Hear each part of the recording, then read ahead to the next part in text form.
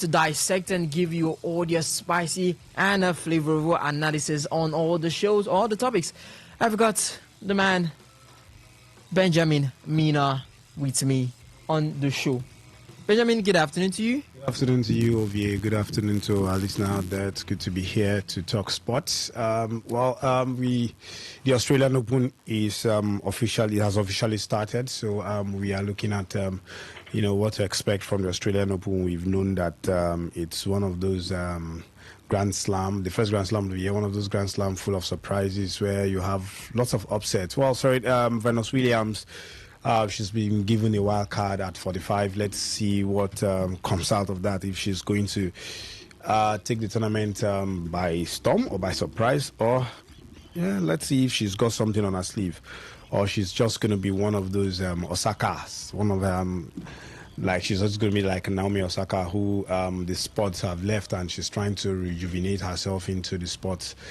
Well, on that note, welcome to the show.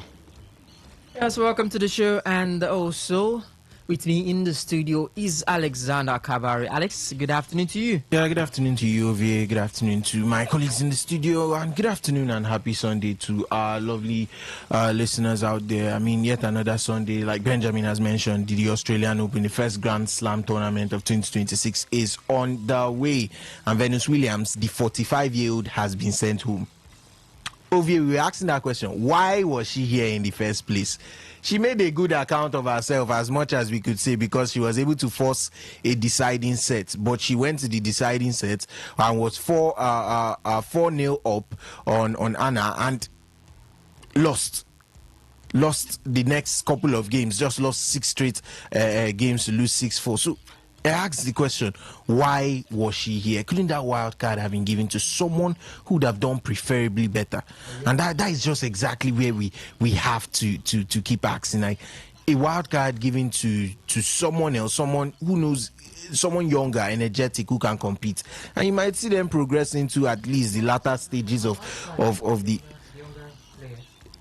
What? Wild cards can be given to anybody. I think it's just based on influence. They want who the fans want to see. Yeah, who the fans pay money to see. Oh, it's a Williams sister. You're definitely going to come and see. But she's 45. We've seen repeatedly her levels cannot compete. And just as we predicted, she's out in the first round. So that one is gone. Hopefully in the future they could make better decisions. But yeah, good afternoon to you, and of course it promises to be a very, very exciting show. Yes, as well, joining us is the demigod in the world of sports, Osage Ihinwe. Osas, good afternoon to you. Good afternoon to you, Ovie Wallace. Good afternoon to my colleagues right here in the studio, and good afternoon to the sports lovers out there. It's another beautiful Sunday again for us to sink our teeth into everything that has got to do with sports. The Australian Open, heating up already. We've seen Carlos Alcaraz. I think he should that game should be done by now. It looked like a scare at the start of it, looking like Carlos Alcaraz might be having a very difficult one. Completed there. He has defeated Adam Walton in straight sets, 6-3, 7-6, 6-2. The very first set, it looked like an end-to-end affair, and the second set also had Adam Walton come really, really close to making Carlos Alcaraz drop a set in this particular tournament. But Carlos Alcaraz was good enough and able to hold his own and see off the Australian in straight sets. What a way to move into the next round. Fired up right there for Carlos Alcaraz. We looked at Venus Williams. I think after this one, Venus should be calling it quits from tennis. The game has left her. She had a good old days, a couple of Grand Slams to her name. I think about 6 or 7 or thereabout. And also being a part of that duo that dominated tennis from the female side of things, talking about herself, Venus, and her sister Serena for a while. They have an Olympic gold tied to their belts also, or tied to their waist also. So I think the game has left her. She has done a bit for the game when it needed her the most, and I think at this point it's going to be best for her to step away before it starts getting embarrassing. Olga Danilovic letting her guards down and coming to beat her 6'7", 6'3", 6'4" is something that I didn't expect her to leave in the first round. At least if you're leaving, let it be in the second or the third round. But she's out here now, so I think she should just think of other ways to remain within the tennis cycle. Maybe not actively this time. You could go into coaching or mentoring younger ones coming through. But it's good to be here, Ovie Wallace. Let's get this on the road. Yes, let's get this on the road. And now that we're done with introductions, time to introduce you guys, as well as you can join us via the SMS and the WhatsApp portal 0701933996. The phone line, it is 081095109151. We should be live on Facebook at Today951FM, on Facebook at Today95.1fm, on Instagram at TodayFM951, and on X at TodayFM951. So with that, let's get this party started.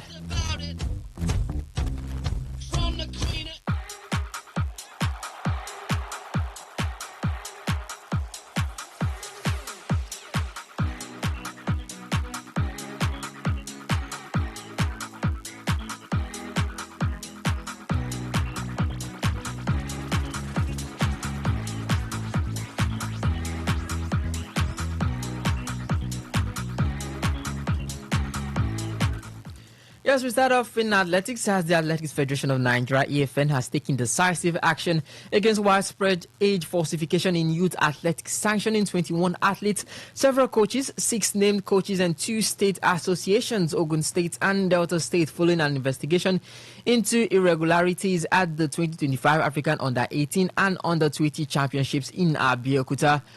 The sanctions were 15 athletes, 21 in total. 15 were culpable as 2-year suspension from all AFN events, permanent ban from 8th grade competition, stripping of all youth medals, titles, rankings, and prize money, mandatory re-registration with verified documents. One aggravated case had a 3-year suspension, immediate disqualification from 2025 championships, and annulment of results. For the coaches, 3-year ban from coaching, training, registration, supervising athletes, plus license withdrawal. Public reprimands for 6 named coaches who were Wale Olani, Stanley Oha, Emily Osake, Edinrin Onwivri, Sahid Akimpelu, and Abayomi Asipa, with warnings of harsher future penalties. State associations, Ogun and Delta, were fined 2.5 million each, plus reprimanded, where public reprimand risks of suspension from future youth games and national sport festivals for repeats. For the AFN Secretariat, they were reprimanded publicly, plus mandatory compliance training for inadequate verification and database systems. Well, to address the root causes and restore credibility, the AFN partnered with Roster Athletics to secure tamper-proof digital platform for competition management and athlete verification. Also, unique permanent AFN license number renewed annually, integrated with international database for lifelong ID, verifiable age documentation, career tracking, and anti-manipulation safeguard. For additional measures, they centralized age verification and registry, annual audits, compulsory code of conduct, and enhanced verification procedure, and secure national database.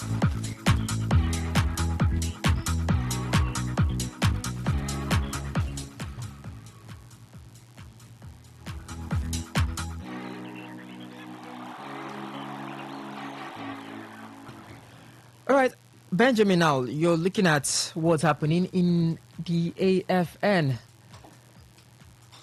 Athletes reprimanded, the sanctions, and the rest. And we've seen how age falsification is a big one in the world of athletics. But what's your take on all this? And is there any way, even with all the improvements that they said that they'll be making the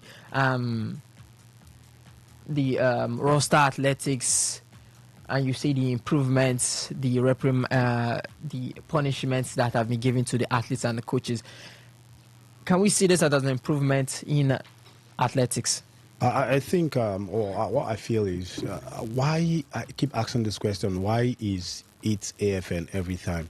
The Athletics Federation of Nigeria is today we get to hear, we don't hear things that are very reasonable today. We get to hear omission of athletes at the Olympics. Tomorrow we get to hear a different thing. Now we are looking at age issues, So I think at this point in time, these are things that ordinarily shouldn't be coming into the ears of people. Nigeria we are way bigger than this, where one athlete will have two different ages.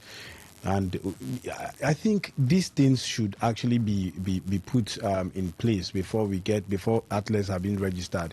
At the Olympic, we keep hearing, we heard where the AFN have forgotten to list an athlete, before the tournament. Well, we just have to look at this and say we are bigger than this. We shouldn't be hearing this when it comes to sports in the country. All right, joining us on the phone line is a Southwest Zonal Representative in the Executive Board of Athletics Federation of Nigeria and Chairman of the Southwest Wing and also member of the Technical Committee of Athletics Federation of Nigeria, Olalekan Soetan. Good afternoon. Olalekan, good afternoon. Hello? Hello?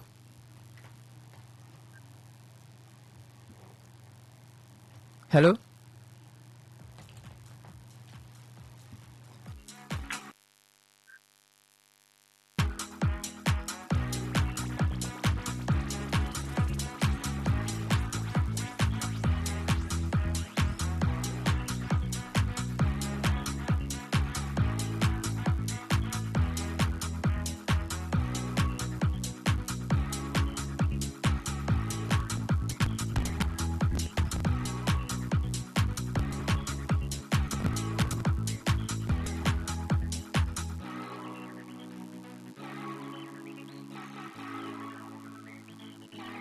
Okay.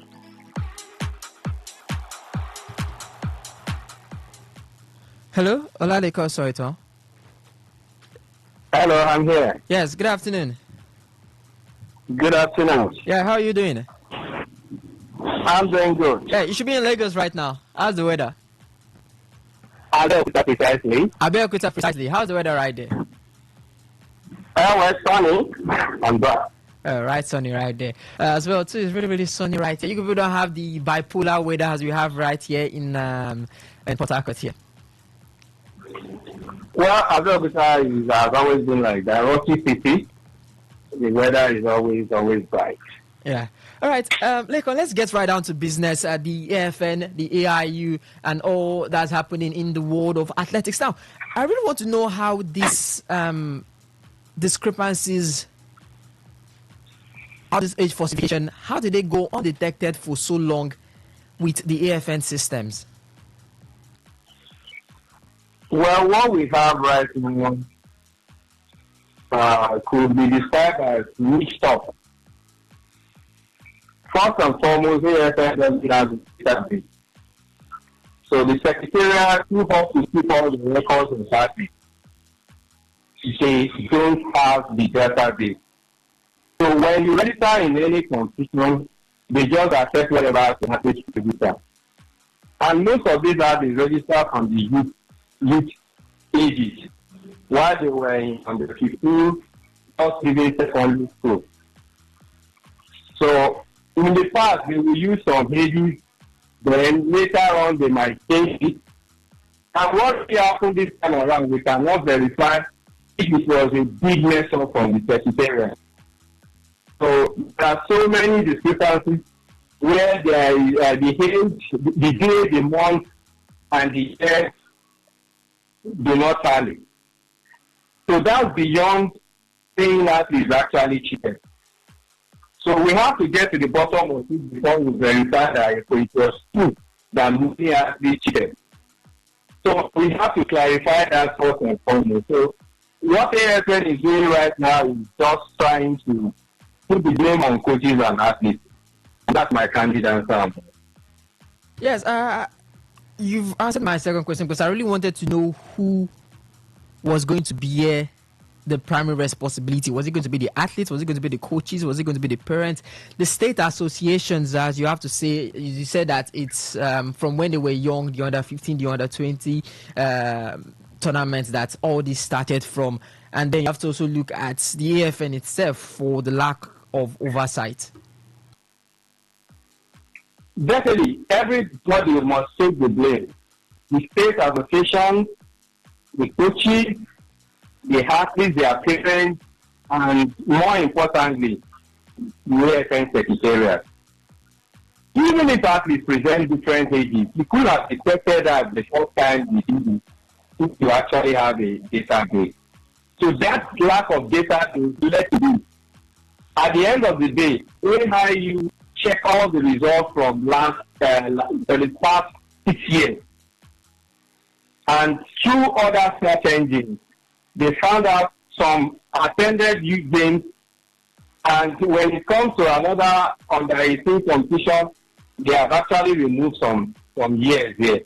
So what is really happening?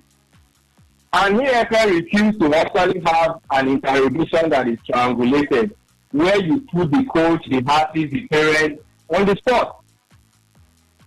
Some of these athletes attended youth games through the state. The state head coaches were responsible for these registrations. They might make mistakes, and at the end of the day, it will be permanent. So what you just saw was this discrepancies everywhere. For example, at the under 18, under 20 in Abeokuta, the system crashed, and the ages were mixed up, even from other countries from Africa.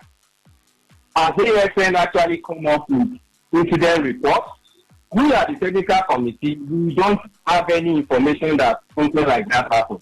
But I was opportune to be part of the LOC of the competition. I was in charge of the technical. Besides that, the electronic timing device they use, something happened along the line. Up till now, we cannot have that result on World Athletics calendar. So, meaning, if AFN could not come up playing and say, okay, something happened at one point in time. So, they are covering it up.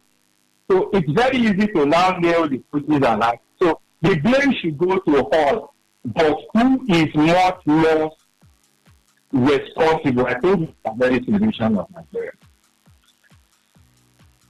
All right, Leko, now, roster athletics, what would they be bringing to the AFN? What's it all about? Well, let me start from who consulted Rooster. The general hold up and said he went into partnership with Rooster, which he did not inform the technical committee.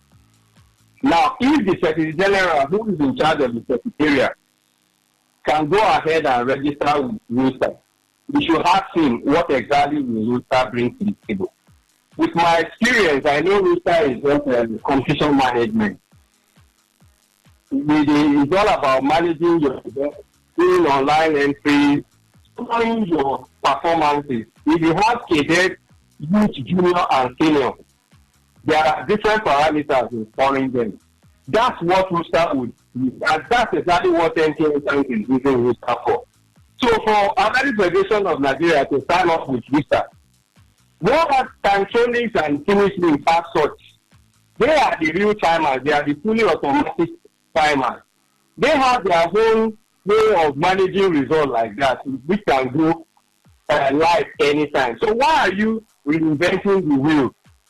Why don't you consult those who will build your database for you? Then connect your database with, let's say, the same Rooster when you are organizing your competition. But you don't even have the base to work with Rooster. Now, Rooster will come, somebody will go and register this time, another date of birth the next time. Rooster will just accept it. Because if I change my name and change the date of birth, definitely I can still register. But if you have a system in place, whereas when you register, your face cannot change, which has intelligence, artificial intelligence that will detect that. And we have somebody like Olufa Tuba, our 100 meters record holder, men record holder. He is an expert in that field. Some of us have even consulted him, and he's ready to build a database for us as a federation. The Secretary General went ahead and signed with Rooster. Now, athletes are going to be paying 15,000 naira to have a license per year. Then it's at no cost on the federation, but all the burden will not be borne by the artist. So tell me, who is killing who? So really, what Rosa is going to bring in is just something small, something that can be done with under 3 hours instead of waiting and resorting on consulting Rosa. Rosa is basically for competitions that you want scoring live.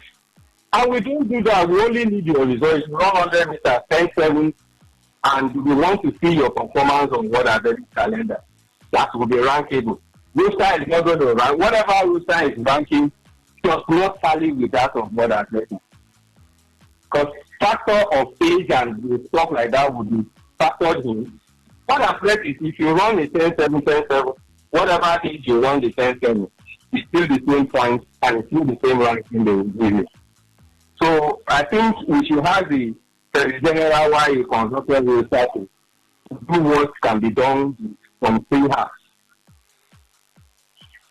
So what you're saying is that roster athletics doesn't really solve this issue that we have with age falsification, and as you said, it's something that can be done in-house. It's just that the AFN does not have the right database, does not have the right tools to be able to do that. So what is now really the use of a roster athletics, and if it's not solving any issues, any of the age falsification issues that we previously just dealt with, and going forward still deal with age falsification issues, then why not just leave it one side and try and, as you said, find a much more... Hello? Use the database first. Hello, Lekon. It's better to do the It is better to do the database first. Whatever Rosa is going to give you, just local competition. Rosa is not going to rank our athletes in US. They are competing. Everybody is competing all over the world. Rosa is going to take care of only competition you register through right here in Nigeria. Then they give you the results, and without some age discrepancy or age verification. No.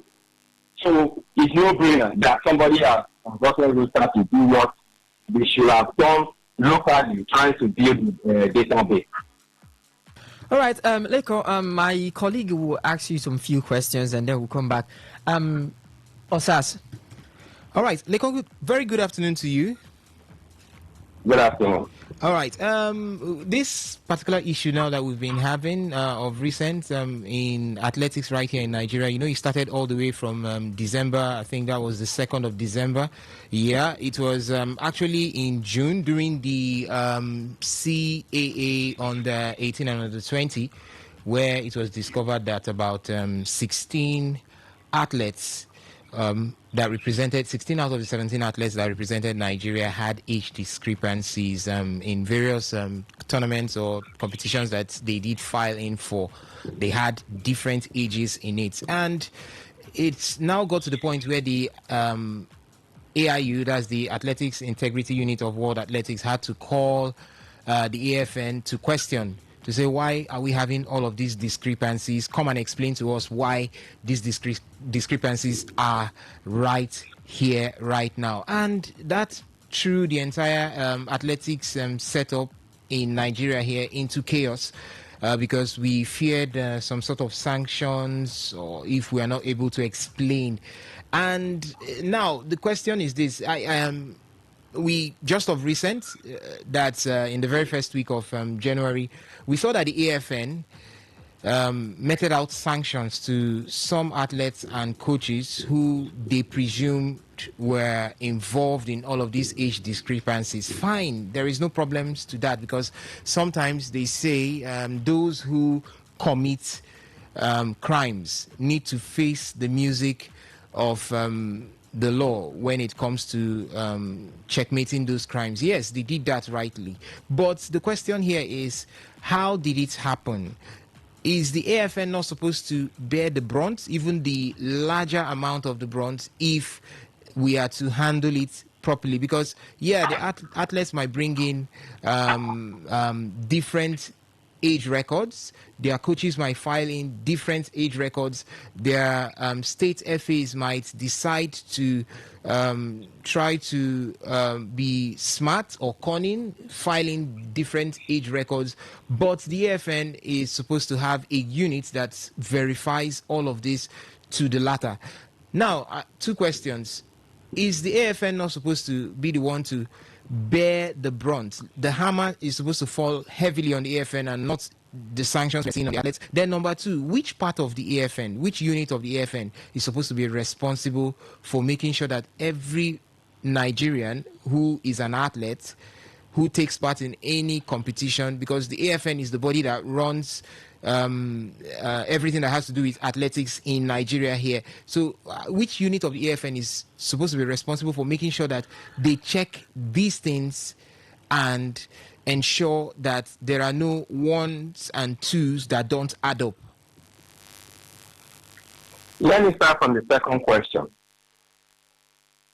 The AFN Secretariat, under the Secretary General, is the arm of AFN that is responsible for that. They say soldier comes, soldier goes. Barrack remains. Board members can change. The president can change. Even the Secretary General can change. But the Secretariat remains. That's where we have all the files and everything. Whoever has represented Nigeria will have a record in AFN Secretariat. So that specifically in terms of AFN that should be responsible for that. Now that brings me to the other questions. When you are the one that is responsible to keep the record and you did not keep the record well, and a committee was set up, made up of mainly executives of AFN, Vice President 2 is the staff or works at the office of the Director General of NSC. She is part of that committee. So I believe the setup is shielding the Secretariat from taking the bomb. So that's just the simple answer. When you know the solution and you're trying to shift the blame on others, that's what is happening. So the Secretariat should be responsible for the database. Then the committee that was set up was made up of people who are shielding the Secretariat worker. So definitely we can't get to the bottom of the puzzle. So we will just keep imagining if these are the get banned 2-3 years, what will happen to their careers? Then the Secretariat keeps his job. Yeah, and nothing happens. So to me, why are we shifting the blame? We already know where the problem came from. Probably there was a mix-up at the 20, which gave most of those flags. Then why are you now blaming the athletes only? When you should have said, okay, let us go all out and build a database. Then compared to what I said is that we don't have a database. So most of these problems came as a result of athletes duplicating dates of birth or mixing things. Simple as ABC. All right, Lego, I've got a lot to ask you about this issue because from all I'm hearing from what you're saying right now, it seems the Athletics Federation of Nigeria is a house that is divided amongst itself, or a case of the different units do not have a clear path to understand their jobs, and there is this interwoven nature with their jobs. But we're going to go out to pay just a quick commercial, and when we come back, would definitely get to hear more from you, Lekon. Talk radio. I listen to a lot of talk radio. 95.1 FM. Light Up Port Harcourt Crusade. Light Up Port Harcourt Crusade.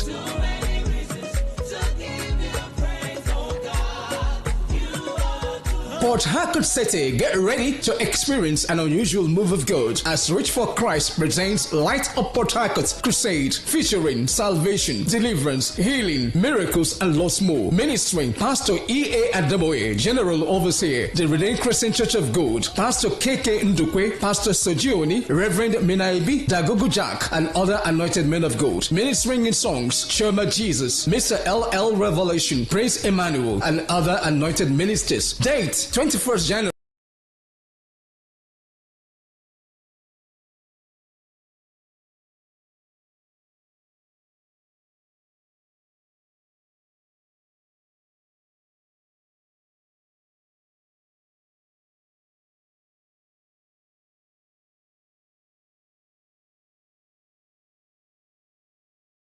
2026. Time 3 p.m. Venue River State University Football Field besides Convocation Arena, Mpolo Milesway, Jobu, Port Harcourt, River State. Don't be left out. It's your day of visitation. Jesus is Lord forever.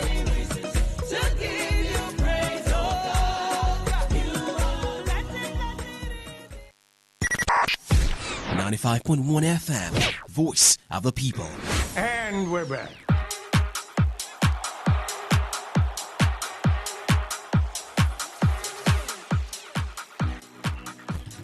All right, we are back. Today's Sports Live, still with Olaliko Soweto. Yes, Osas, you were on the line. Yeah. Hello, Lekon. Hello. I'm here. Okay, you're. Hello, I'm here. Thank you for staying by. We just had to go out to pay some bills and returned quickly to continue with the discussion on the table. So, Liko, I was talking about the fact that from what you have said, it seems the Athletics Federation of Nigeria is a house divided amongst itself, because right now it's looking like we've got various units and these units have jobs to do, but either the jobs, the descriptions are interwoven, or one particular unit is not letting the other do the job that they are supposed to do at this point. So it's more or less like it's a house divided amongst itself, and that's one of the reasons why they can't function properly. Lekon, where did we get all of this wrong? Where did we get it wrong? And what could be the possible solution? Because a house will have to purge itself, first of all, before it starts looking at purging what is around it. Now, let me start from the setup of a member federation. What is a member federation? All members of the executive should be elected. The Secretary General is not a member of the executive to begin with. He is a seconded staff from the National Sport Commission. So there is a president who is in charge of AFM, which is the executive board, and there is a Secretary General who is in charge of the secretariat. Who do you think he will answer? The DG of the Sport Commission or the president of the Athletics Federation of Nigeria? Then, when he's actually doing the job of the technical director and the technical committee, by making consultations or entering partnerships that are unknown to the technical committee, then what do you think will happen? They will be operating from the secretariat. They have the access to the email of ASM through the World Athletics Federation, World Athletics. Then what do we do at the technical committee? We only wait until we see all these news in the media. Most of the time, I will get information from athletes and the coaches group, and we think we are running a federation. So if we can only spell out everybody's duty, like the Secretary General should stop overstepping his boundary. It's that simple. And if he does not know his job, we should just rotate him and take him to another federation. Athletics Federation is too big for everyone. Sorry to say. So when we have somebody who is not really an athletics person, he has never really done anything in athletics, but a staff of the NSC taking decisions meant for technical committee, the technical committee that is filled with at least 8 ex-athletes. One of us won Olympic medal. That's him on the two. Many actually represented Nigeria to the World Championship and Olympics level. Many of us are elite coaches. And you are telling me somebody who has not gone through athletics, who doesn't even know anything about athletics, is taking decisions. Such will happen when you go and consult Rota, who is just computer management. And that does not even solve the indiscrepancy issue or authentication. So that is the type of person we have who will cover his own out and shift the blame on coaching that. So the best solution is the thing should be done. Get us a Secretary General that is employed by the Federation of Nigeria, somebody that can be hired and fired by the board. not somebody who has loyalty with the National Sports Commission. We all know some people are planted on the Athletic Federation of Nigeria effective. So what do? Can we eliminate them? No. The NSC has oversight power over all National Sports Federation. So that is where we found ourselves. All right, can we just tell the truth once and for all?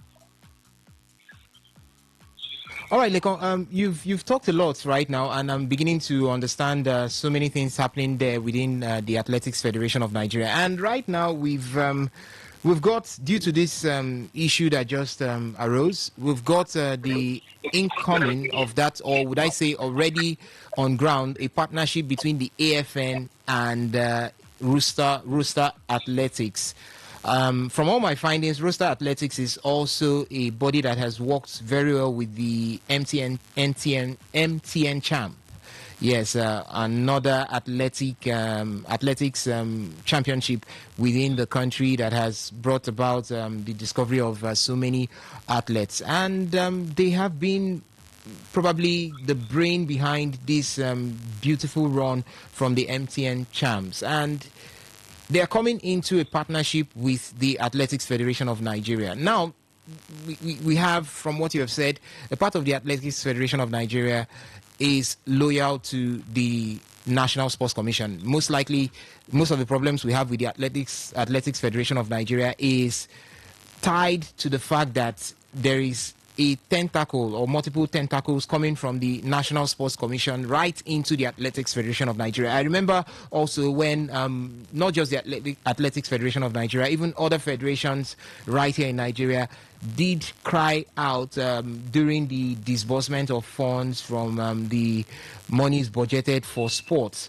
saying, let us run our own sporting federation and not have the Secretary General from the National Sports Commission direct or run the secretariat of the federations and also run how funds are being disbursed. I know one particular federation that cried so much that period was the Table Tennis Federation of Nigeria and many others. So, but right now, the Rooster Athletics partnership, is it a figment of the Athletics Federation of Nigeria as a body, or is it a figment of the National Sports Commission that has its tentacles into the Athletics Federation of Nigeria?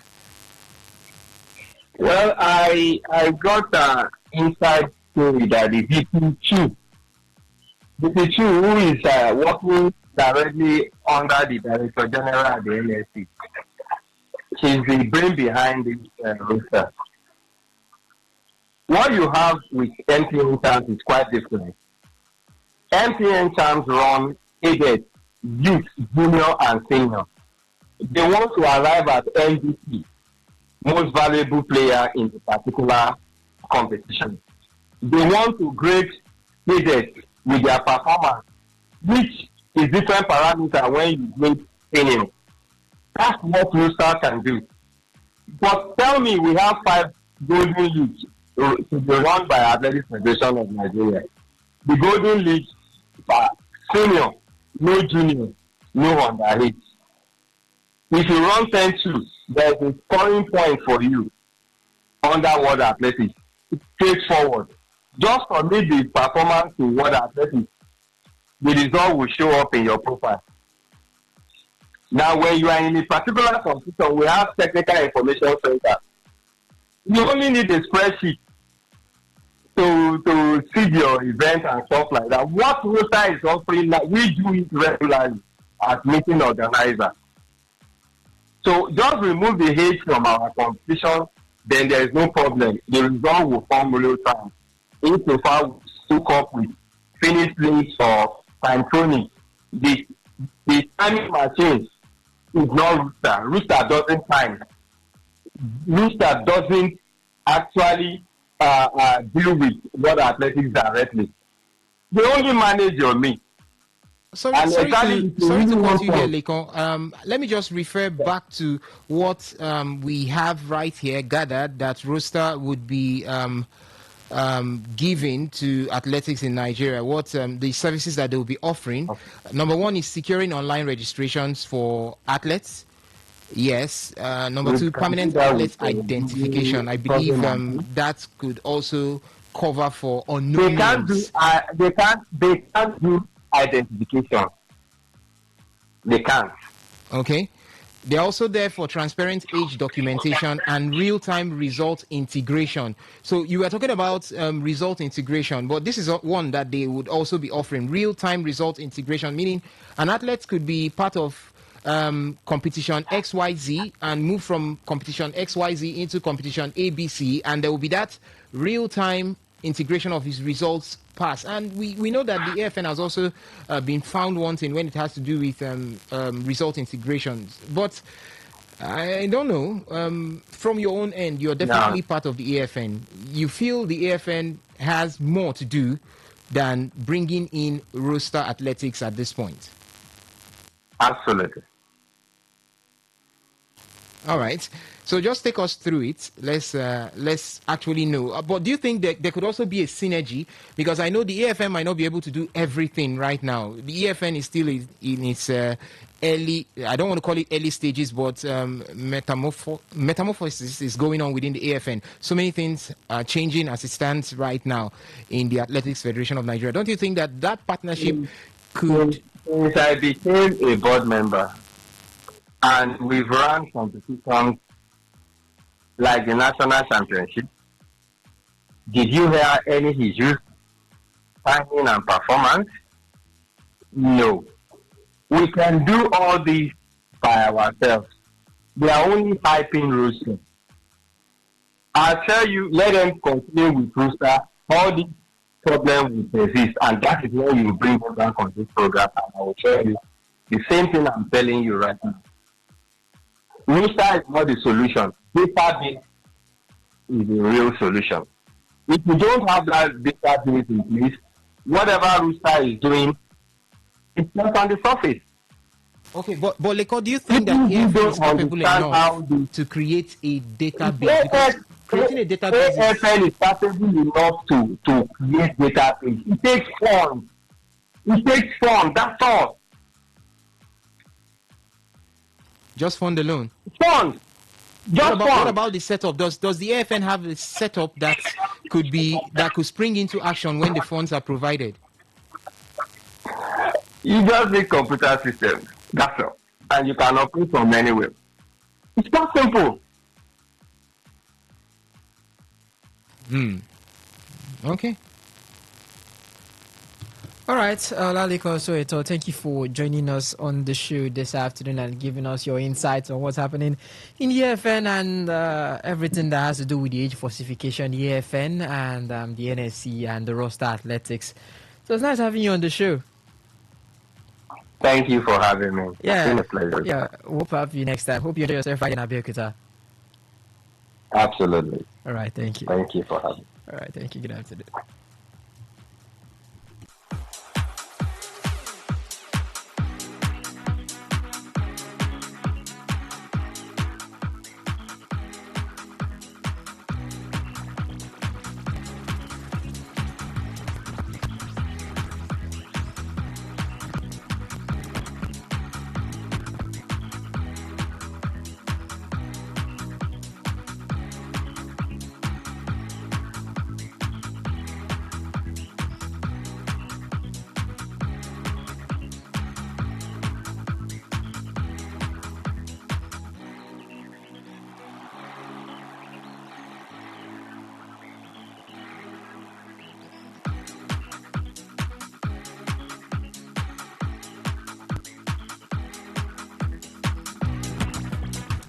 All right, let's see if we can take some phone calls. 0810-951-0951 for the SMS and the WhatsApp port to 0701-933-9962.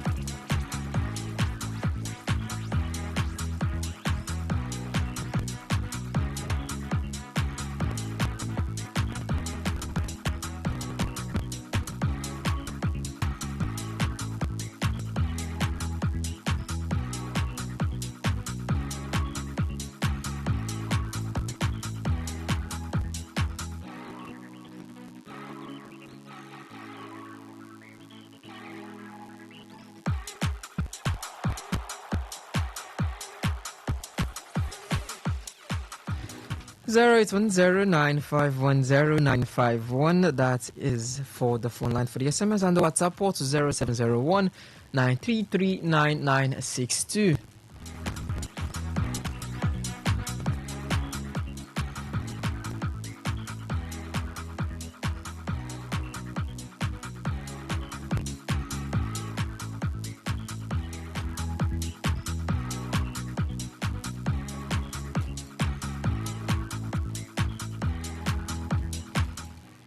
All right, we head over to tennis where the Australian Open continues, and some of the matches played today.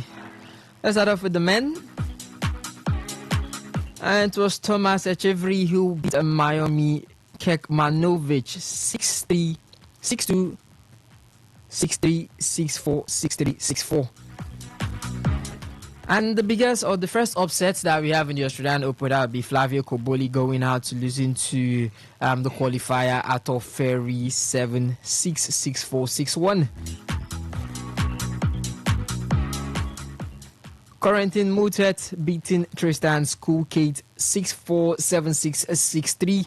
Alexander Zverev moving on to the second round, beating Gabriel Dailo 6-7, 6-1, 6-4, 6-2. Francisco Cerundolo beating Zizen Zhang 6-3, 7-6, 6-3. Francisco Kemasana beating Patrick Gibson 6-2, 6-3, 6-3, 6-3. Emilio Nava beating Crayon Jacques 6-2, 7-5, 6-7, 4-6, and 7-6. Francis Tiafoe beating Jason Kubla 7-6, 6-3, and 6-2. Alexander Bublik as well also advancing to the next round 6-4, 6-4, 6-4, 3 straight sets against Justin Brooksby. And world number 1, Carlos Alcaraz beating Adam Walton 6-3, 7-6, 6-2 in straight sets.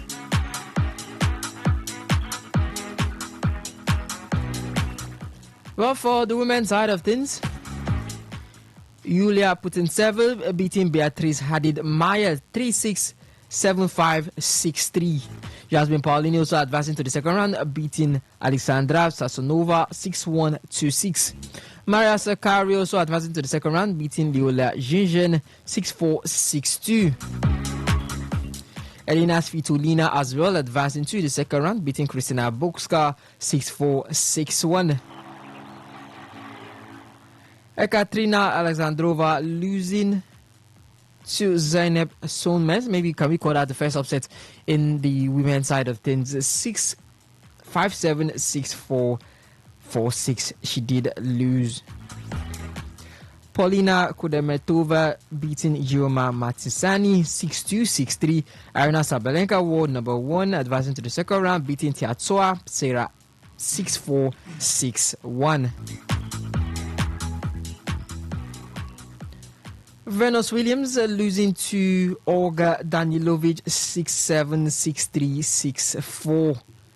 And world number 3, Emma Raducanu beating Machana 6-4, 6-1. All right, in tennis, former Wimbledon champion Pat Cash has sharply criticized Carlos Alcaraz's decision to end his long-term coaching partnership with Juan Carlos Ferrero, calling it potentially the biggest mistake of the world number 1's career. Now, Alex, you're looking at Alcaraz, you're looking at Ferreira's accomplishments together. Both of them have been together for many years now, winning 6 Grand Slams. If you see, Ferrero guided Alcaraz to his 6 Grand Slams that he's had. And could this affect Carlos Alcaraz in his run to claim one more, especially the Australian Open, where he doesn't have it? Or some are saying it might actually be a silver lining in that Ferrero guided him to all Grand Slams except the Australian Open. So maybe you say leaving as coach could actually prove that he might actually be able to win this one. Well, I'm not of the opinion of that because I think as long as it's not broken, don't fix it. I'm definitely part of that crowd that thinks that when something is not broken, try to preserve it, try to keep it as it is, try not to break it. Because obviously you don't have anything there to try and resolve. You don't have a problem there that you're trying to fix. But of course we don't have the background knowledge of what may have developed. That is obviously what is not being on the forefront. Because if it's about what is on the forefront, we know what Carlos has achieved. We know what he's all about, and everything that the man Carlos has turned out to be over the course of his career. And we know how a huge part of it is always going to be your coaches. They are always going to be a huge part of that system. They are always going to be the ones trying to stare and stem you on to just keep moving, to just keep pushing in your career. And this was a man that, with every action Carlos played on the court, was there cheering for him. I'd see him gesture towards the fans. He had that advantage of making everywhere feel like a home ground for Carlos. I mean, when they are playing, or Carlos is particularly playing an opponent and things are looking tricky, a Grand Slam tournament going all the way to 5 sets, as you could remember when he played the Italian. Not Yannick Sinner, the Italian who was set to retire at 35. Fognini, was that Fabio Fognini? Fabio Fognini in a game that was surprisingly very difficult for him, because he did expect the game to probably be the usual 3-setter. That was his opening game at Wimbledon, and then Fognini took him all the way to 5. We've seen him have those difficult games. I've seen him play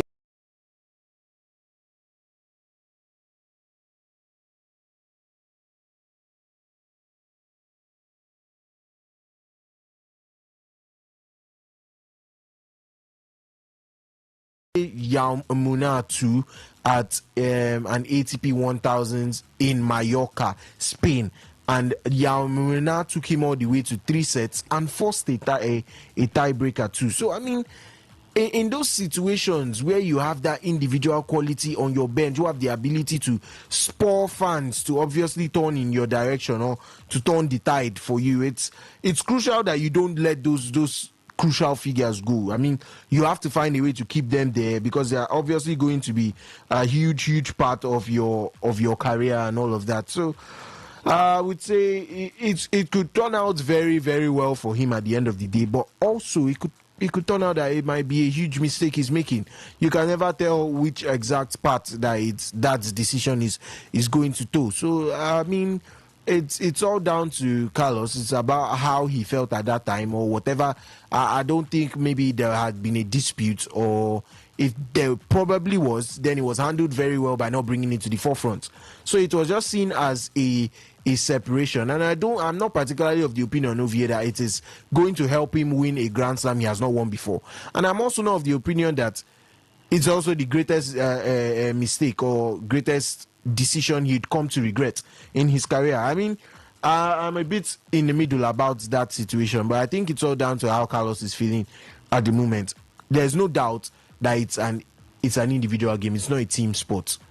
He has the ability, he has the quality within himself to go out there with or without a coach. The only thing that obviously is going to give you that extra layer is when you have someone not instructing you, but advising you on the stands and telling you, oh, your selection of shots in this instance are what he's capitalizing on. Work on them, change them, mix this and this together, blend in this. Okay, serve faster. You're not serving fast enough. Try more net shots.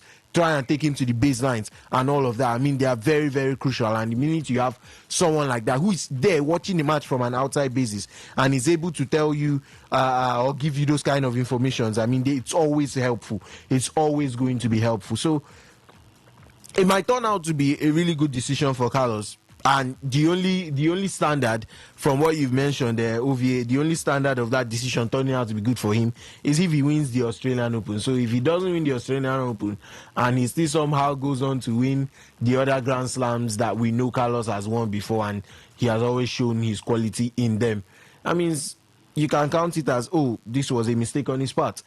But I mean, all the same, I think it's just a change of hands. Maybe he wants a fresh batch of ideas going into this year. Or maybe you could see it as a Carlos that is ready to dominate Grand Slams and he needs a new way to play or new tactics and new instructions from the people that are supposed to supervise and improve his game.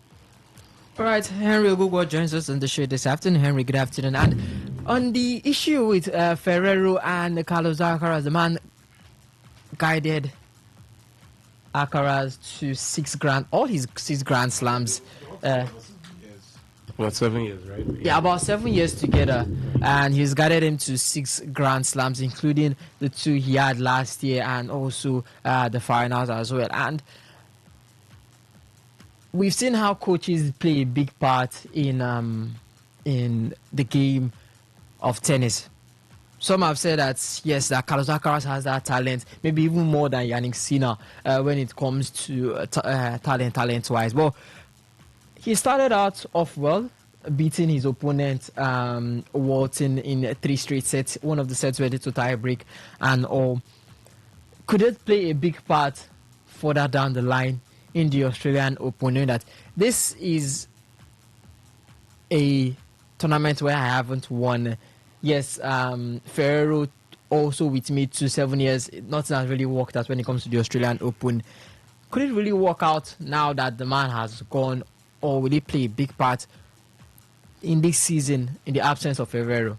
I mean, it's like a double-edged sword. You could go anywhere. That's just the simple truth with Carlos Alcaraz. But you begin to wonder, how do you expect a player to actually go on without a coach? We've seen how changing of coaches can actually affect a tennis player's trajectory or game in a lot of ways. I think the parting way with Ferrero, he doesn't have a coach now at this point in time. No. Yeah, so I think parting ways with Ferrero, maybe wanting to try something different, but it's just about finding the right fit now, who to make his coach the right fit for him. Because I think a lot of tennis players actually make hasty decisions when it comes to things like this, about finding the right fit, finding the right person to be your coach and all that stuff. But do I think it will have an effect on what will happen in Australia or in Melbourne? Yes, I think it does.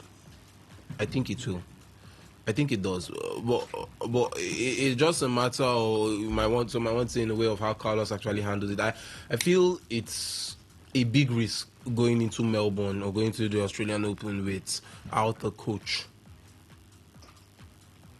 That's the simple truth. I think it's a very big risk Carlos Alcaraz is taking. Does he have the ability to go through games on his own? Yes, definitely his coach is not the only person on his team. He'll have other people on his team. He'll have analysts, he'll have other things, and they'll be able to decipher games and break down games properly. But there's still something the eye of a coach or a coach still helps when you're looking at a player. Because, I mean, if the coach isn't helpful, then players won't have coaches. No matter how successful and experienced Novak is, Novak still has a coach at the end of the day. The rationale behind that decision, I don't know. But maybe if he goes out and becomes successful, that becomes the new norm in tennis at the end of the day. Sakio, going to a Grand Slam or going to an ATP Tour coachless and end up winning the Grand Slam or the ATP Tour at the end of the day. But I think this is one of those decisions we have to wait and see how it actually plays out or how it affects this game. But my prediction is that we'll probably see Carlos struggle, or we might see Carlos struggle with the fact that he doesn't have a coach with him in any of these games or for the Australian Open. That's what I think. But like I always say here, how many players, apart from Carlos and Sinner, can actually beat themselves? Can actually beat them? Like, only Sinner can beat Carlos and only Carlos can beat Carlos. Sorry to sound like that, but that's the truth. Yeah, there are ATP tours they've lost to other people, but when it comes to a Grand Slam, either they lose to the other person or they lose to themselves. That's just it. Because even when you look at tours, when they lose, it's like they didn't play well that day. They just didn't play well. So when you look at the level of competition that both have to face, or he has to face, you might want to believe that he could actually make a run in the Australian Open, and especially looking at the fact that he wants to complete a career slam. He wants to win all the Grand Slams. He's done it in the US, he's done it in Wimbledon, done it in Roland Garros, and he's trying to do it over there in Melbourne at the Rod Laver Arena. So there's a possibility, or Margaret Court Arena, beg your pardon. So there's a possibility it could actually happen. There's a possibility it could actually happen. So, but the fact that there is no coach available now puts a question mark on top of that, especially when you have someone like Yannick Sinner around or in contention. And we know this is a place Sinner has won back-to-back Grand Slams here already. It feels like he's taking over Novak's crown in Australia. So this is one of those courts that Alcaraz has to come in and try his utmost best to actually win here.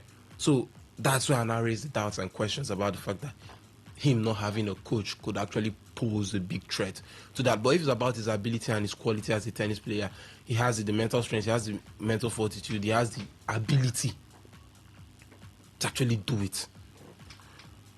And he will probably beat a lot of people black and blue. But my question is, that final thing that is needed, maybe those little technical details that your coach could actually help you with, he'll probably be lacking that over there at the Australian Open. And that's why I have my issue with everything. All right, Alex, the first upset of the tournament, you're looking at Flavio Koboli, ranked number 22, so you're looking at top 25. Listen to Arthur Ferrer, qualifier. Yeah, in straight sets, 6-7, 6, 6-4, 6-1. Arthur Ferrer is a qualifier, but I think he had a decent year last year. He had a decent year last year. Ferrer had a decent year last year, especially in the ATP. It was not the Grand Slams, but Flavio Koboli, I know I mentioned him as one of my people to look out for this year because, I mean, he was actually impressive. Broke into the top 20 last year. It felt impressive, like we could see the continuous rise from the Italian guys, like how we've seen Musetti, Sina, and Koboli. I felt Flavio Koboli will continue from there this year, but I mean, it's quite shocking or sad. But I think the Australian Open is also one of those Grand Slams that tends to turn up with some kind of scary results or some sort of odd results because, like we all noticed, the first major competition of the year is quite very early in the season, the Australian Open. And you also have to look at the fact that the heat over there in Australia this time of the year is always something that has always been complained about. So that could also play a major factor in everything at the end of the day. But shocker. It's shocking that Flavio Koboli is actually out. It's quite shocking. What about you, Alex? Oh, it's definitely a shocker. Definitely a shocker. I think yes. While Ferry is a a credible candidate, at the same time, with how Flavio's season ended, we are right to expect more from him. It's like that saying where you definitely expect much from somebody based on how they've set the tempo for you. There's a level of expectation in Flavio's game. We saw him play Novak. We saw Flavio play Zverev. We've seen him play some very good matches, and he's young too. I mean, obviously, there's always a chance for improvement, which is the best thing you could say about this qualification. It's definitely not what he would have wanted. Particularly, nobody wants to leave in the first round. But I mean, at the end of the day, it has to go down as an upset. Not only did he improve in his rankings, but we saw it on the courts too. I mean, he was becoming, or he is still an exceptional player, and it's just a shame because you always have off days in tennis. The only thing you can pray for is that your off day should not be in a Grand Slam. Your off day should not be the very first round or the very first game of a Grand Slam. That's when it gets pretty rough. That's when you begin to wonder if you have been doing the things you were supposed to do or preparing properly. So, but I think he's going to take this one. Like I said, he's young. He's full of energy. He has that on and off the court. So the upset is about seeing how he responds to it. In the next ATP 1000s, how he's going to pick his head up, particularly in the Grand Slams. When you come up against opponents that you should win, you come up against opponents that you should do something against. It's about how he responds. Obviously, I think that is the most important part of being so young. When you're young, you're going to be no matter how put down you are, you always have to find a way to respond. And that response is what is going to define most of your career, most of your tennis career. So it's the best time for him to roll his sleeves up and say, okay, let's go again. But I think as much as you're saying let's go again, I mean, it's the manner of the laws. It's actually in straight sets. 7-6, 6-4, 6-1. You don't. A qualifier doesn't beat a top 20 player like that. There was an off day. That's why I said you could have an off day. You could have an off. That no, it was way off, but you could still have an off day. I've seen top players have an off day. Okay, maybe they don't lose just as bad. They are able to max it in performances. The loss was bad. It was bad. Henry, you're speaking from a results point of view. Other top tennis performers can have bad days where they still pick a set. The only bad and obvious part of their performance. Alex, you don't lose 6-4 and 6-1. And you tell me it was a top performance. You don't say 6-1. It was obviously. I'm not saying it was a top performance. I'm just saying that when you have an off day, some days you'd be able to convert it into results. Like let's say someone like Yannick is about to have a bad day, he would still pick a set. He'd still pick a set and lose. Let's just assume that he'd still pick a set and lose. But then other players, they'll probably not even pick a set at all. The only obvious indication is going to be the performance, the level of performance which you'd expect from them, and then they just show that this was a complete off day. So I think that's what probably may have happened in Koboli's case. Right, still on the men's side of things. Tomorrow, Novak Djokovic takes on Pedro Martinez. World number 4 will be taking on the world number 71. And you have to look at what has transpired all through the man's career. He's 38 years of age, chasing his final Grand Slam, as you want to see. This might be his last year chasing his Grand Slam. And the Adelaide tournament, he pulled out due to injury. The man has actually clarified that his physical condition is top notch, reassuring fans that it was just a minor setback during the off season. Should fans be worried? A 250 tournament, he withdrew from it, but some are saying that it could actually be a motivation. It could actually be a silver lining for the man, knowing that he's in top condition and he can actually push through in this tournament, maybe winning it all through. This is one of his favorite courts, winning it a record 7 times, and it's possible that he might extend it.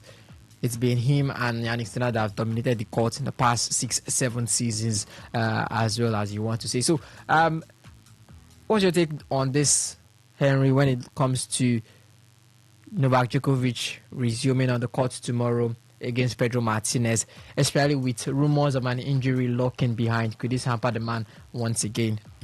I think he's 39 this year. Novak could still be one of the people you put out there as a contender because he's still Novak and he's still playing. But should he beat Pedro Martinez? Yes. Should there be concerns about the fact that he's nursing or he could be nursing an injury? Yes, because, I mean, at this stage where it's all about picking your moments, the energy and intensity and speed has dropped because of age. Little details like an injury like this for Novak could be very defining in a game. It could have a huge effect on what happens or how the game actually turns out at the end of the day. Do I expect him to beat Pedro Martinez? Yes, Pedro Martinez should be beaten in straight sets. But these days, or since last season, we've gotten to see Novak drop sets or a set in games where he shouldn't even drop. We've seen that happen more regularly. We saw him crash out of ATP tours much more regularly and earlier than what we ever used to see from Novak. So it is what it is, but he should win Pedro Martinez. And we do expect him to make a run, or most people do expect him to make a run. But do I say him making a run? I just somehow feel like, it's just like what I said last season, I feel there will be a decline. And I still think that decline will continue again this season. So he might not even make it to the semi-finals again. I won't be shocked if he doesn't make it into the semi-final. I'm still tipping him to make it to the semi-final, but I won't be shocked if he doesn't make it to the semi-final. It's like, like I said, I'm expecting a decline, but it's still Novak at the end of the day. So I don't want to seriously bet against Novak at the end of the day. But still, logic means or shows that at the age of 38 or 38 going to 39, coping or competing with 21, 22, 23, 24, 25, 26, 27, even 30-year-olds, isn't as feasible, or you're definitely not at the same level. And that's the simple truth. So keeping up with that, it's very difficult. It's just like when we see him play Sin and Alcaraz, when they start tossing him around, you see how bad he gets. See how bad he gets. It's like he's struggling. You see that he's doing his best. He's actually doing well, but you can see he's struggling. You know that if Novak was a bit younger, he will be able to take all those, and he will even be able to win some of those games. But you could just see that, like I said, age is catching up with him. Logic is Novak doesn't make the semi-finals. But you can't just bet against Novak and say he will not make the semi-final. So that's just basically it. I think best case scenario, best tournament, semi-final. Unless he is lucky, someone kicks out one of those what would some people call them, whether it's familiar spirit or whatever in Carlos and Yannick, to actually make the pathway easier for him. But peradventure he comes across one of these guys, and now Novak is ranked about 8. Yeah. Right? Yeah. And he's seeded 8 for the Australia. He's actually seeded. Novak is seeded, I think, is 8 for the Australia. No, he's seeded 4th for the Australian Open. Okay, so luckily he will not cross paths with any of them, probably till the semi-final. Final stages. Till the semi-final. That is if they get to the semi-final. So luckily, quarter-final he could play somebody easier and all that sort of stuff. But still, most days or most times, some of these games aren't necessarily easy. You could play Ben Shelton and Ben Shelton turns up. You could play Taylor Fritz and he turns up. Tommy Paul tends to blow hot and cold. Maybe you could meet the hot Tommy Paul that day. But you still expect Novak to actually have the edge over these guys. But like I said, logic, age is catching up with him. And that's the simple truth. I know it's probably one last go. If Novak does not win a Grand Slam this year, Otilo, it's sealed. And that's the simple truth. And the best chance he has as a Grand Slam this year is this one. This Australian Open. If Novak doesn't win this Australian Open, he's not winning another Grand Slam. Nothing you won't tell me. There's nothing you will tell me about that. So this is his chance. But I also have doubts whether his body can allow him take. Okay, we're seeing injuries here and there because of, you know how demanding the sport is. So these injuries will be reoccurring or having, like, in the last 2 years, the man has had several amount of injuries that we're not used to. Actually, he gets injured, no doubt, because of the way his game is. But we've seen him have a certain amount of injuries over the last 2 years. We're not really necessarily used to seeing Novak having on a regular basis. So it's now an issue or a problem. And you're now saying he's not fully fit. Age is not really on his side.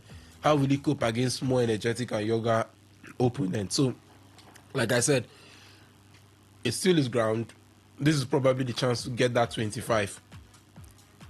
But here's me thinking or saying he's most likely not going to do it. All right, Alex, speaking of age, Venus Williams over on the women's side of things against Olga Danilovic, the Serb. 45 years of age, a wild card into the Australian Open. After 55 minutes, she took the first set, then lost the other 2 sets, 6-3, 6-4. I'm sure some are still happy she was still able to still take 1 set. But 45 years of age, quite old, as you also say in tennis.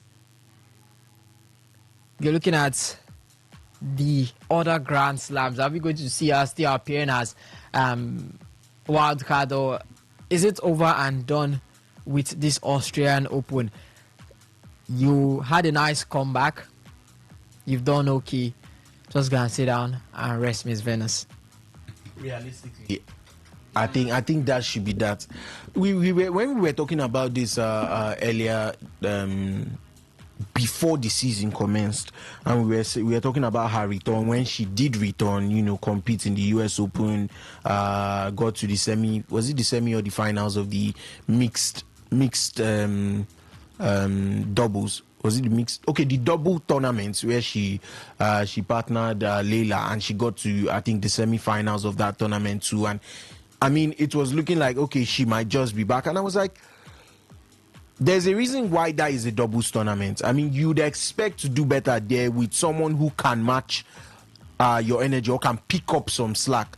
Let's say she starts off well, which is what we were discussing that we said she would start off well and show that she still has the experience as she did in that game. And then the next thing, second set, third set, the energy levels are not there again.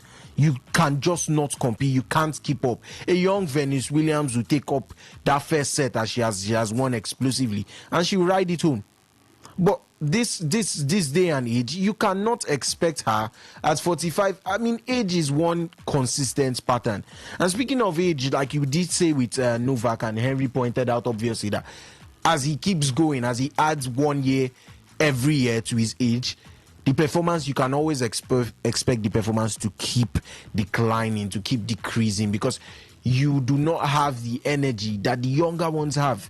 You do not have the speed and the pace that they have around the courts. Tennis is even played faster. Reports right now and statistics would support that tennis is being played faster than it was some 10, 20 years ago. They are moving quicker around the courts, and people are averaging more distance covered on the courts, and you cannot keep up. Your era of tennis, basically, you did well, and we always have to applaud you for that. But apart from you doing what you did during your time, I think you can't keep up with modern day tennis. I think you can't keep up with these youngsters. You may hold your own, obviously, because of experience, and you would have been able to hold your own if you were still in a prime condition to compete. But at the end of the day, it always shows. Go around almost every sport, you would see something. You would see something that you would not see when these players were young. And as much as you like to argue that age is not a factor, it shows.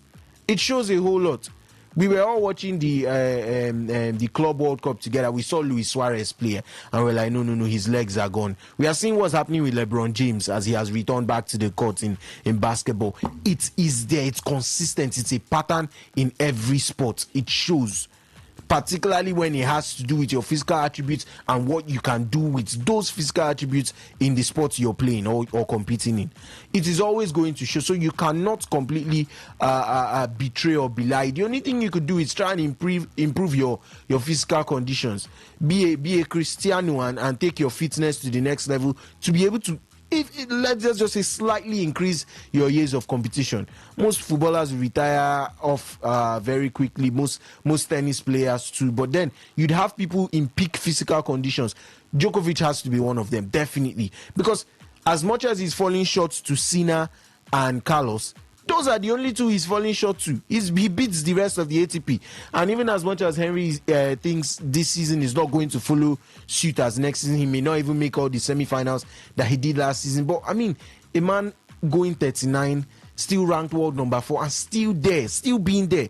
The fact that he's always there would always make him give him that bit of encouragement that he could one day get it across the line, and that's why he's there. So at the same time, you take it over to Venus, and I mean, you don't see much of a fight in her, and you don't even frankly expect a fight from her too.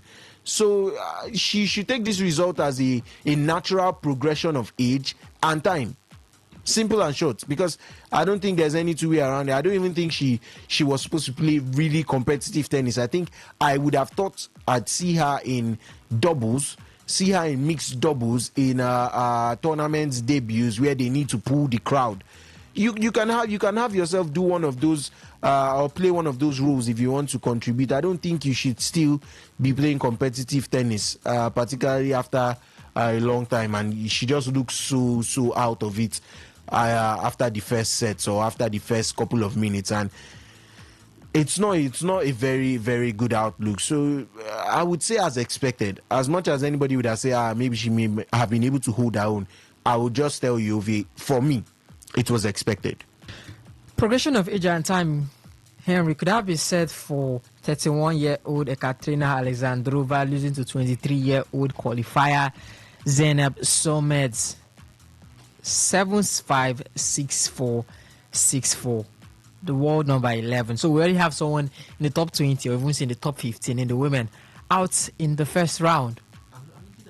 And she's actually I've watched lots of her games. You know, one thing is, results are always going to belie statistics, belie the facts that are already there. But I mean, Sonia has held her own against Haidad Maya in one of the Brazilian WTA tournaments, and I watched some beautiful tennis from her. So it's like that. It's like that same situation of the Koboli Otto Ferry, like Henry did mention. Ferry knows how to hold his own, or will at least give you a game. Those players will at least give you a game. So I could say similar situation there. Ovia, I could probably say similar situation there with the Otto Ferry and Flavio Koboli instance. But I think she has the ability to pull off those kind of shockers. And what is a Grand Slam tournament without shockers, Ovia? Henry, is it a case of age, as you say, 31-year-old against a younger 23 years old, or it's just that the Grand Slam Australian Open has not really been her favorite court? Looking at the past 4 years, from 2022 to 2025, she's not made, at least for majority of it, she's not made it past the third round. 2022, she finished stopped in the first round. 2023 in the third round. 2024 in the first round. 2025 in the first round. 2026 as well too in the first round. Now, is it age catching up with her? Because same thing with almost all the tournaments last year. In the French Open, she finished in the fourth round. The Wimbledon finished in the fourth round. US Open finished in the fourth round. Or is this expected of Ekaterina Alexandrova? Alexandrova, it's an upset, but it's one of the names I really expected to actually make such of a splash or anything. She's one of those names, yeah, they could have a good run in 1 or 2 Grand Slams, but at the end of the day, they usually not make it so far in major competitions, especially in the Grand Slams. It's just, yeah, it's an upset, but is it much of an upset? Not really at the end of the day. Age. Alessandrova is how old? No. 31. She's 31, and she lost to a 23-year-old. I think age could be available. This one is not age. It's not. This one is not age. This one is not age. This one is not age. This one is not pinpoint age, because at 31 you're still very competitive. You should still be very competitive at 31. Yes, I know they'll say your power start dropping, but you're still very competitive. And a 23-year-old is still trying to sort of understand her game most times. A qualifier. Yeah. A qualifier. They're still trying to understand her game most times. It's upsets, and it's something we're used to seeing in the WT. I think these days we're seeing barring the likes of Sabalenka, Iga, Okoko, almost every other player. And if Anisimova can continue what we saw last season, almost every other player will probably get knocked out, or will get to see shocks at the end of the day. So I'm not really shocked. She even made the semi-final of a Grand Slam. No, in the past 4 years, no. So she has not even made the final of a Grand Slam. So are you shocked? No, it's one of those upsets. So it's one of those things that will definitely happen. She's never been a candidate that actually elicits that sort of confidence. You're expecting something from her. So I'm not shocked, and I don't think there's really much to write or talk about this, frankly speaking. All right, let's take a look at the matches for tomorrow. The big boy, or you say the homeboy of the event, the crowd favorite, Alex de Minaur, will be taking on McDonald from the United States. And it should be a win for the world number 6, don't you think, Alex? Can he do... Mackenzie. Yes. That is a game. That is definitely going to be... McDonald Mackenzie obviously is going to hold his own. But I think at the end of the day, de Minaur should go through with home support from the crowd. But the thing is, when you go into those kind of matchups thinking you have a clear advantage, you will see something you've not seen before. He finished in the quarter. De Minaur finished in the quarterfinal of the Australian Open last year, so he should be able to do at least match that this season. Yeah, but I'm looking at his opponent and I'm saying he can definitely hold his own. McDonald Mackenzie took Cameron Norrie to a 5-setter at Wimbledon and still lost, but he plays really credible games. He's one of those opponents that you would look at it and think on paper this should be a de Minaur victory, and then obviously with the home court advantage, everything is going to be everyone is going to be cheering for Alex de Minaur, and then you step on the court with the mindset that this should be easy. And look at Carlos today after playing this match. His interview, he said, "I always think that the opening games are the most difficult." because they could be very tricky. So Dimino has to keep his head down. Do not underrate him at any time and just go out there, because if you do underrate Mackenzie, he will give you a game to remember. I am sure of that one. Henry, Daniil Medvedev, 11-time world number 11, 3-time Australian Open finalist, takes on the young world number 73. Should be an easy win for Daniil Medvedev to advance into. Has Medvedev been anything for himself since last year? Since last year, you look at the competition, the Grand Slams last year. Did Medvedev cross the third or fourth round of any Grand Slam last year? No, he stopped at the second round, and that was the Australian Open. It's simple. That shows you how poor he was. That's just anything Medvedev does. Let Medvedev just do Medvedev. Simple and short. That's all I can say. Because when it comes to Medvedev, I can't predict what I will get now. Because for the last 2 seasons, especially last season, it was poor. It was very, very, very poor from Medvedev. You literally could not bet or bank on Medvedev beating anybody. That's how bad Medvedev was. So, I think if he gets kicked out, no problem. If he doesn't get kicked out, so fine as well. No one is really looking at Medvedev this season. I'm not looking at Medvedev. No, he's still in that category. I we even want to throw in Tiafoe too. Francis Tiafoe. With his level of inconsistency. He is very inconsistent. He's been very inconsistent. He sets that standard where we now begun. That was 2021, if I'm not wrong. He got to the finals. Lost to the same guy we're having this conversation about, Daniil Medvedev. He has been at that peak where you'd only expect him to go higher. And from that point on, the best thing you can say about Tiafoe is he's hanging on to top 20. That's the best compliment you would give to him. It's the same compliment you'd give to Medvedev. The only difference is Medvedev was actually able to convert a Grand Slam title. Tiafoe was not. But Tiafoe was seen as the man to lead the US tennis for the future, and has not. So slightly, even if it's halfway, if the door consists of Medvedev and Tsitsipas, Tiafoe has already put half his body inside that room. So he has to be a part of this conversation. Ovie, definitely, I think they started off well and have disappointed. It's not even the latter ends of their career that you say, oh, a drop off of age or a drop in form due to how they play was expected. No, this is not the latter stages of their career. This is when you're supposed to, or in football, we'll call it a prime age. Exactly. This is where you're expected to outperform and outdo all of your past achievements. And they've not done it. They've not done it. So you can't expect anything from these players. Anything that brings them to a quarter, a semi, is seen as a huge success. Right now, that is their standard. Back then, it's seen as a not so successful tournament. But Medvedev, Tsitsipas, Tiafoe, they make the quarter or semi-finals. It is a successful campaign from them.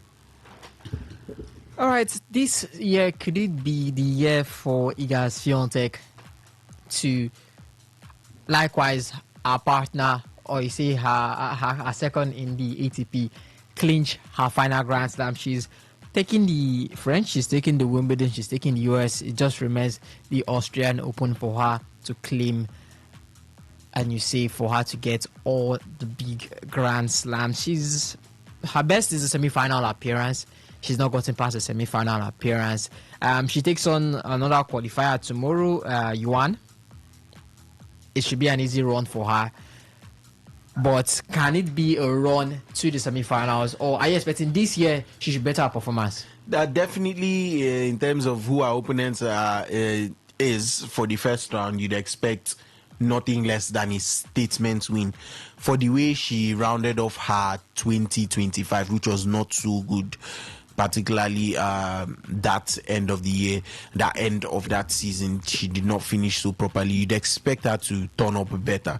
Why she didn't finish so properly? Obviously, it's not, like I say, performance matters a lot. It's not just results. If you go on paper now, you'd see Iga won two sets to none, and then you're thinking, okay, this must have been an easy game for her, and then you go in and see a 6-4, 7-5 set, and then you just know that yes, this was either a tough opponent or she was making way too many mistakes to keep her opponent in that game, and that is not Iga's game. we know what Iga looks like when she's on top form. We know exactly how against any player. There is nobody in the WTA world that wants to come up against Iga on top form, because Iga will make you look like you just stepped on the tennis court.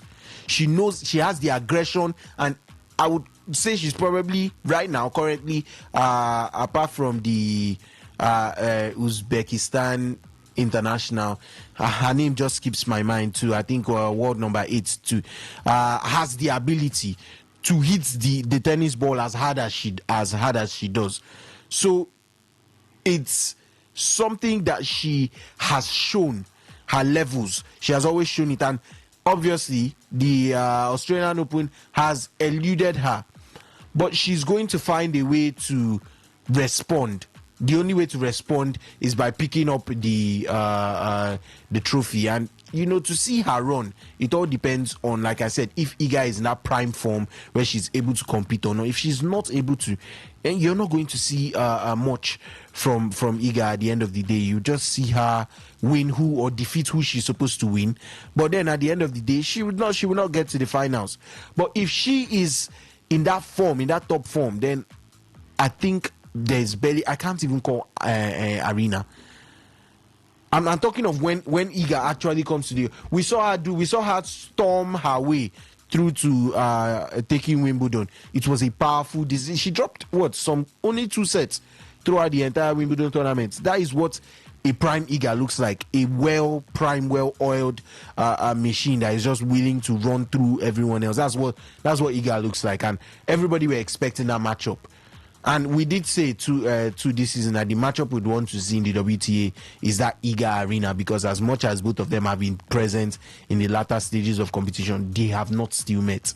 And we want to see that kind of clash. But then I can't just help but feel that if Iga comes into any tournament and she keeps picking the wins, keeps progressing, her confidence keeps rising. And as it keeps growing, it gets really hard to stop her. It's going to be really, really hard to stop Iga, and I'm saying this to everybody in the WTA. So it's a huge possibility. Obviously, world number 2 ranked, and she definitely will be looking at making the final 4, final 2, walking home with the trophy. And realistically, for a player of her caliber, anything other than that has to be perceived as an unsuccessful campaign. Has to be perceived as an unsuccessful campaign. So she's always going to be there in the latter stages. We are only going to pay attention to her opening game to see how she starts off the tournament. Does she look like she wants to return back to that ruthless striking of the ball that she has always shown, and just making her opponents quit from the first round? You know when you just make your opponent quit mentally from the first round, where oh no, she's playing at the highest level. I don't think I would be able to get anything from this game. Iga has the ability to do that to her opponents very, very well. So I mean, it's all down to how she does in her opener, and then you'd see that you might just get a very, very different Iga, a familiar one for the rest of the Grand Slam tournament. Right, 0810-951-0951 for the SMS and the WhatsApp, or to 0701-933-9960. The Australian Open currently going on. For the men's side of things, we had Ferry knocking out Flavio Cobolli. You can say the first upset in the men's side. And for the women, yes, we had Alexandrova being knocked out by Turkish Sonmez, world number 11. Venus Williams as well, also saying bye-bye, being knocked out by the Serb Ogla Danilovic, 2-1. In the Australian Open, we will have big matches in the men's side tomorrow. Daniil Medvedev taking on De Jong. Fabio Marzano taking on Andor Rinakech. Andrei Rublev will be taking on Matthew Arnaldi. And Novak Djokovic will be taking on Pedro Martinez.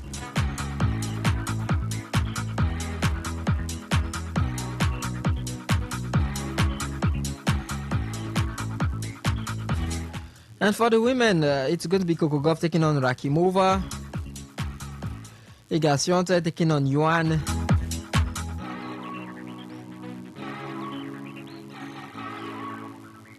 And Amanda and Simova will be taking on Waltert, while Jessica Pegula will take on Zakharova. 0810-9510951 for the SMS and the WhatsApp port to 0701-933-9962.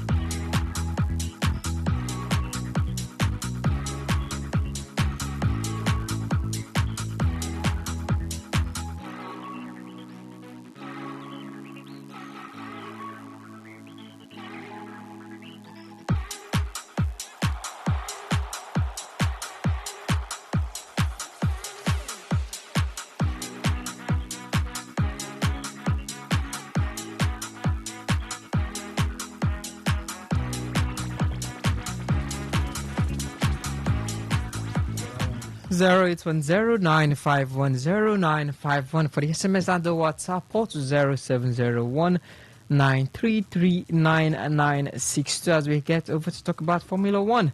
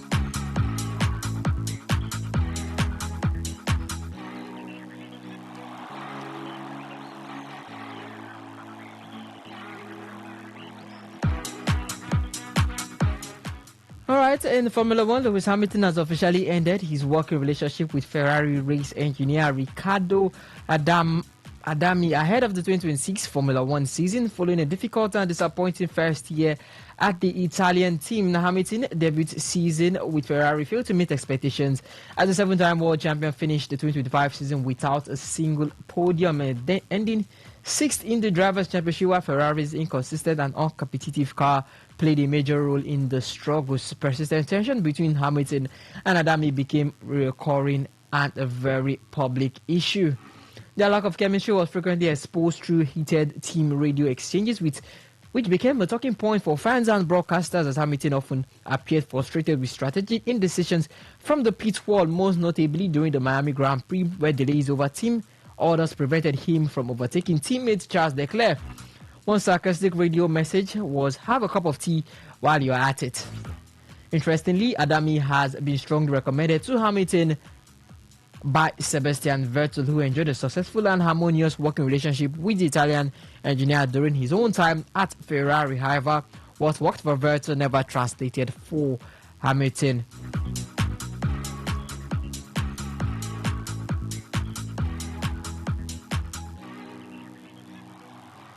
Ferrari announced that Riccardo Adami has not been dismissed, but instead reassigned to a new role within the Ferrari Driver Academy, where he will focus on developing young talent and contributing to the team's long-term performance culture.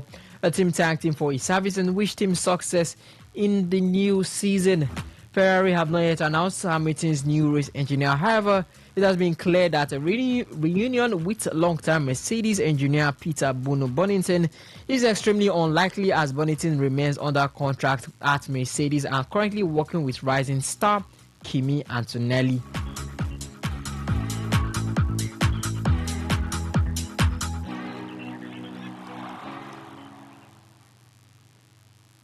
Alex, you're looking at Lewis Hamilton separating from manager. We all saw what happened over the radio throughout when it came to Ferrari. I know we also Hamilton, as you say, have a cup of tea when he was telling the engineer during the race in Miami when he needed to overtake Charles Leclerc. We also Charles Leclerc and his engineer about the water in the car, and he was like, to the engineer, "There's water.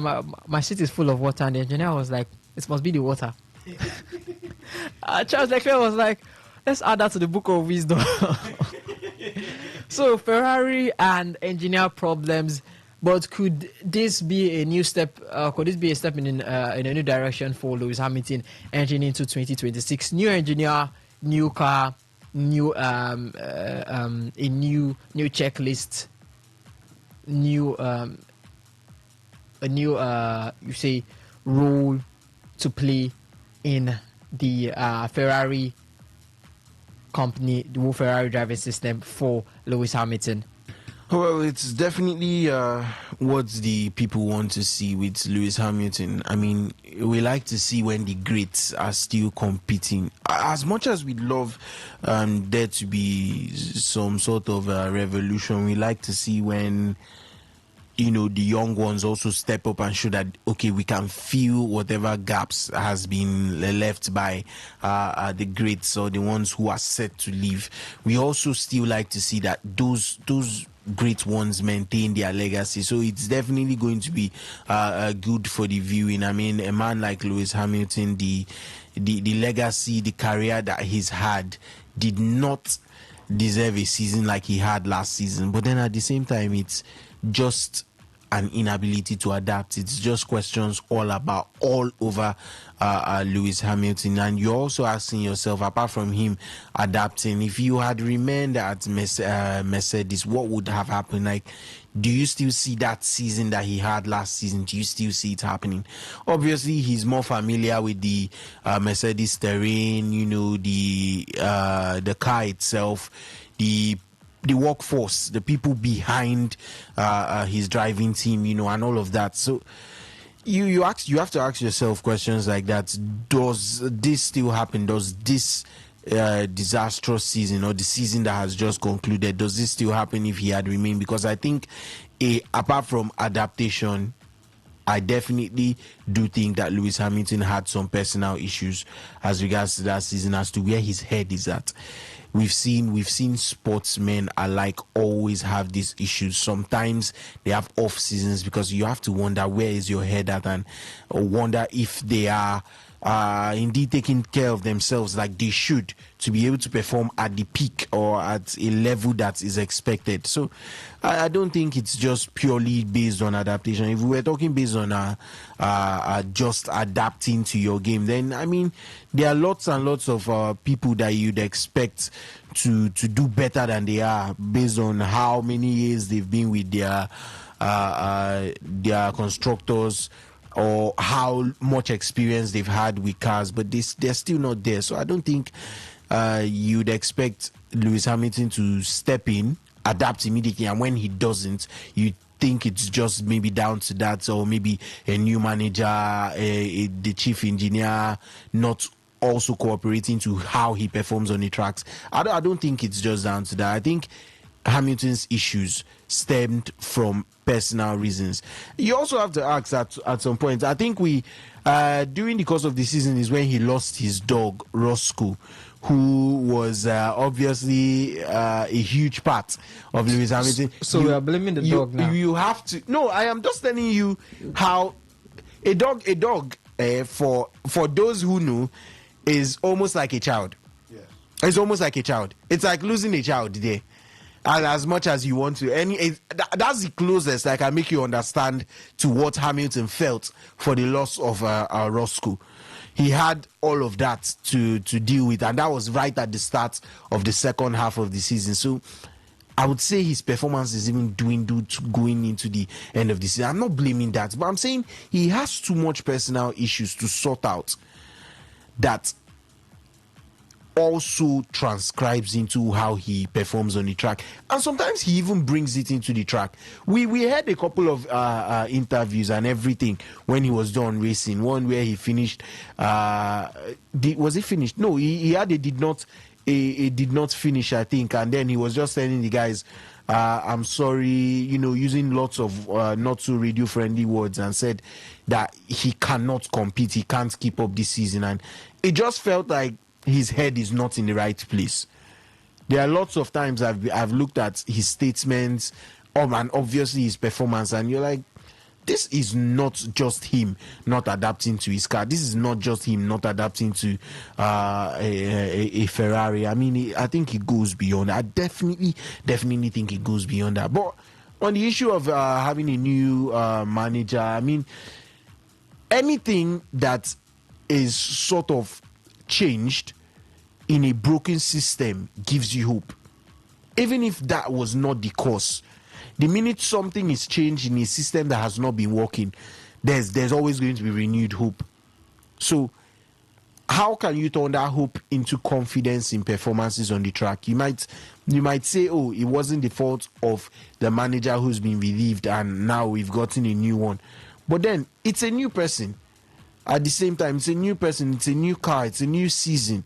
It's time for hope, obviously, to start brewing, like I said. And Hamilton is going to want to bank in on that hope and see if he can transform it into a certain level of confidence that is required to carry on, or to at least start the season before carrying on for the rest of the season. So definitely we'll be saying, for me to be able to return back to my best, or to return to how I know I can race, I need one or two changes to be effective. Now, the cars have been made, and the rules and regulations that has been implemented to make everybody on almost same level playing ground, where you do not have to say adapt, because now every driver has to adapt to new rules, to new regulations, to new vehicles too.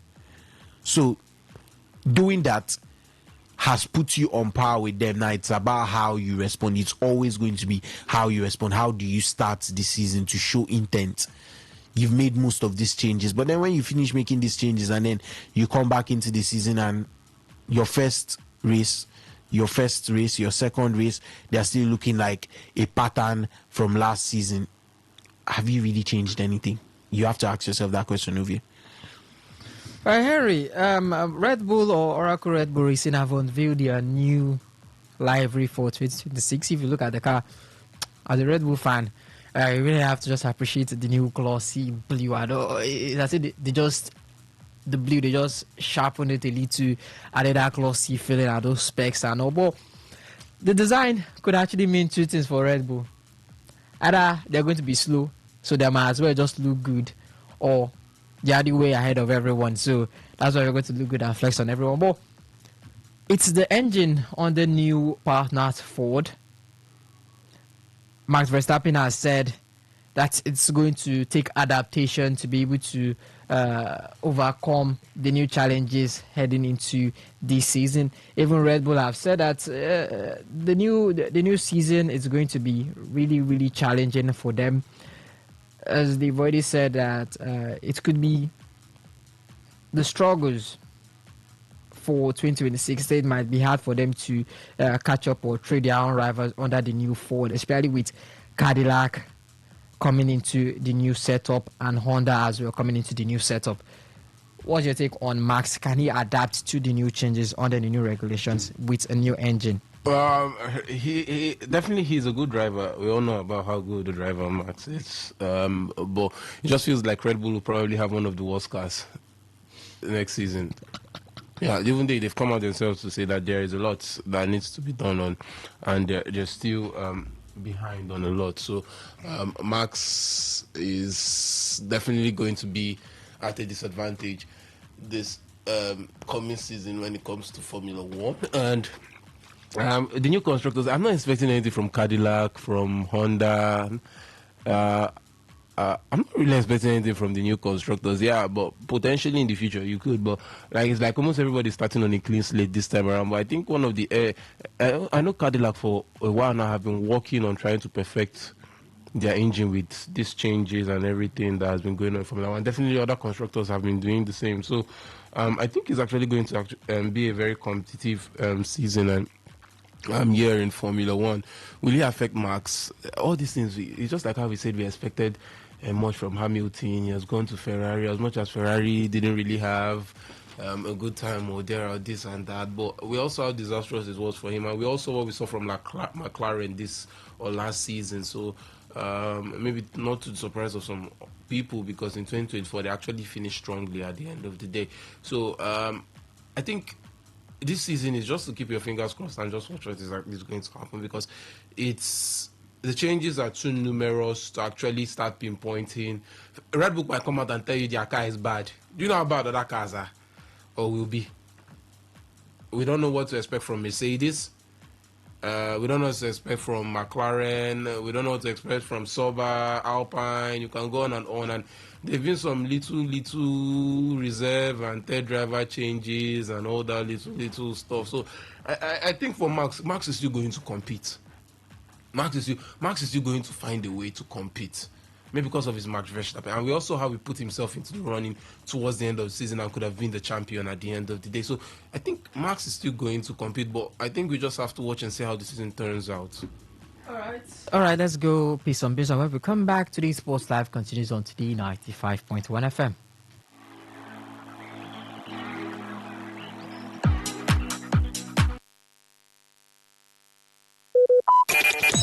Talk radio. I listen to a lot of talk radio. 95.1 FM. Light Up Port Harcourt Crusade. Light Up Port Harcourt Crusade.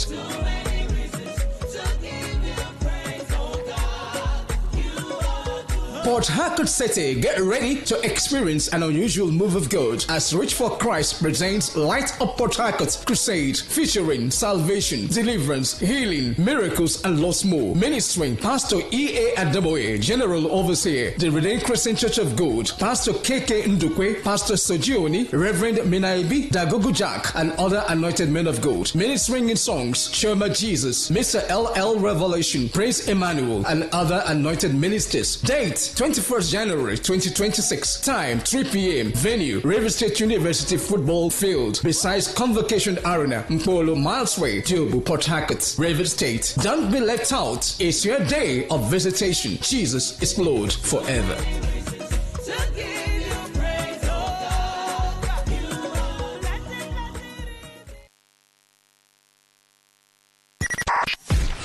.1 FM, Voice of the People.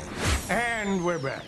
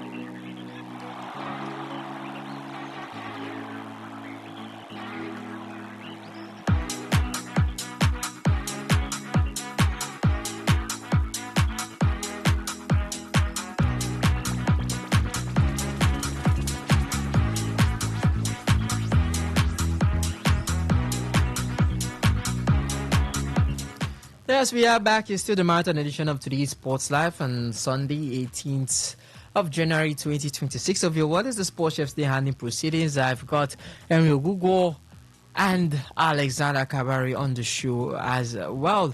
08109510951070193399962. Wolves and Newcastle on our screens. Newcastle will be hoping to get back to winning ways, and Wolves as well be hoping to try and find their second Premier League win of the season against Newcastle.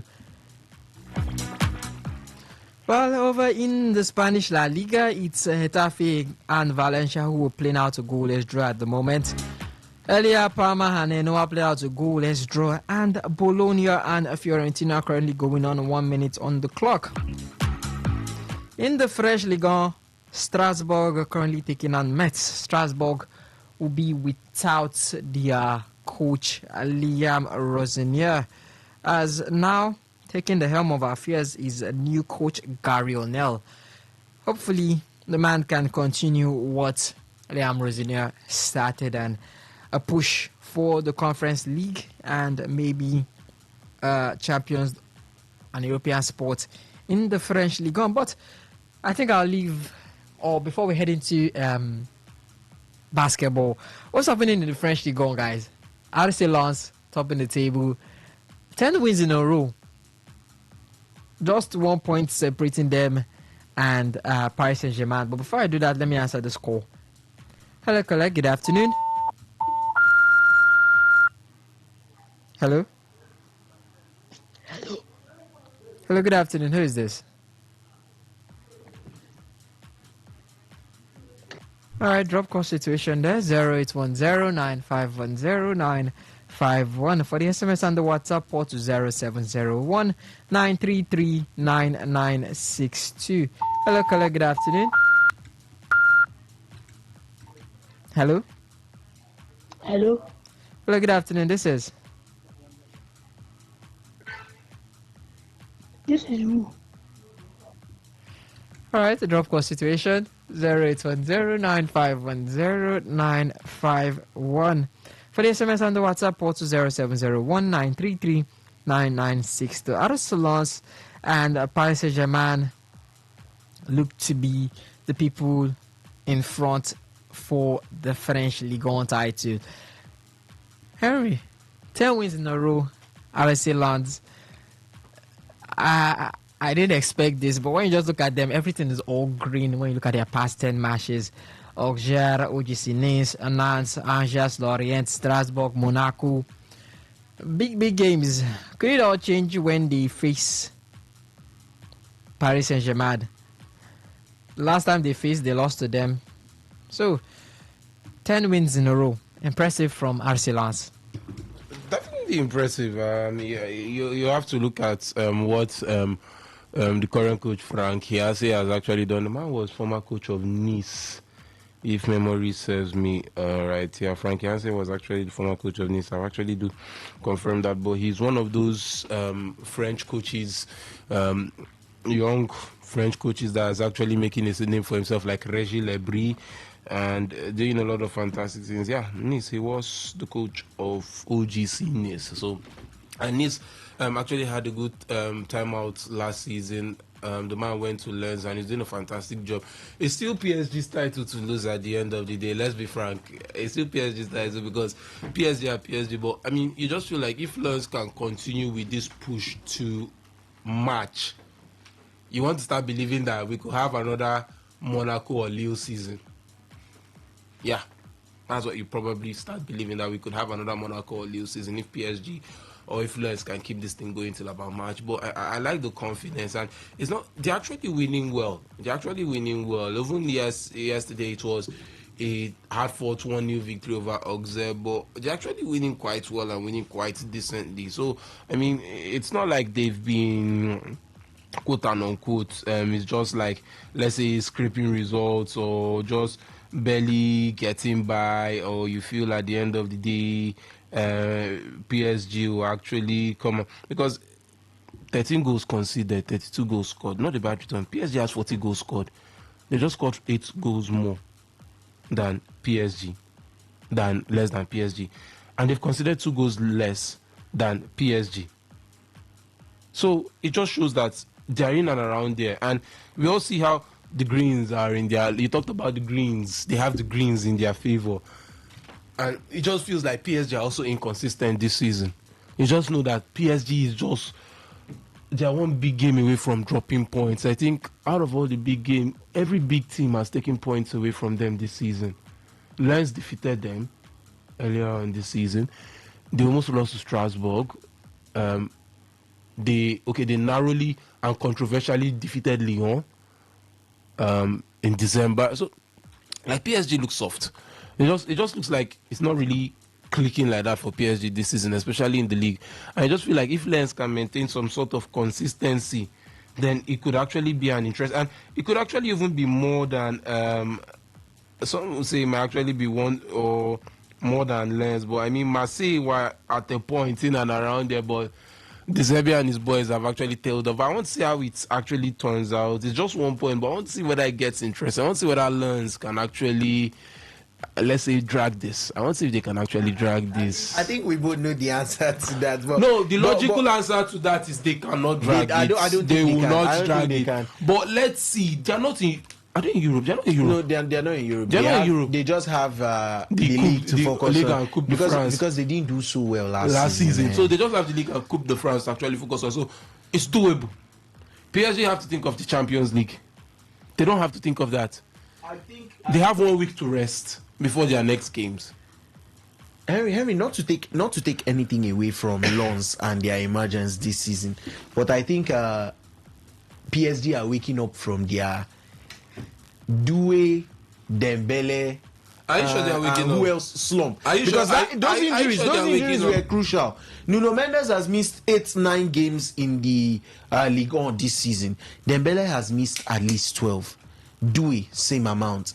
And then you have to rely on. What is the guarantee that they will still get injured you have again? That's a problem. So right now, what you're saying is PSG picks injuries and plays the way they kept playing. They picked injury, they drew away to Lorient. I know, yeah. And then they had embarrassing games versus Metz. But we've seen a 1-0 win to Nice. We've seen all those guys on the pitch as well. But PSG has to drop points in games. Was it Lorient?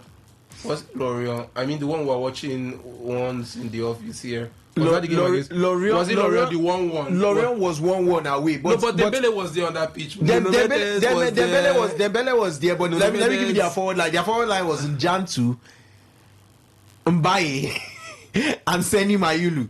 Dembele was obviously, you can't really define Dembele's place, but he was in and around there. I think the only part of their team that has been a bit consistent was that midfield.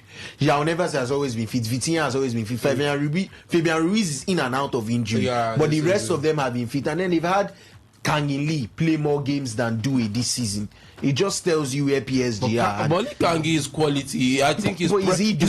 He's better quality than anything Lens have to put going forward. Is he Doué quality? But he's better quality than anything Lens have to put going forward. There is a confidence when you have your best players available. Against Strasbourg, it was Lee Kang-in, Gonzalo Ramos, and I've forgotten, was it Seni Mayulu? No, it wasn't Seni Mayulu. Was it Seni Mayulu or Kivicka? It was Varashelia. Now you tell me that forward line cannot beat any team in the French League. They probably should. Not probably. They should. No, they should. But then at the same time, like I said, they don't have the same work ethics. We saw Dembele last season. Apart from the goals, Dembele was tracking back like his salary was on the line. He was tracking back. Doué was marking and defending. What if this is not part of the team? Because they are letting in more goals. I feel generally they are conceding more goals, and that's why I was coming to. Yeah. I feel generally, even if everybody is back, it feels like the levels have dropped. It feels like the levels have dropped a bit from PSG. All right, I think it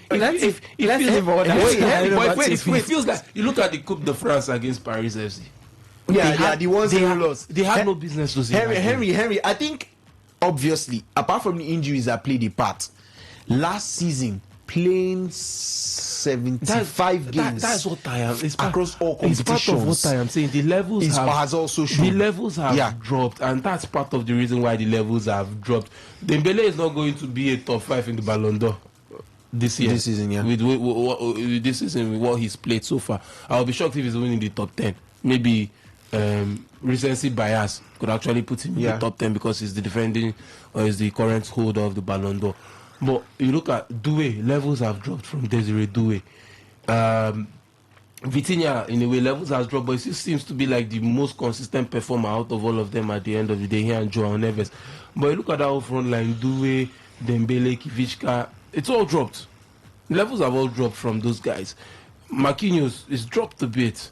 So I think it's too able for Lens this season. They just have for Lens it's just about maintaining consistency and focus. Shallow or anything, anyhow we get the victory. Even if we have to punch the ball into the post, we get the victory. Yeah. Even if we have to line up 10 Edwin van der Sars in the goalpost, we get the victory. We get that one goal and we block everything. And it's just one game at a time. I think for Lens, one of the biggest disservices they will do to themselves right now is they start thinking of the league. They shouldn't even be thinking of the league. They should just be thinking one game at a time. Oh, we're playing Stade Brestois this weekend. What is the goal? It's not the league. Beat Stade Brestois. Simple and short. And that's just what it has to be. All right, let's head over to talk basketball as we had a little detour right there to the French Ligue 1 and what's trending in the NBA right now. You have to look at what happened yesterday between the San Antonio Spurs and... SGA is a first-time starter now. It's meant to be a first-time starter. The San Antonio Spurs and the Minnesota Timberwolves, where Anthony Edwards went nuclear with a career-high 55 points, including 26 in the fourth quarter and 9 threes. Both Victor Wembanyama countered with 39 points, clutch buckets, each block, and a game-sealing rebound as the Spurs edged Timberwolves 126 to 123 in a thriller. Yes, and joined an elite company of only players with under 25 with 55 points and 8 3-pointers made.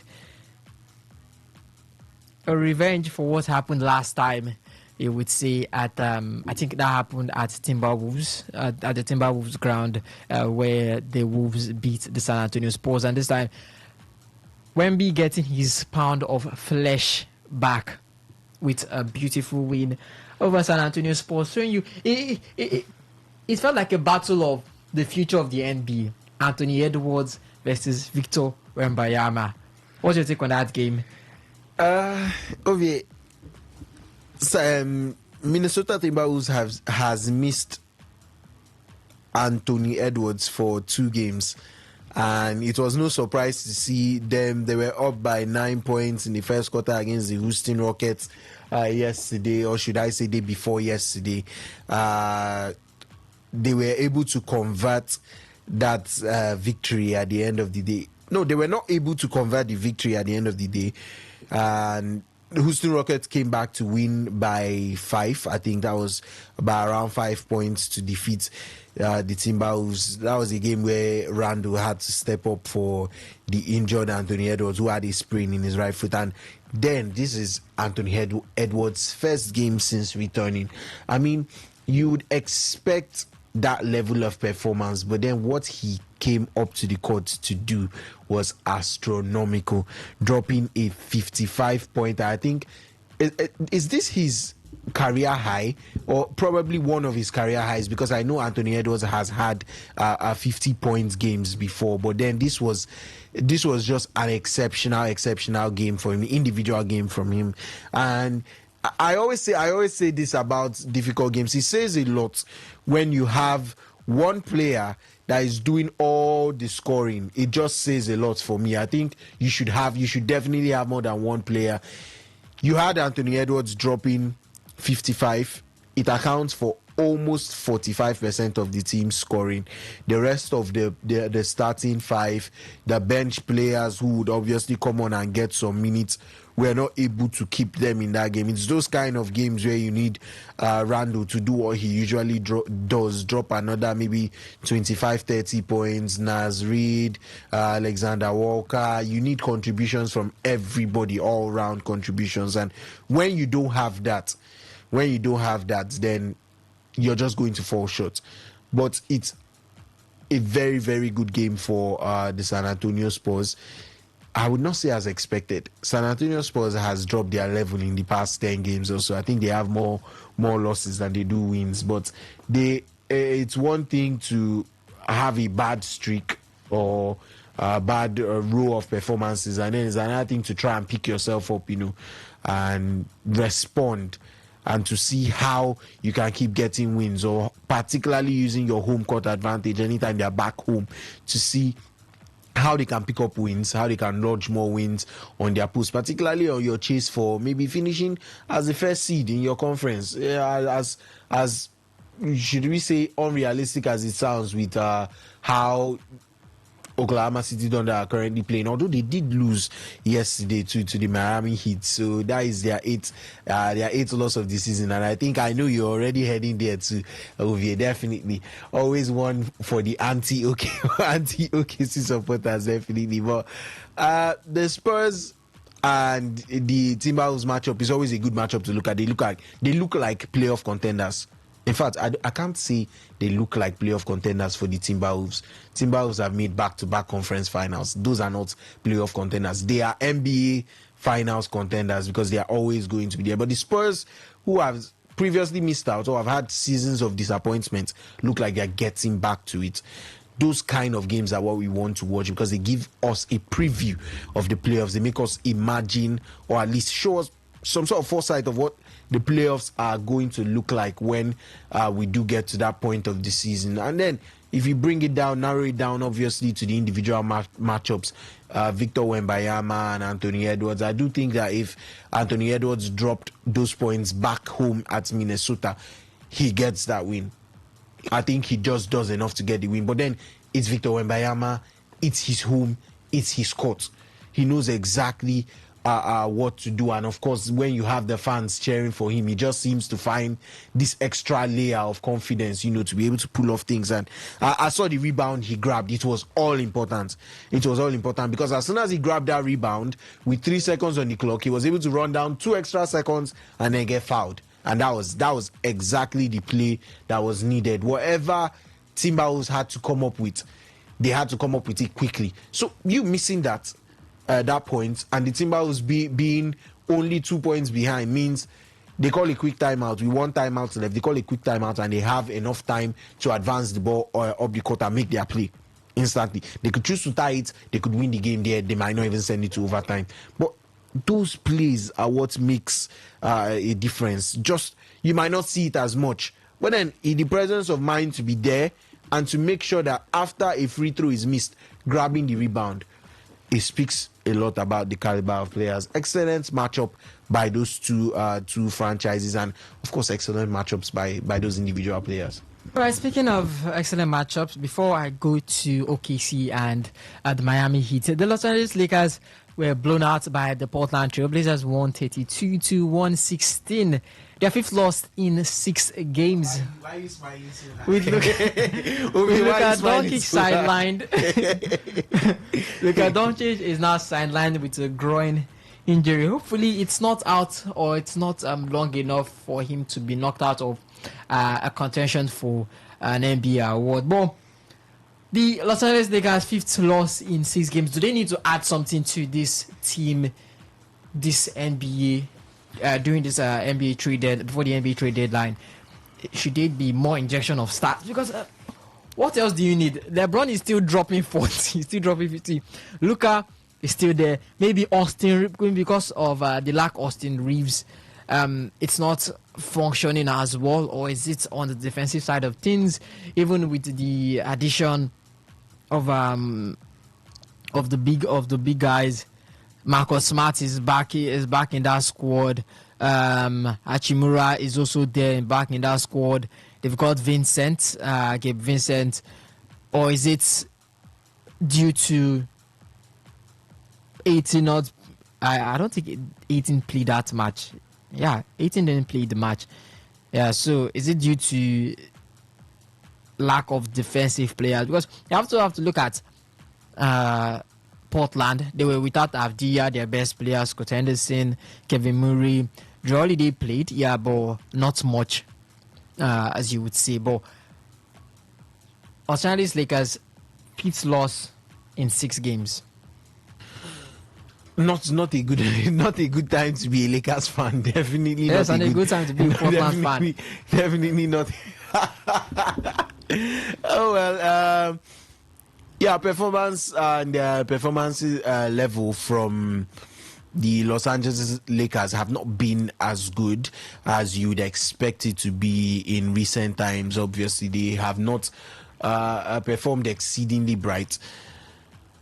And in the last 10 games or so, where they've only notched up about 3 wins, it's so bad. You know, the caliber or the type of teams that they lose to.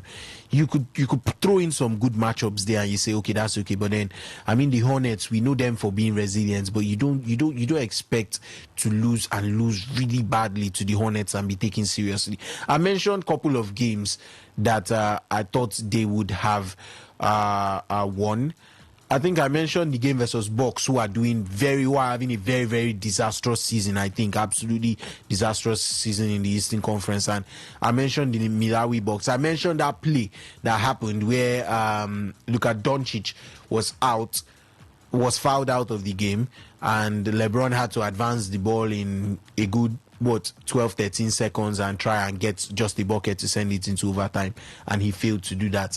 Those plays, like I did mention earlier with the Wembayama rebound, those plays are what are going to define your season.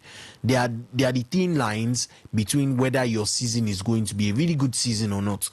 And the Los Angeles Lakers have not been able to compound or find any reasonable answer to those. Now, if you look at that team now, once you have your 2 ball carriers out, who are you going to turn to? Your 2 ball carriers are most likely Austin Reeves, who can advance the ball quickly up the court, or Luka Doncic, who is a threat from anywhere on the court. Those are also most likely going to be your leading scorers in nights where Austin Reeves plays. When he gets minutes, he's going to be a leading scorer for Lakers. When Doncic does, he's going to be the same. Every other person is going to chip in with their points.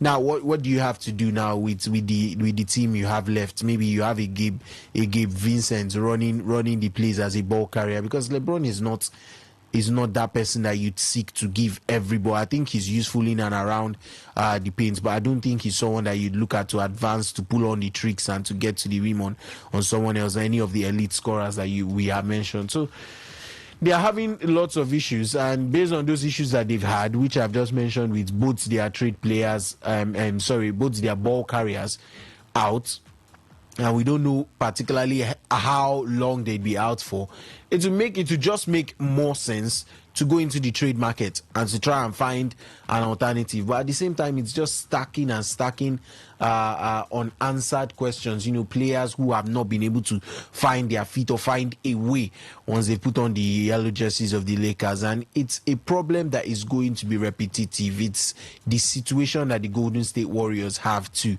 where they discard, they bring in someone, it doesn't work, they discard and repeat. So I think that process or that pattern is always going to be consistent. It's always going to be there, as long as you've not been able to find any sort of a solution to that team, or to how you want to play, how you want to grind out victories on some nights. We've mentioned teams where, like I said, Minnesota Timberwolves without Anthony Edwards gave the Houston Rockets at their home a very, very close game. They lost, but I mean, they were able to show up. Look at the Spurs game, Anthony Edwards' first game back, and they were still able to show up. I mean, you have to be able to turn up and show, and the way they've been losing is by far the worst thing about this run.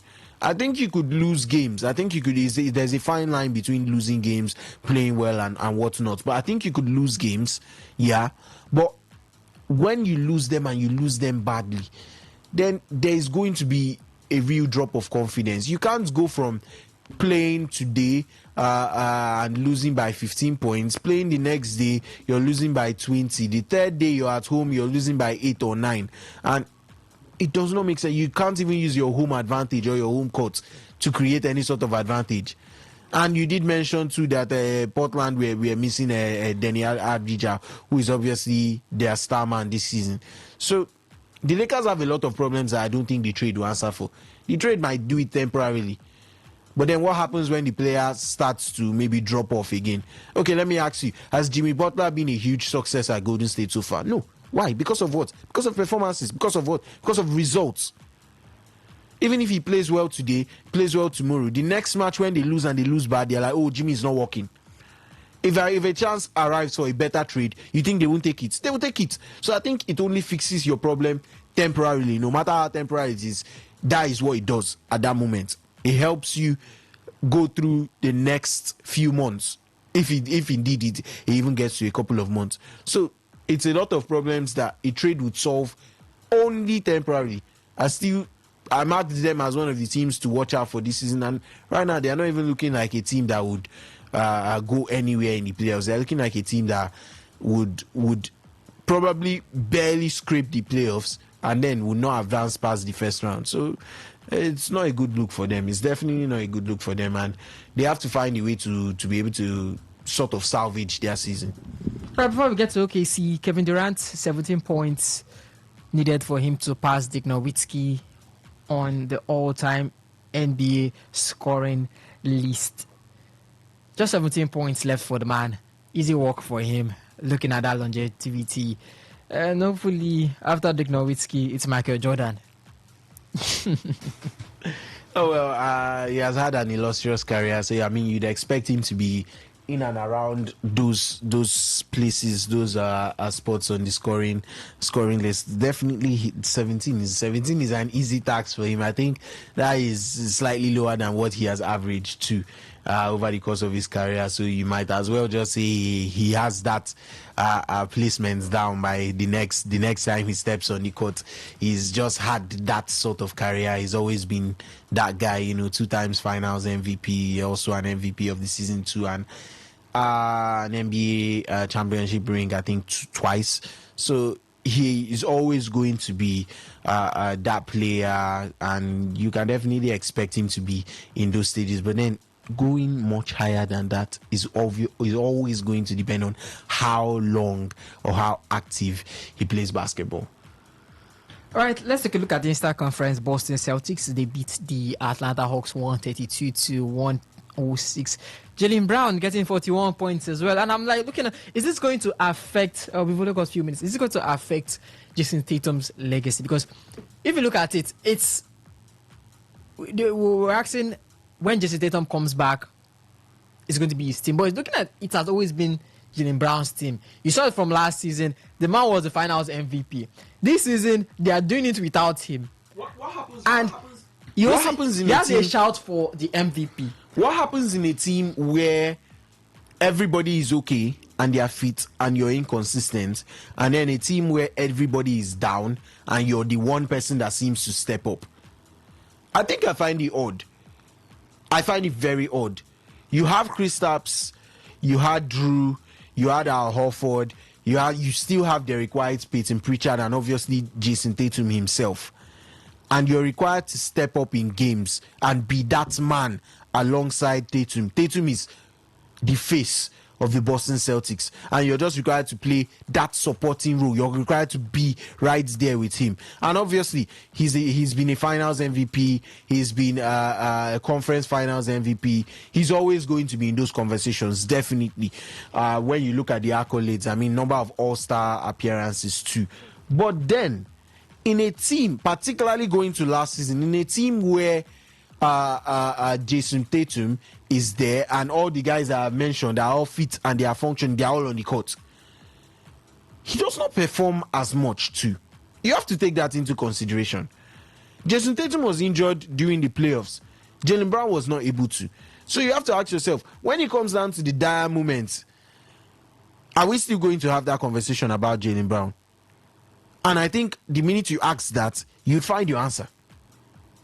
Because you cannot have a team that you're required to drag, and you're doing that perfectly. But then the minute you have your entire roster back, or you have your team of scorers on the night, Celtic will have a very good night and put up a good 140, 150 points.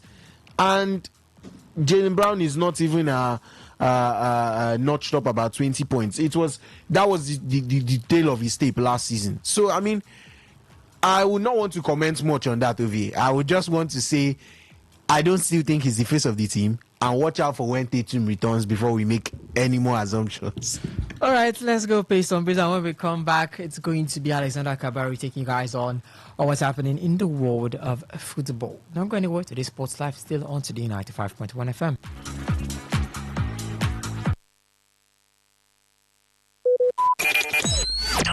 Talk radio. I listen to a lot of talk radio. 95.1 FM. Light Up Port Harcourt Crusade. Light Up Port Harcourt Crusade.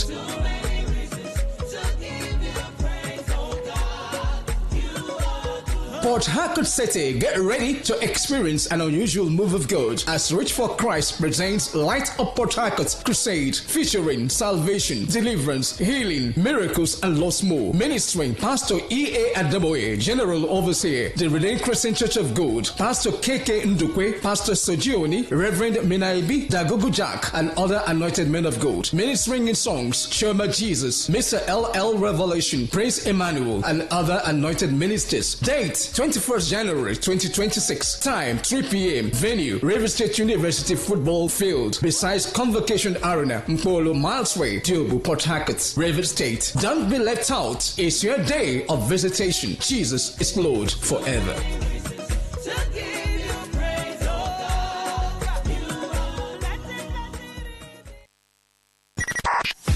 95.1 FM, voice of the people. And we're back.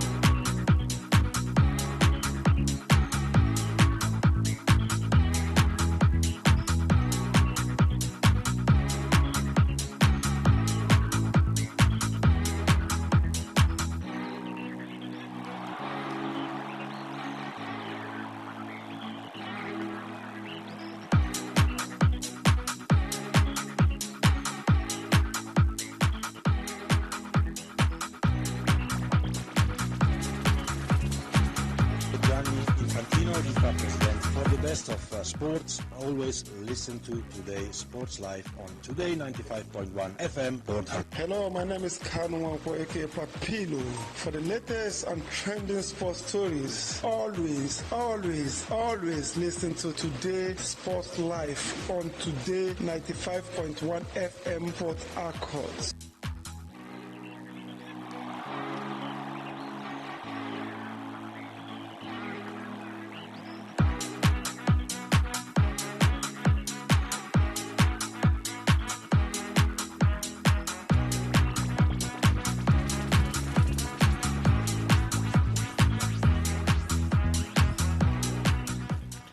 Okay, good afternoon and welcome to the football inside of things on today's Sports Live. This is still the marathon edition. My name is Kabari Alexander and I've got the guys in the studio with me. I've got Benjamin Mina and Ovie Wallace. And of course, I've got you on the other end of the divide to come in with your thoughts and your contributions when the phone lines will be thrown open. Yes, it's that edition again. Lots and lots have been happening over the course of European football weekend, and we are going to do justice to them all. The Manchester United fans feeling so bright and cheery after their performance yesterday. I'm sure you're itching to get on the phone lines to talk to us when they will be thrown open. 0810-9510-951. Those are the phone lines, and they'll be open shortly, very, very shortly. We also have 0701-9339-962 as our WhatsApp and SMS portals. 0701-9339-962 to send in your thoughts and your contributions to all talking points that we would have today. So the guys in the studio are on their marks and I am set. So if you're ready, let's get the show on the way.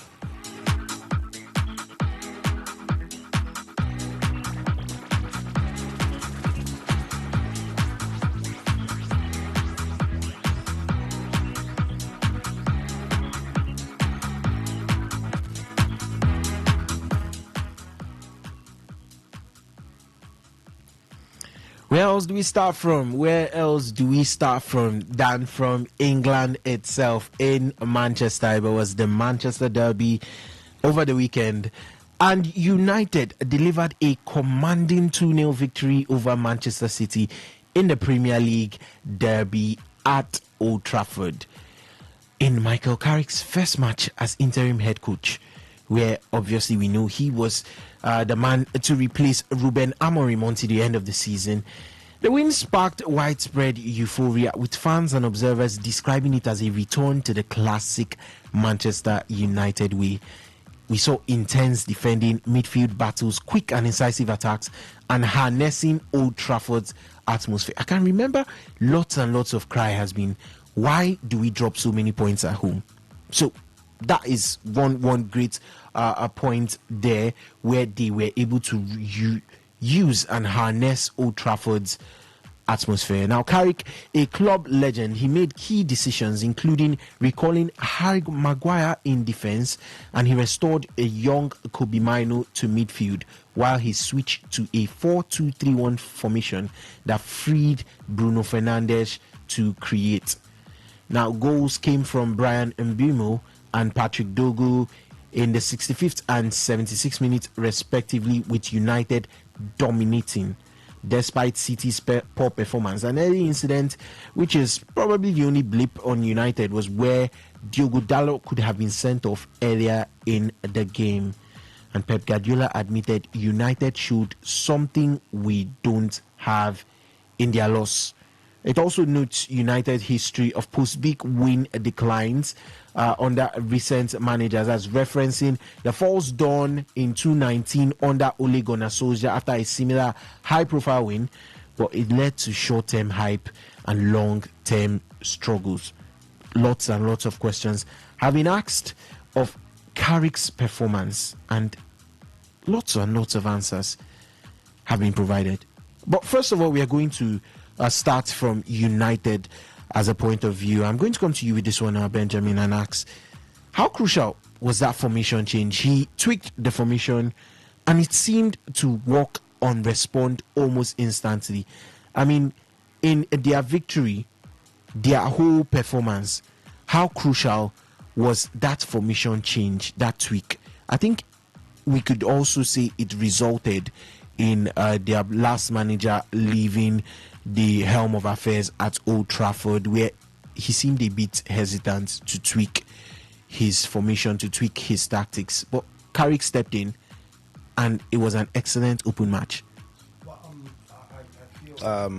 See, United, what's his name? Ruben Amorim. I think the man is the architect of his problem, truth be told, because we've seen situations where he actually, altered his three-man back line. That's the formation, and then it resulted to 2 wins on a bounce. And I wonder why managers would be so stubborn not to have changed this. This reminds me of the former Tottenham Hotspur manager, Ange Postecoglou. When he was at the helm of affairs, the man came in and his first season was, I think they told him, you have to change things. Even the players told him that, you have to change.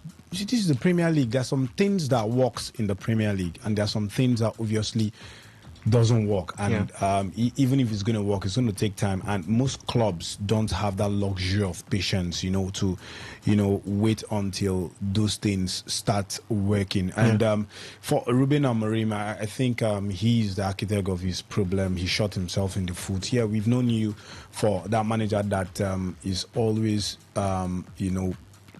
used to playing that three-man back line since his days at Sporting CP. It has worked for him over the years, but you've come to a different league. Yeah, don't take it wrong. Don't get me wrong. The Premier League. Other managers have tried the three-man back line. That's the likes of Antonio Conte. That's his trademark. That's what he does. It works for him, but you have to look at the players that you've got, the materials. You have to work with what you've got. The United players have shown that they cannot play the three-man back line, and that's what we've seen. Truth be told, they can't. He's tried it over and over again. It didn't work. So. Now, look at it. Is this simple? He's been benching the likes of that Ruben Amorim, benching the likes of Kobe Mino, young Kobe Mino in that team, playing Bruno Fernandes very deep, trying to build up play.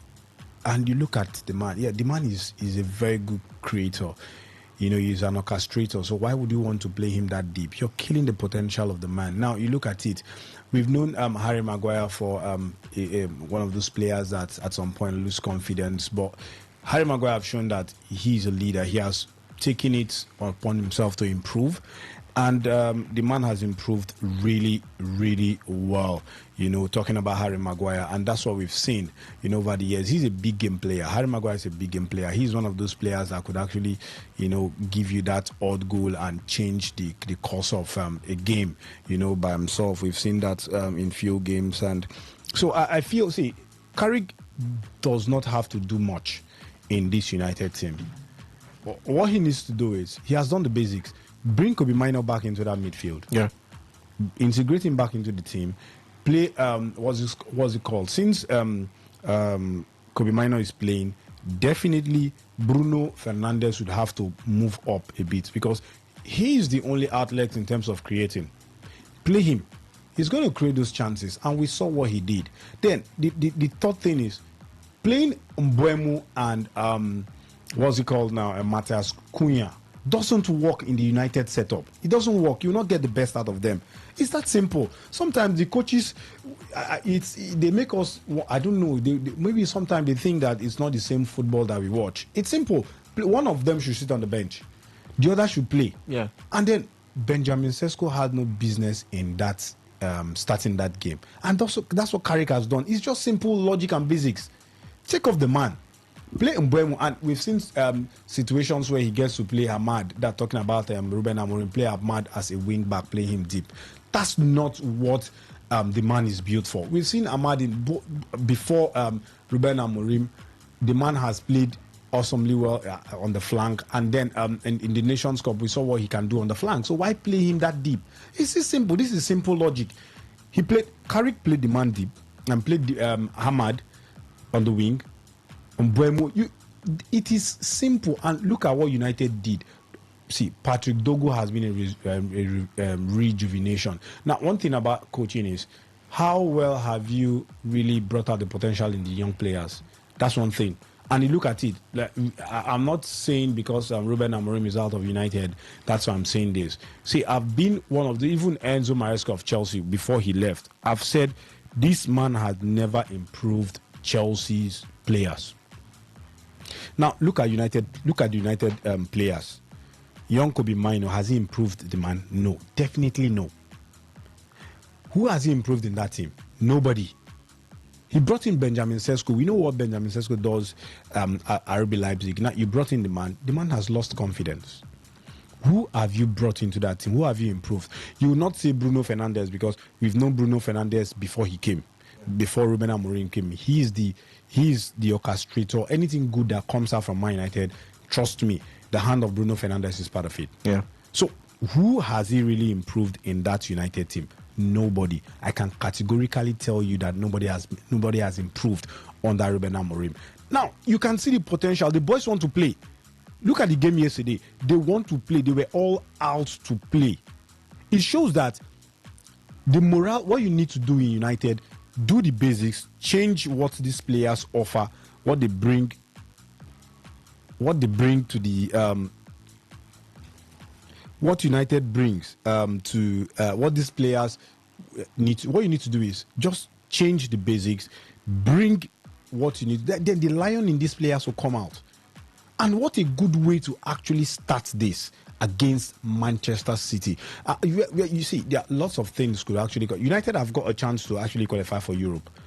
They are not far from the top four. I'm not saying they will qualify for the Champions League, but there's Europa League, there's Conference League to qualify for. Yeah. So they've got all it takes. I'm not saying Carrick is the best man, but right now, Carrick has done the basics, and that is what has worked for United players. Just push them and change the positioning. That's all you need, and they are good to go. But you could also argue in favor of Ruben Amorim too, because he did have a transfer window. Where we were talking about him reporting to United halfway through the season last season, and he did not have an official transfer window, but he had the chance to bring in his caliber of players, and somehow things still did not click for him.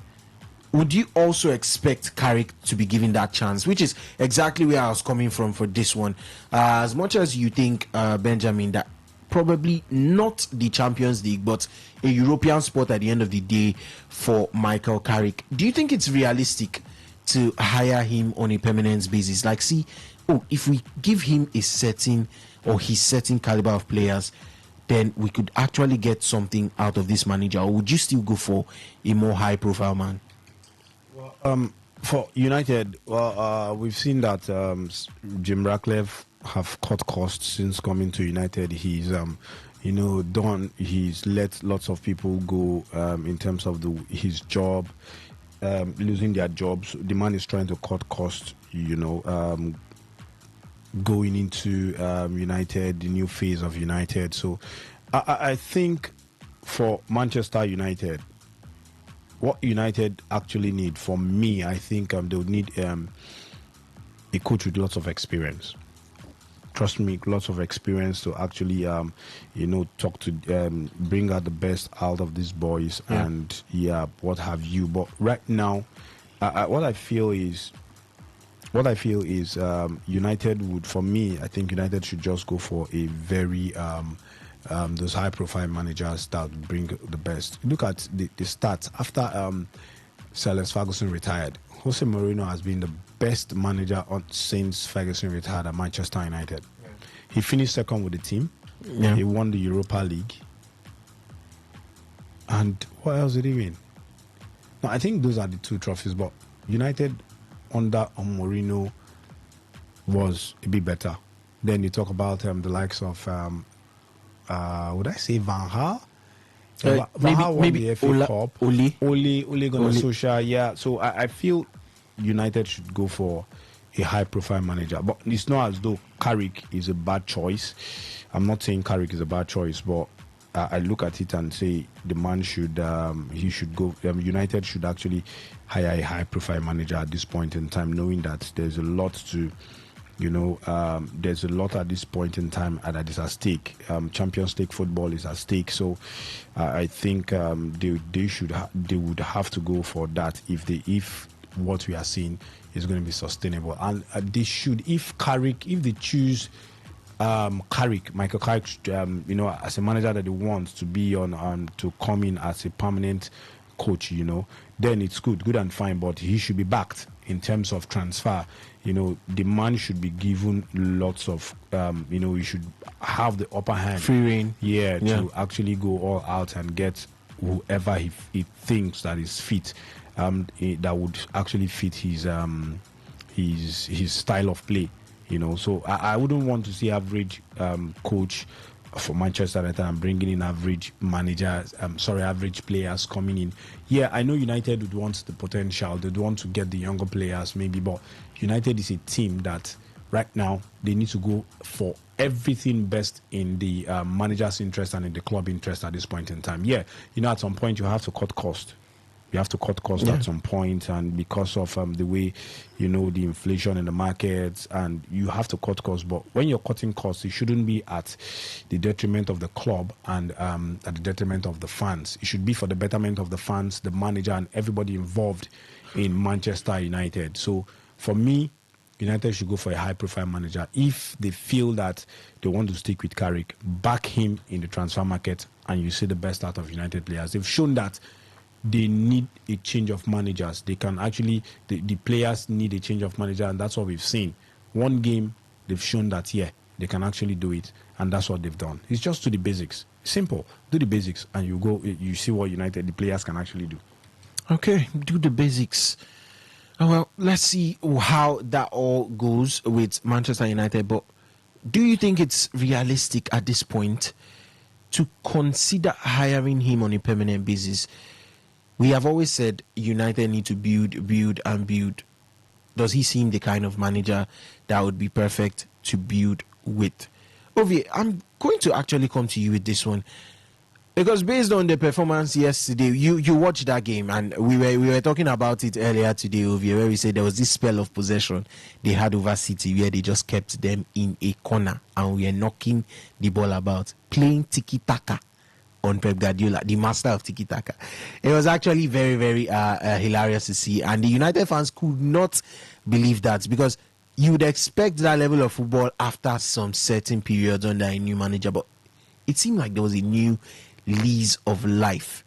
There are lots of factors to consider with that United side. Obviously, their Old Trafford form and how they have to start making use of their home advantage in matches. But now, just going off that game yesterday, it's a derby. It's against a firing City side this season who are ranked second in the Premier League. Do you see United, the possibility of United salvaging a top 4 finish in the Premier League this season, just going off that performance? Do you think it's something United can sustain and use it to push for a place in the Champions League next season? Because we have previously said that maybe realistically they should look at Europe, even if it's not the Champions League, a Europa League or Conference League finish would be ideal for them. But with that performance, what do you think? Do you have their chances even just maybe slightly increased? Well, for the game against City yesterday, well, for me, City have not really been impressive the last 3-4 games. You look at times where they needed to capitalize, they failed to do that, and I think City were Manchester United were just the team that were able to capitalize and punish them for the errors they made. Look at the game against Sunderland, the game that they were actually meant to win and close the gap on Arsenal. They drew that match goalless. City and Chelsea as well, they already one goal up, and then late minutes Chelsea were able to get that goal. Trenzo Fernandes, a game where they should have gotten all 3 points. Game against Brighton too, as well too. Brighton could have punished them in that game and beaten them 2-1. But the game against Manchester United, I think Manchester United were able to, or were the team to capitalize on that. If they had played, for me, Liverpool, if they had played an Arsenal, I believe it would have ended in the same way, in a City defeat, especially in this front run of form they've been going. Haaland has not hit blank, has not hit the goal in any of the game. You have to look at even the 10-1 they beat Exeter. He didn't have any goal. In the game against Newcastle, he didn't have any goal, even though he was on the field. In the game against Manchester United, they removed the man in within how many minutes or so. So, the form is just rubbing up on everyone in the team, and they've been able to capitalize. I say they've been able to capitalize on that. For a top 4 spot, I think it's possible. I think when I was on my one, even though I was on asking the question, if Manchester United should be looking at a top 4 spot with Michael Carrick. I think they should be looking at that, a top 4 spot, and I think some of the callers even called to actually say that they will be looking at the top 4 spot. It's just a point or so separating them from Liverpool, because I don't think I see them catching third place Aston Villa, because Aston Villa, where I think we are looking at them, and we are looking at the title picture for them. We don't see them dropping below third Aston Villa. So you're looking at the 4th spot in Liverpool, and if English do get the coefficient, 5th spot might also spot, be possibly. Champions League spot, possibly. But you're looking at a fight Liverpool, Chelsea. Obviously, Newcastle are always going to be there, and they've begun to show that. And then United. I think they've started off well against City. You have to look at Michael Carrick and the 4 games he's had in charge of the team. He's beaten from the last 3 games they had that was 2023 or so after Ole Gunnar. And you have to look at the game against Arsenal. I think that was against Arsenal. Arteta's Arsenal, he beat Arsenal. He beat the Unai Emery's Villarreal in the Champions League. Beat the Unai Emery's Villarreal, and also I think he drew with Tuchel. He drew with Thomas Tuchel, Chelsea, Thomas Tuchel, and now he's beating Pep Guardiola. So look at that. I think that resume is already like, okay. It's a very good looking resume. It's already a very good looking resume.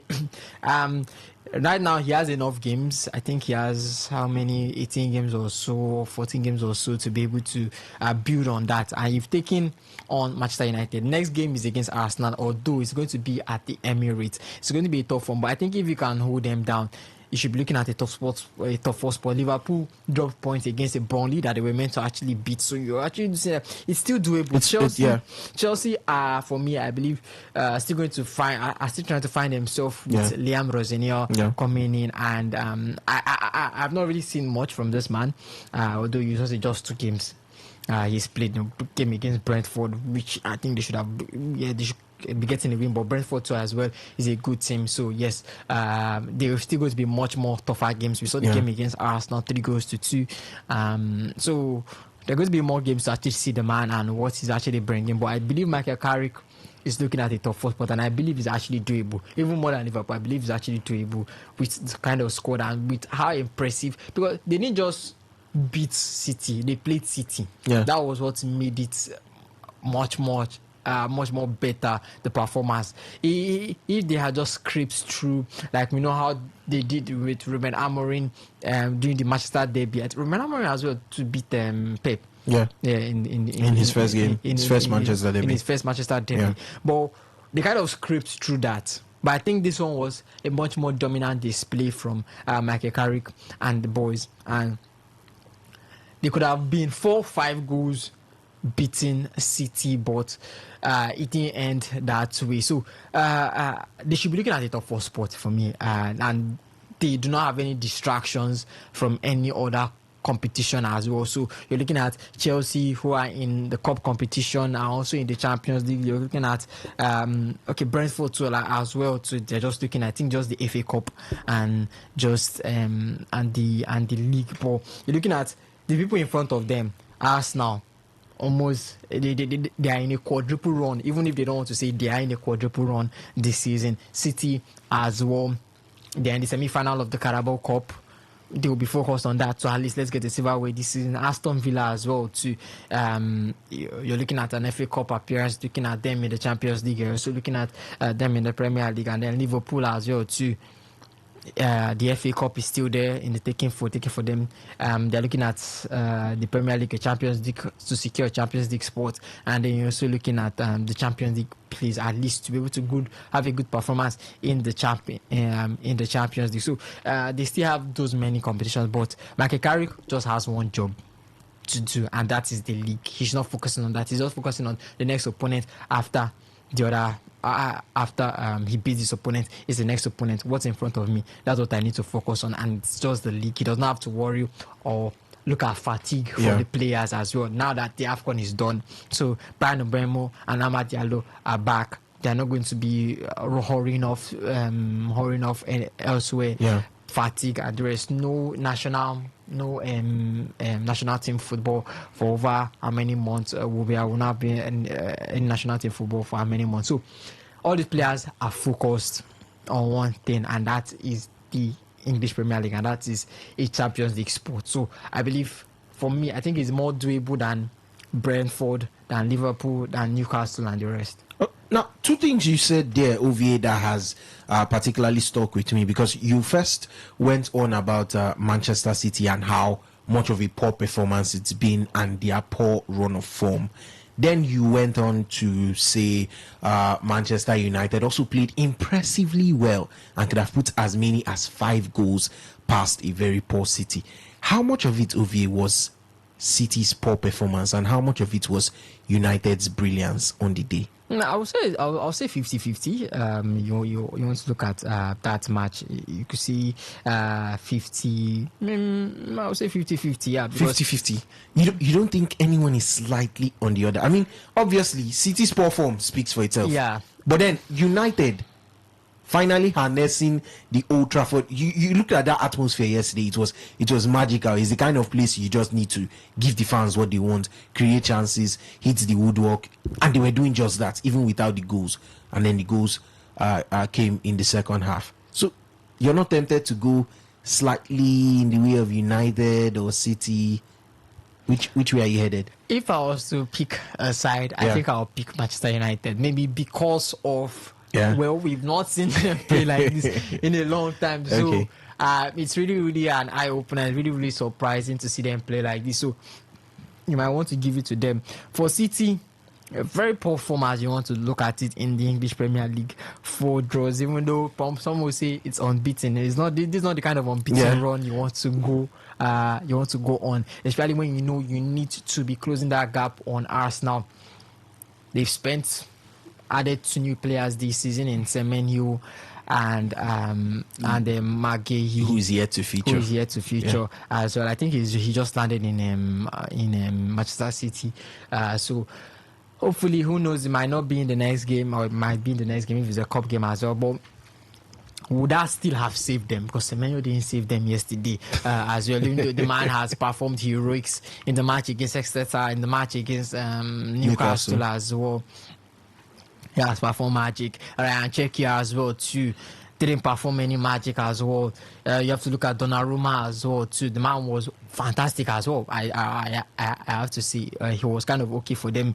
He even saved them likewise as well. So it's not been really that performance. Haaland has disappeared. Phil Foden that has been screaming and has been playing wonderfully well, has disappeared as well. So it was a game that City didn't really show much dominance, or at least put up a fight against Manchester United. But then again, you have to look at the other games as well too. They didn't really put up that much of a fight when they really needed to do that. Although it was not Tijani Reinders that said they believe they can catch up to Arsenal. I believe they can catch up to Arsenal. Everyone too believe that, especially with what has been coming into the squad. Well, there's still enough to play. I think it's just 7 points separating them and Arsenal. Aston Villa have a chance to still cut it down this today if they are able to beat their opponents. But for Manchester United, I think maybe I can give it to them that, yes, because that performance was actually something that we have not seen Manchester United do in a while. They were running, putting triangles around Arsenal, around the City players, just hitting the ball, and a beautiful play from them around Bruno Fernandes, the chances they created, Brian Mbeumo, Amad Diallo, as well. You remove when you put Ahmad, they still give you that same damage as well. Patrick Dogu as well too played fantastically well yesterday as well. As Benjamin has said, Harry Maguire always be a big player anytime, any day in that team, and he did his job wonderfully well. did the job wonderfully. Diogo Dalot, Casemiro, as you're playing him and Kobe Mano. And people were like, is this the Kobe Mano that we have been benching that has not been getting enough playing time? Playing time as well. So it's something that City, Manchester United will have to work on. But this is just one performance under Michael Carrick. I think we still need to see the game against us now for us to say, okay. Because Arteta was like, okay, you beat me the last time, but boy, this is a different ball game this as well. I am fighting for the title. I'm right at the top of the summit, and I don't think I want to be losing any game. But Manchester City and Aston Villa fans will be praying that Michael Carrick does play Michael Carrick ball once again and is able to beat Arsenal. And it would do good for Michael Carrick if he's able to beat Arteta. It could actually maybe even put him in the forefront to actually secure the job, because they've been saying they need to inject a Manchester blood into that coaching setup, and Michael Carrick coach perfect fit. Alex Ferguson was there to watch that match, and the man was all smiles, jubilating like, that's my boy, my boy. So it might be what Manchester United need. That's if they are not going to go for any of the free managers that we currently have, that is in Xabi Alonso and who else is free in Enzo Maresca, those that are free, or maybe they might approach Luis Enrique but it's left for us to see if Michael Carrick can do a fantastic job till the end of the season. They've given him till the end of the season. Let's see what he can do. Okay, well, I tried my best, my very best, to make OVA pick a side between Manchester City's poor performance and Manchester United's excellence. And as much as he was leaning towards United excellence, he kept reverting back to City's form. Oh well, as much as I did my best to make him pick a side, he was not able to, or he was in between. But you are definitely able to tell me what you think on Manchester United, their performance in the derby yesterday, and how it all played out. 0810-9510-951, 0810-9510-951. The phone lines are open to get your reactions on Manchester United and the derby yesterday. How much of it was a poor performance from Manchester City? How much of it was a brilliant debut under Michael Carrick? And also, do you think it is something that is sustainable for this Manchester United side? And if it is sustainable, is a top 4 finish looking more and more realistic? 0810-9510-951, 0810-9510-951. SMS and WhatsApp also doubles at 0701 933 9962, 0701 933 9962.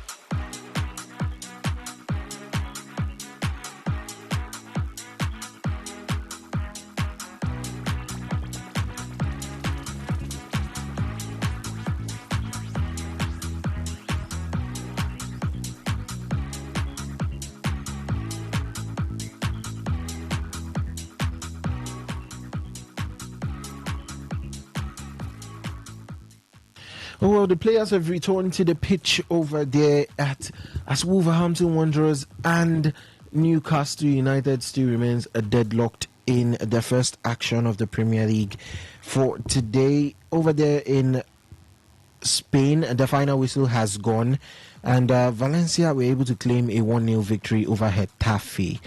Atletico Madrid versus Alaves would kick off in 5 minutes. Celta Vigo play host to Rayo Vallecano, and Barcelona will be away to Real Sociedad. In the Italian Serie A, Parma and Genoa deadlocked at 0-0 and has finished so. Fiorentina and Bologna have just returned for the second half, with Fiorentina scoring 2 goals deep into the first half and still maintain that lead. Torino and Roma are set to kick off at 6 p.m, while Milan would hope to catch up with Inter as they play host to Lecce by 8:45. And in the German Bundesliga, Stuttgart and Union Berlin are about to head into halftime, still deadlocked at 0 all. And Augsburg will be at home to FC Freiburg by 5:30.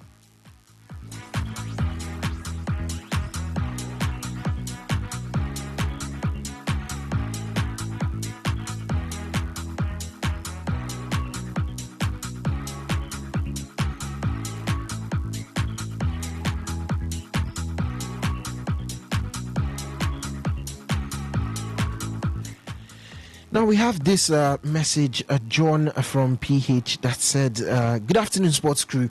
It feels everyone who analyzes this United team is becoming too lyrical. How do we judge this United team with so much praises playing against a City team that was highly plagued by injuries, especially at the centre-back position? Have you checked Man City's backline yesterday? Made up of people who do not get game time in recent months because of their form. Yesterday's match was more of City's terrible performance than of United's brilliance. I'm shocked everybody is already waxing lyrical of a United team that is experiencing a new manager bounce. If you were Kobe Mino, wouldn't you do your best to retain your position in that team having been given a chance? Let's not get ahead of ourselves in analyzing United. Next week or two, they will lose to Bournemouth.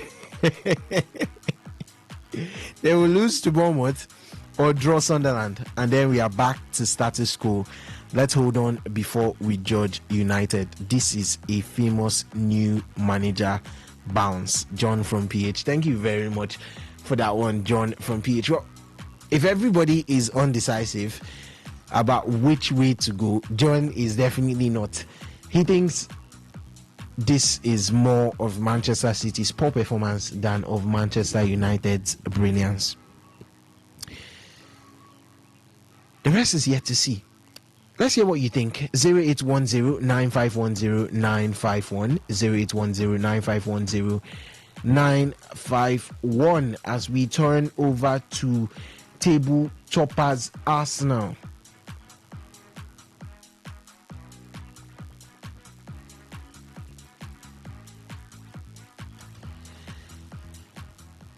Now, Arsenal, the Premier League leaders, were held to a frustrating 0-0 draw away at Nottingham Forest at the City Ground. It is their second consecutive goalless draw in the league after a prior 0-0 home stalemate against Liverpool. And it marks the first time since the 2012-2013 season that Arsenal have failed to score in back-to-back Premier League matches. Now, the result extended Arsenal's lead over second-placed Manchester City to 7 points. They did capitalize on City's 2-0 derby loss to Manchester United, but they missed a golden chance to go 9 points clear, leaving Mikel Arteta disappointed despite the step forward.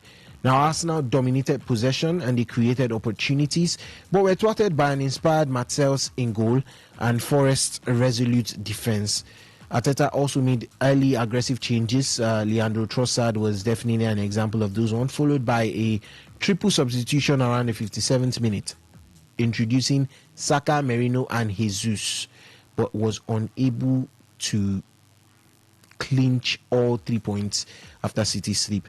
Now, Arteta highlighted issues with composure in transitions and handling away game emotion or chaos, evident in his animated reactions to misplaced passes. He was also furious over a late denied penalty for Ola Aina's apparent handball, which was not deemed so by the VAR, who interpreted it as a shoulder handling.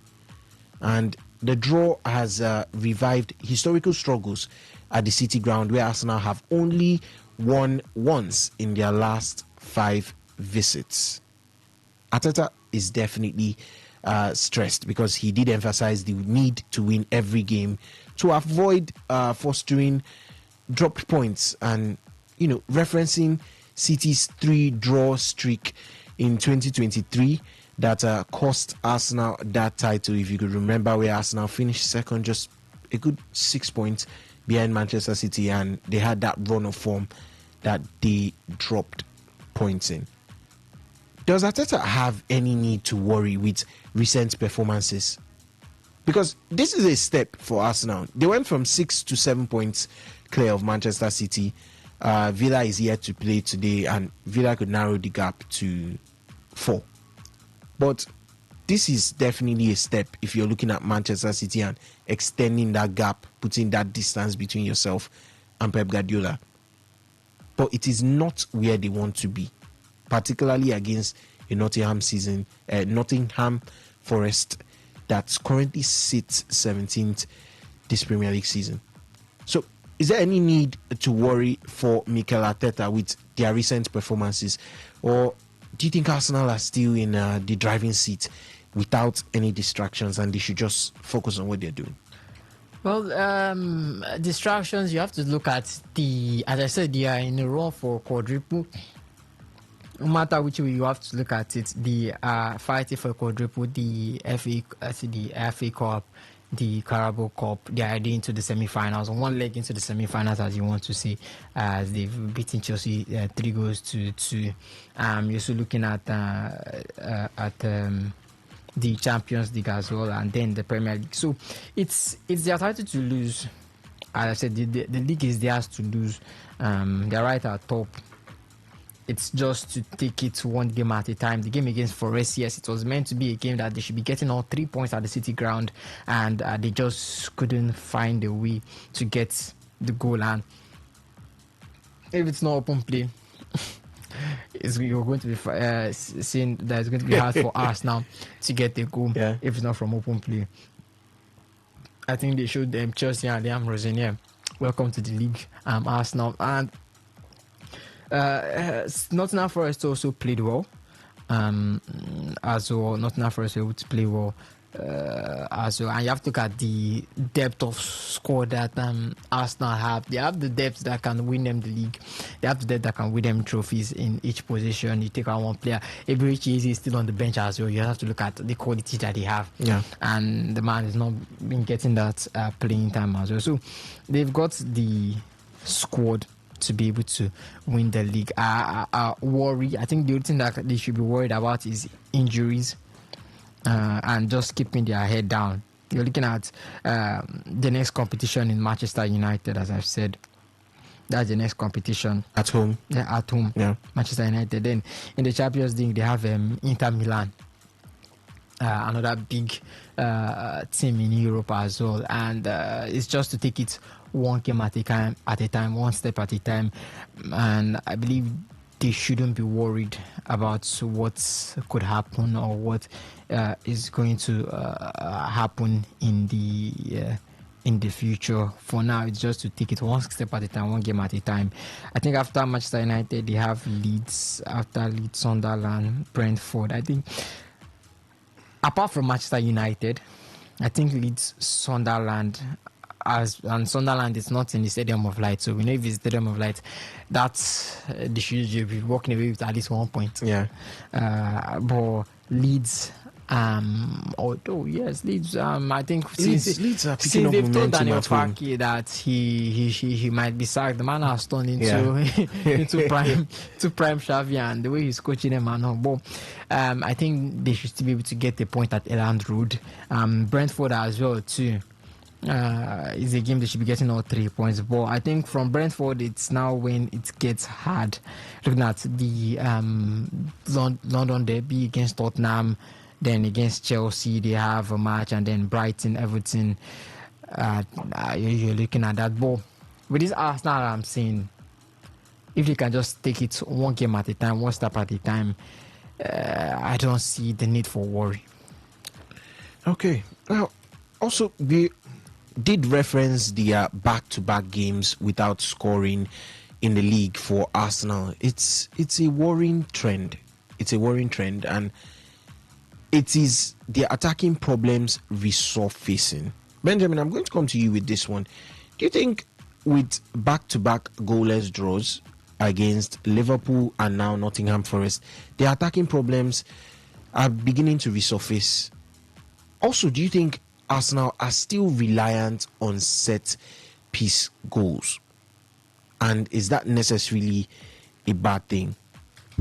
Well, it's not a bad thing as long as it gives results. That's what every manager wants. Every result-oriented manager would want to, look for ways to actually win games. And trust me, for those that have said or usually say Arsenal relies on set-piece goals, I think they would want to, if possible, they'd want to be towing that lane as long as it gets you goals. That's what is. That's what people wants to. That's what managers want. That's what team wants. They want to get goals. Excuse me, at all costs. Yeah. And that's what is playing now. So for me, I think for Arsenal, they've not been scoring goals, but the manager would want to, look at that. Sometimes we are still in January. Transfer window is still much available, but with a couple of players, the manager would say a couple of players are actually coming into the team, coming back from injuries. Gabriel Jesus has been back. What's his name now? The German Kai Havertz, back from injury. So I just feel that these players could do the job. But for Arsenal scoring goals, I feel it's that time. Every team have got a particular month where things are not going well. Firing. Things doesn't go well. For Arsenal, it's that. February, I think it's February. For Arsenal, it's February, late January entering February, and that's what we've seen. That's what we are actually, seeing at this point in time. So for Arsenal, it's just as the seats top of the Premier League table. So that's what is important. In the Champions League, they are in good place, playing against Inter Milan midweek, I think, if my head serves me right. Yeah. So I feel that for Arsenal, it's just there's no point kicking yourself. There's no point kicking yourself. You're still top of the table. You just need to find the pressure will mount definitely because it's something that they for the past 2-3 seasons they've been knocking on the door, but it's not coming. So that that phobia is still going to be there, knowing that we've been coming close for a long time and we've not been getting the results, going into games like this, but going into seasons like this. But at the end of the day, what they need to do is look at it, pump yourself up. One performance could spike it. The game against Nottingham Forest, we all knew that it's not going to be an easy game going to the City Ground, especially when you have a coach like Sean Dyche, a manager that you don't know what to expect from him. Even in his days at Burnley, Stoke City, you don't know what to expect from him. Those long balls, long throws, So I feel that it's one of those time when Arsenal, those same thing. Arsenal should get used to this point. Same thing that comes. So I believe that the manager should have been looking for answers before now. Knowing that late February is coming, so what you need to do is look for a way to get results out of this. So it's just a gradual process. Keep doing what you're doing. The goals will come, definitely. The goals will come. It's not as though Arsenal are playing badly. They are not playing badly. It's just that the goals are not coming. So the goals will come one way or the other. Trust me, it's going to come one way or the other, whether by set piece or not. Nobody cares. Ateta would not care if it's by set piece or long throw or whatever, as long as the goal comes. And that's not business of any other team. If Liverpool are not getting results, if Ancelotti would look at it and say set piece is something that will give us goals, Ancelotti would do that lane. So I don't like when fans of other teams come out and say they are relying on set piece. Go and rely on your own set piece and get your goals and better your position. Arsenal on top of the league, that's what matters at this point in time. It's not as though their lack of scoring goals for the past 2 games have made them, out down. They've taken them down the pecking order or out of the first position on the log. So the goals will come. Just keep doing what you're doing. The goals will definitely come at the end of the day. Well, speaking of a team that is not so firing at the same time, and as Benjamin did mention, Liverpool manager Arne Slot is facing growing uncertainty and a fan frustration following a 1-1 home draw against relegation-threatened Burnley. The result triggered boos from sections of the Anfield crowd at a full time, and we know the tale of the tape as Liverpool dominated with 73% possession and created 32 shots with 11 on target. Burnley had just one shot on target and they scored. And you have to look at Liverpool's missed chances. A penalty smashed against the bar by Dominic Szoboszlai, an effort cleared off the line by Cody Gakpo, and then Burnley equalized in the second half through Marcus Edwards. So it asks a lot of question of the man Arne Slot, and it puts pressure on him because a certain man who has lots and lots of relations with the club has just been released by Real Madrid. So it might be time to make that cash in and swap. I'm still going to stick with you on this one, Benjamin. Arne Slot, beyond this season, keep or let's go? I believe that there are rumors that Mike Edwards, wanted to sack him. Will Hughes wanted to sack him, sack him, but FSG, the owner of the clubs, the owners of the club have said, for now there's no replacement. So why would you want to sack him now? Let's possibly just chill until the end of the season. So for Arne Slot, I will not be surprised if he's fired by the end of the season. That's the truth.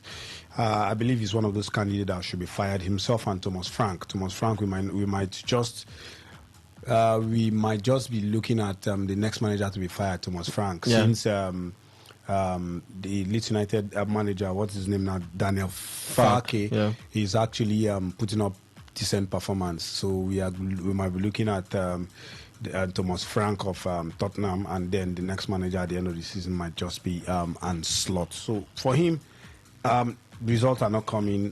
Fans, it's unlike the Liverpool fans to start booing their players or their manager, but they're actually doing it now. It shows that they're fed up with his performances, the performance of the boys. The team looks ordinary.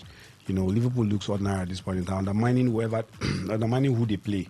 They are just so flat, and it's not the Liverpool way. So if it's just that what is keeping him is just that he won the league last season, and Liverpool is not that sacking team. That Liverpool is a patient team.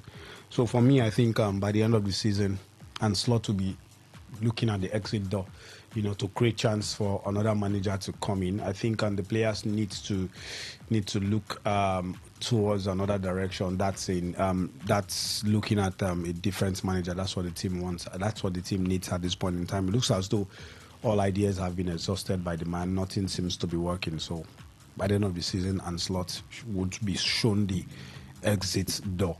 Over any possibility of Xabi Alonso, just very quickly, do you think there's any possibility of Arne Slot leaving, and then the profile of the manager you're bringing in, Xabi Alonso, returning to Liverpool? Xabi Alonso returning to, I think he was the first candidate where they were looking at before they brought in Arne Slot when he was still at Bayer Leverkusen, especially after his impressive run before he headed into the second season in Bayer Leverkusen. They were the person he was looking at, and the man said he wanted to stay another season at Leverkusen. He stayed. He got Arne Slot. The man won the league, and second season he's at Real Madrid and all. And Arne Slot is already lifting the English Premier League with Liverpool. So I don't know about Xabi Alonso, but I believe with Xabi it's not bad. Xabi didn't have a bad season at Real Madrid for me. No. They were just 4 points adrift from Barca. They were staying in all the cup competitions, and I believe if he was still in the person in charge against our Barca day, I don't think they would have lost that match in that Copa del Rey. So he's done an impressive job, and who knows if he does come to Liverpool, if he look his way. I don't, and if as long as he's given enough time, and I believe with Arne Slot given enough time, he should be able to turn things around. If he doesn't, then maybe he just went the right fit at all. Okay, you can send in your thoughts via our phone lines 0810 9510 951 0810 9510 951. We talked about United and their impressive performance in the Manchester derby. How much of it was City's poor performance and how much of it was United's brilliance on the day or you would like to put it as the new manager bounce. Arsenal, the attack not firing. Yet again, another resurfacing issue, and how much consistency is required, how much dependence do they have on their set piece. Liverpool on a slot, 12 games unbeaten run, but still dissatisfaction because there is a draw against Burnley and there is no way to salvage their season.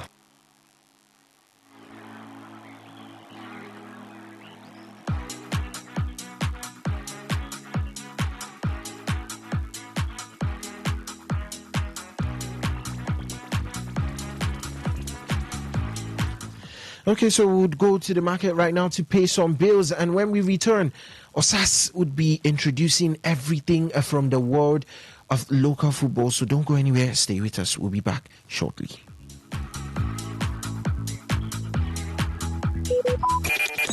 Talk radio. I listen to a lot of talk radio.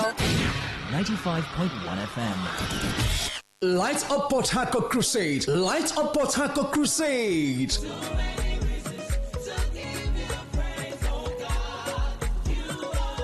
Port Harcourt City, get ready to experience an unusual move of God as Reach for Christ presents Light Up Port Harcourt Crusade, featuring salvation, deliverance, healing, miracles, and lots more. Ministering Pastor E.A. Adamoye, General Overseer, the Redeemed Christian Church of God, Pastor K.K. Ndukwe, Pastor Sojioni, Reverend Minaibi, Dagogo Jack, and other anointed men of God. Ministering in songs, Shema Jesus, Mr. L.L. Revelation, Prince Emmanuel, and other anointed ministers. Date 21st January 2026. Time 3 p.m. Venue River State University Football Field besides Convocation Arena, Mpolo Milesway, Diobu, Port Harcourt, River State. Don't be left out. It's your day of visitation. Jesus is Lord forever.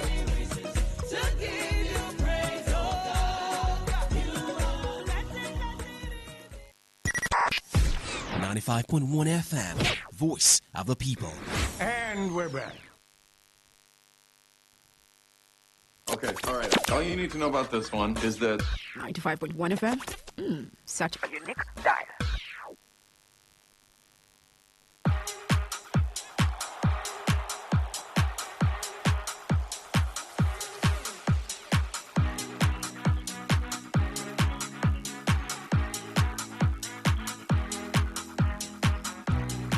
All right, ladies and gentlemen, a very good evening to you and welcome to the final phase of the marathon edition of Today Sports Live, right here on your premium news, talk and sports radio station, Today 95.1 FM. It's that time where we get to dive into everything that has to do with Nigerian football. Yeah, it's victory in the air. It's celebration also in the air. If you were with us yesterday during the final live coverage of the games involving the Super Eagles of Nigeria, you should have known that the Super Eagles of Nigeria triumphed over the Pharaohs of Egypt by 4-2 on penalties. 0-0 it ended at the end of 90 minutes, and then the Super Eagles had to correct the wrongs when it has to do with penalties against the Pharaohs of Egypt, getting that one over them. 4-2 it ended on penalties for the Super Eagles of Nigeria to clinch their 9th Golden Bronze, call that a third place finish, the 9th time in the history of the African Cup of Nations that dates back to 1957. So we are the best country when it has to do with third place finishes. 9 out of the African Cup of Nations competitions that we've had since 1957. On that note, I say good evening. Welcome to this side of the divide. My name is Osase Hiwin, and I will be with you from now up until 6 p.m., where the news update will be coming your way. And Alex Kabari and the guys have done their own beats. They've done justice to all the talking points that did come from the world of tennis, the world of athletics, the world of basketball, and finally the world of European football. And you can still share your thoughts with us on the questions that they talked about. Remember, they talked about Arsenal, the lack of goals. Is it more of a problem? Arsenal had the chance yesterday to extend the lead to 9 points, even as Manchester City dropped points. And I don't know if Aston Villa are going to be dropping points later on this evening. But for Arsenal, they were not able to capitalize on that particular gift given to them by Manchester City as they lost to Manchester United, surprisingly, 3-0. Was that 2-0? Yes, at Old Trafford. And Arsenal couldn't get any better over Nottingham Forest as both teams shared the spoils, shared the points right there at the City ground. And we're asking, is this the Arsenal that wants to win the English Premier League this season?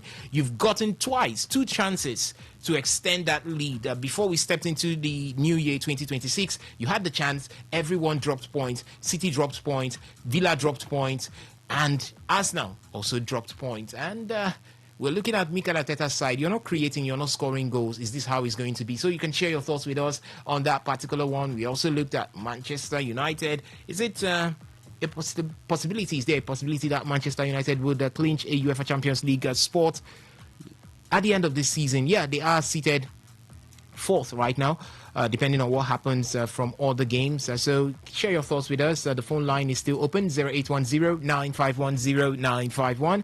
You could call in and let us know what you feel. Let us know what your take is on all that has happened throughout the English Premier League yesterday. Also, we had games in the Spanish La Liga, the German Bundesliga. All of these games were there for your taking. So you can share your thoughts with us right now through the phone line, or you could use the SMS and the WhatsApp portal, which is doubled at 0701-933-9962. Hello, good afternoon, good evening to you. Welcome, Kabalo Barry.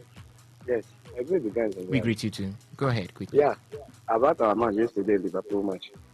And slot. I mean, I don't know what in the slot problem again. All right. Yes, because that man, how you go play 12 match? Out of that 12 match, you say they play unbeaten, like 2 winning. Now you go get inside the 12 matches. So the log when get to say Liverpool na team where they know they quickly they start coach like that. For me, I know I'm making day. I just want making the season. But do you think there is a possibility that an slot will be sacked this season? Me I don't want to making good sense. Not be today. For me, but just that Liverpool, now that kind of thing. All right. So, I make at the end of the season, we are not one time again. Okay. All right.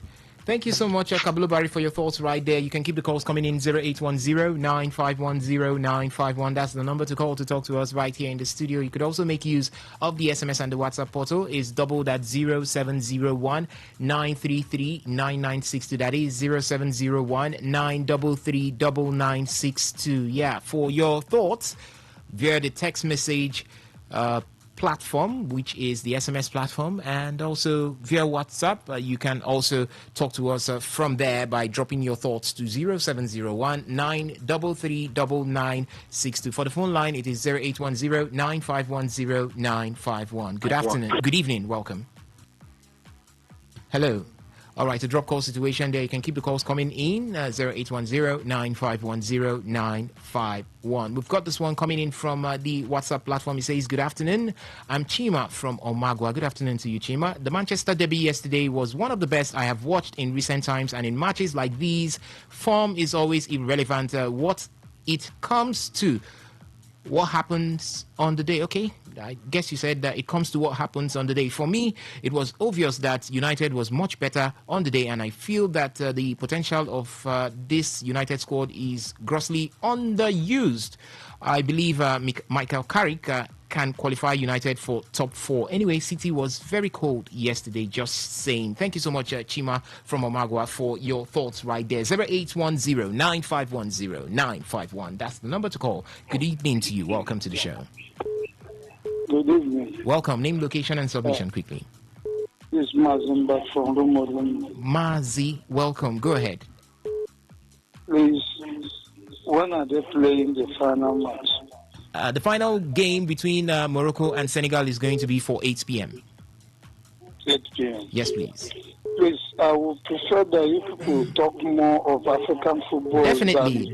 That's the part that we are right now. So keep listening. And they are too fast in the analysis. Okay. At times I find it difficult to pick completely exactly what you are saying. All right. I will break it down a bit. I'll tone down the speed a bit. Please do. It's important so that at the end of the day we know what you have said. Okay. All right. All right. Thank you so much for your thoughts there. Good evening to you. Welcome. Good evening. I can hear you. Go on. What's the name? Yeah, is that 95 points? Yes, this is Today Sports Live on Today 95.1 FM. Yes, I use from a concerned citizen. My name is Charles Chambers. All right. I am along Elele to Imo State. All right. There are about 30 checking points there. They are all the police there, and just after collecting money from motorists, causing traffic jam and all that. This is unprecedented. All right. Okay. No police there from the beginning to the end. They are just collecting. If you check points about all right. They are just collecting money. Okay. All right. I think you should draw the attention of the government about this. All right. All right. It's becoming so, I don't know how to put it. Okay. All right. I believe those who are responsible will be definitely listening to you right now, and they will bring the count to that. That should be checking most of these things. All right. Thank you so much. Anybody that's in charge that we can contact about this? No, not really. The police has its own checkmating force, so definitely they would swing into action as you have said this right now. Do you have any number related to them? No, we won't give you that right now. Don't worry. It will get to them. Okay. All right. There is no one that is exempted. They are all collecting money. All right. So okay. Even right now, I'm supposed to be in Owerri in the next 1 hour, but I'll spend 3 hours on the checkpoint. Okay. No issues. Definitely it will get to them as soon as possible. Thank you so much for that. Hello. Good evening to you. Yeah, good evening. Welcome, Relevance. Sorry, it's Ernest from... Okay, this is Ernest. Ernest has same voice with Relevance. All right, Ernest, welcome. Yeah, thank you very much. I'll get everybody down the studio. We greet you too. Okay, let me talk about United. All right, quickly. Since yesterday, the United won against Man City, their rival. People have been making something out of that to me. Okay. But for me, I think we shouldn't be making anything out of it because it's just the first impression of a new manager. All right. Which is likely to happen to any coach at all. You understand that? Just like as it happened to the president of the Chelsea coach. His first half was goalless. Second half, you see what he did.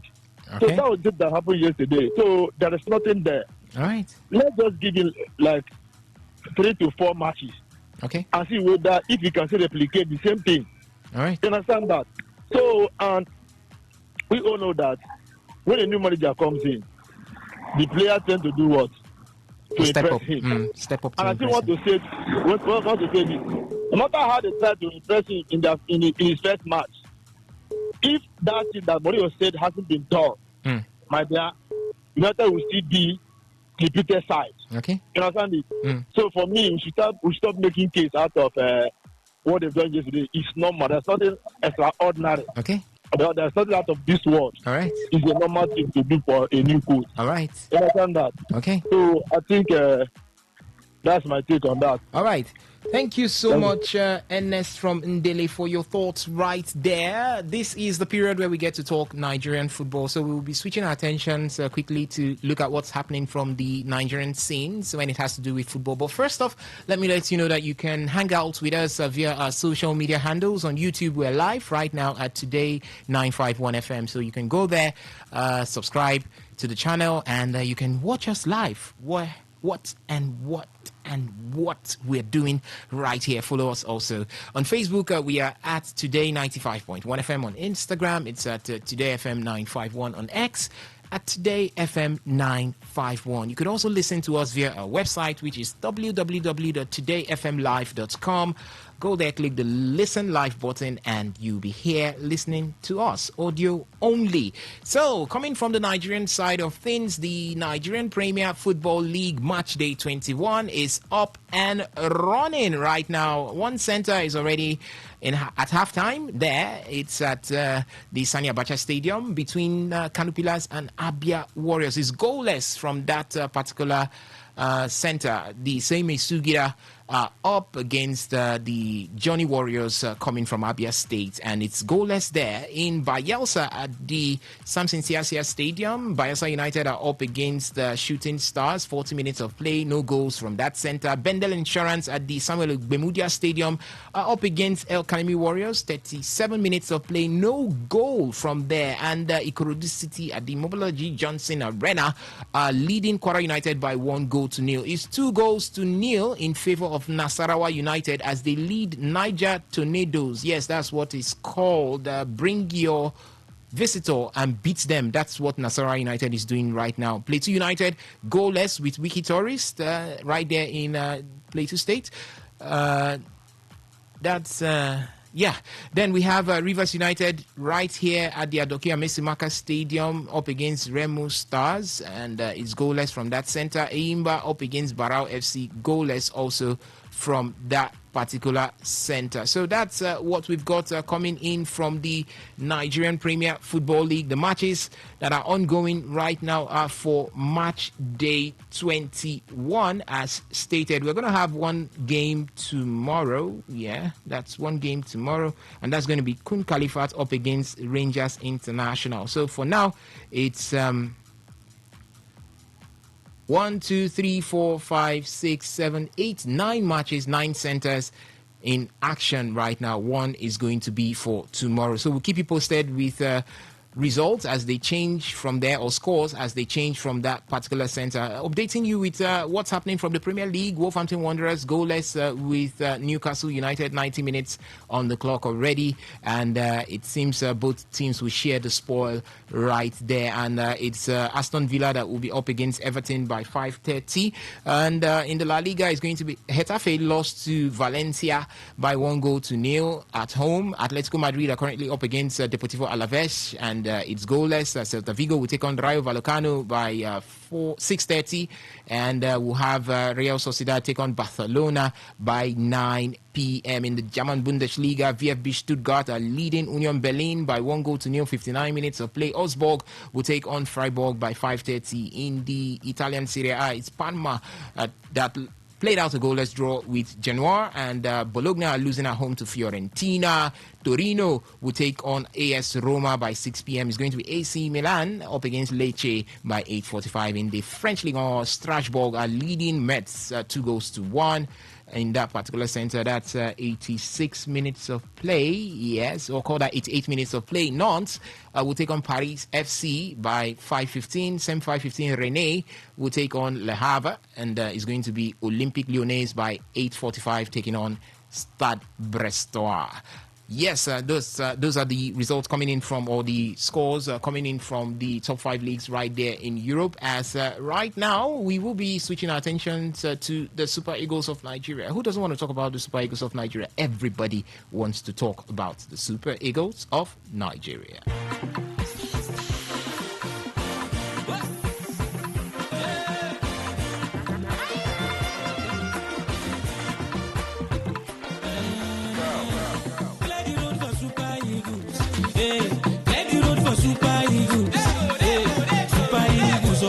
Yes, clear the road for the Super Eagles of Nigeria as they will be making their way back after receiving their third place trophy, or call that medal, after today's final match in the African Cup of Nations, the ongoing African Cup of Nations 2025. President Bola Ahmed Tinubu has congratulated the Super Eagles for winning the bronze medal at the just ongoing 2025 African Cup of Nations in Morocco. Tinubu described the achievement as a bronze that feels like gold. Yes, so I'm saying it again. A bronze that feels like gold. Praising the team's resilience and fighting spirit. Quoting him, he says, "This bronze medal surely feels like gold.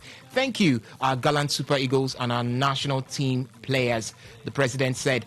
This is contained in a statement issued by the presidential spokesperson, Mr. Bayo Onanuga, on Saturday in Abuja. The Super Eagles defeated Egypt, 7-time African champions, via penalties after regulation time, ending that after regulation time ended in a barren draw, Tinubu commended the team for overcoming the disappointment of their semi-final loss to the host nation Morocco on Wednesday. He said the players demonstrated determination, persistence, and the can-do spirit for which Nigeria is known for. Quoting him, he says that despite their good run during the tournament, the Super Eagles lost the semi-final match to Morocco during the penalty shootout last Wednesday, and our people's hopes of winning the championship were dashed. However, our players remained undeterred and exhibited the resilience of the Nigerian spirit. Their efforts have now paid off, Tinubu said.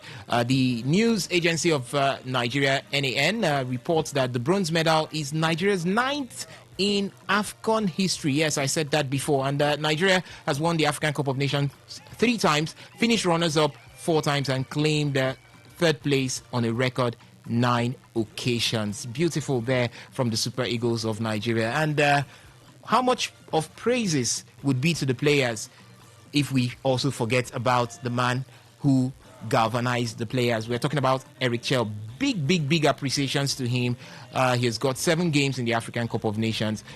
He was able to muster 5 wins against Tanzania, Tunisia, Uganda, Mozambique, and Algeria. 2 draws against Morocco and against Egypt. And though he lost on penalties to Morocco, but he was able to win on penalties against Egypt. And goals scored 14, goals conceded 4. And you're saying he's coming with a bronze medal, and you're saying congratulations to this man. Were you really impressed with the outing, most especially the tactical inputs coming in from Eric Chell?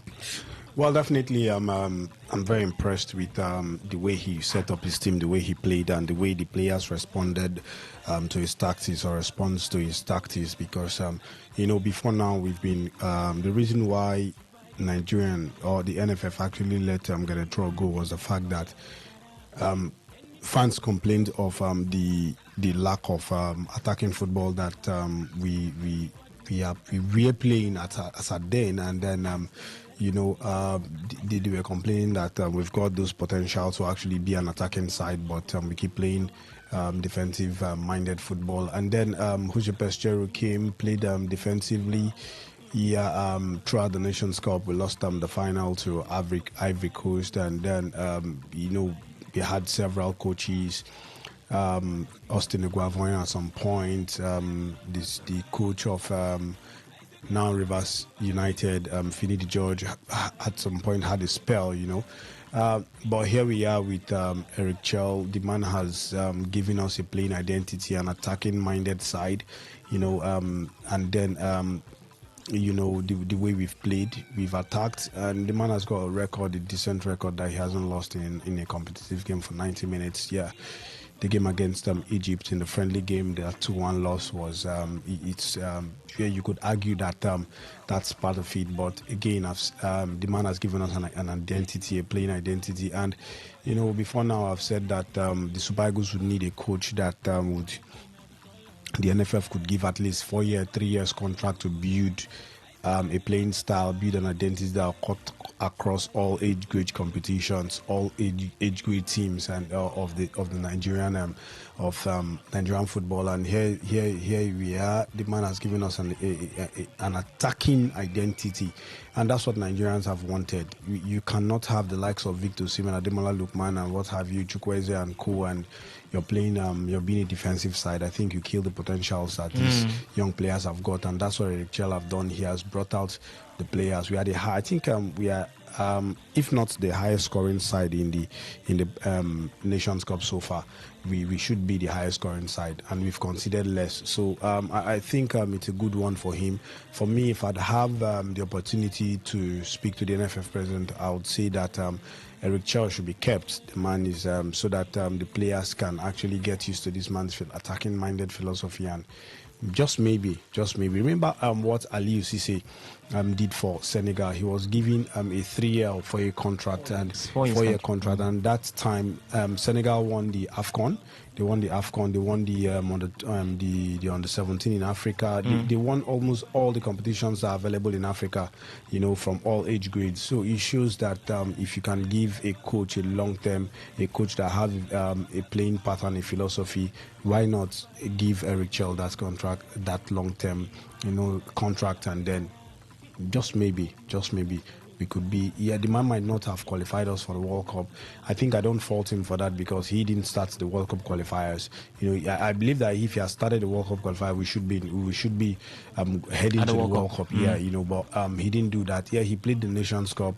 Not a very bad performance. He came out with bronze. Yeah, Nigerians, we might say we are tired of, winning bronze, but I feel it's a step. Yeah, last time we ended up winning the silver medal. Now we are coming home with bronze. But again, I think that we should be patient with the man, and hopefully, given time, the man could actually better the fortunes of the Super Eagles. All right, that's for Eric Chell. So big appreciations to Eric Chell for what we have seen. Lots of Nigerians are now believing in the quality of the Super Eagles of Nigeria, both in the gameplay and as well as the results being put forward there by the Super Eagles of Nigeria. And who else but Eric Chell? He has done really well with the Super Eagles of Nigeria. He just celebrated 1 year in office, or would I say having the reins of the Super Eagles of Nigeria. And after the game yesterday, he was asked if there are any opportunities of him going back to Mali to coach Mali, and he said, I was publicly disgraced on national TV right there in Mali, and I have come to understand the players of the Super Eagles of Nigeria, and I want to remain here. There is one manager that I've seen when he coaches the Super Eagles of Nigeria. He does that with lots of passion. Yes, lots of passion. I saw the game between Nigeria and Democratic Republic of Congo, the final African playoffs for the FIFA 2026 World Cup, and when he saw that penalty issue there, and it looked to him like voodoo was being used, I saw his passionate outburst there. You might look at it and say, why? But that was passion. Maybe for some persons would have said no real need to go this far, but he did go that far because he loved Nigeria as a footballing nation. Yeah, so big one there to Eric Chell. And Ako Adam said he's so in love with the Nigerian team right now because Eric Chell has been able to build some sort of brotherly connection with that team. In his post-match interview, he said all of that. So we just expect nothing but the best for the Super Eagles of Nigeria, even after the African Cup of Nations 2025.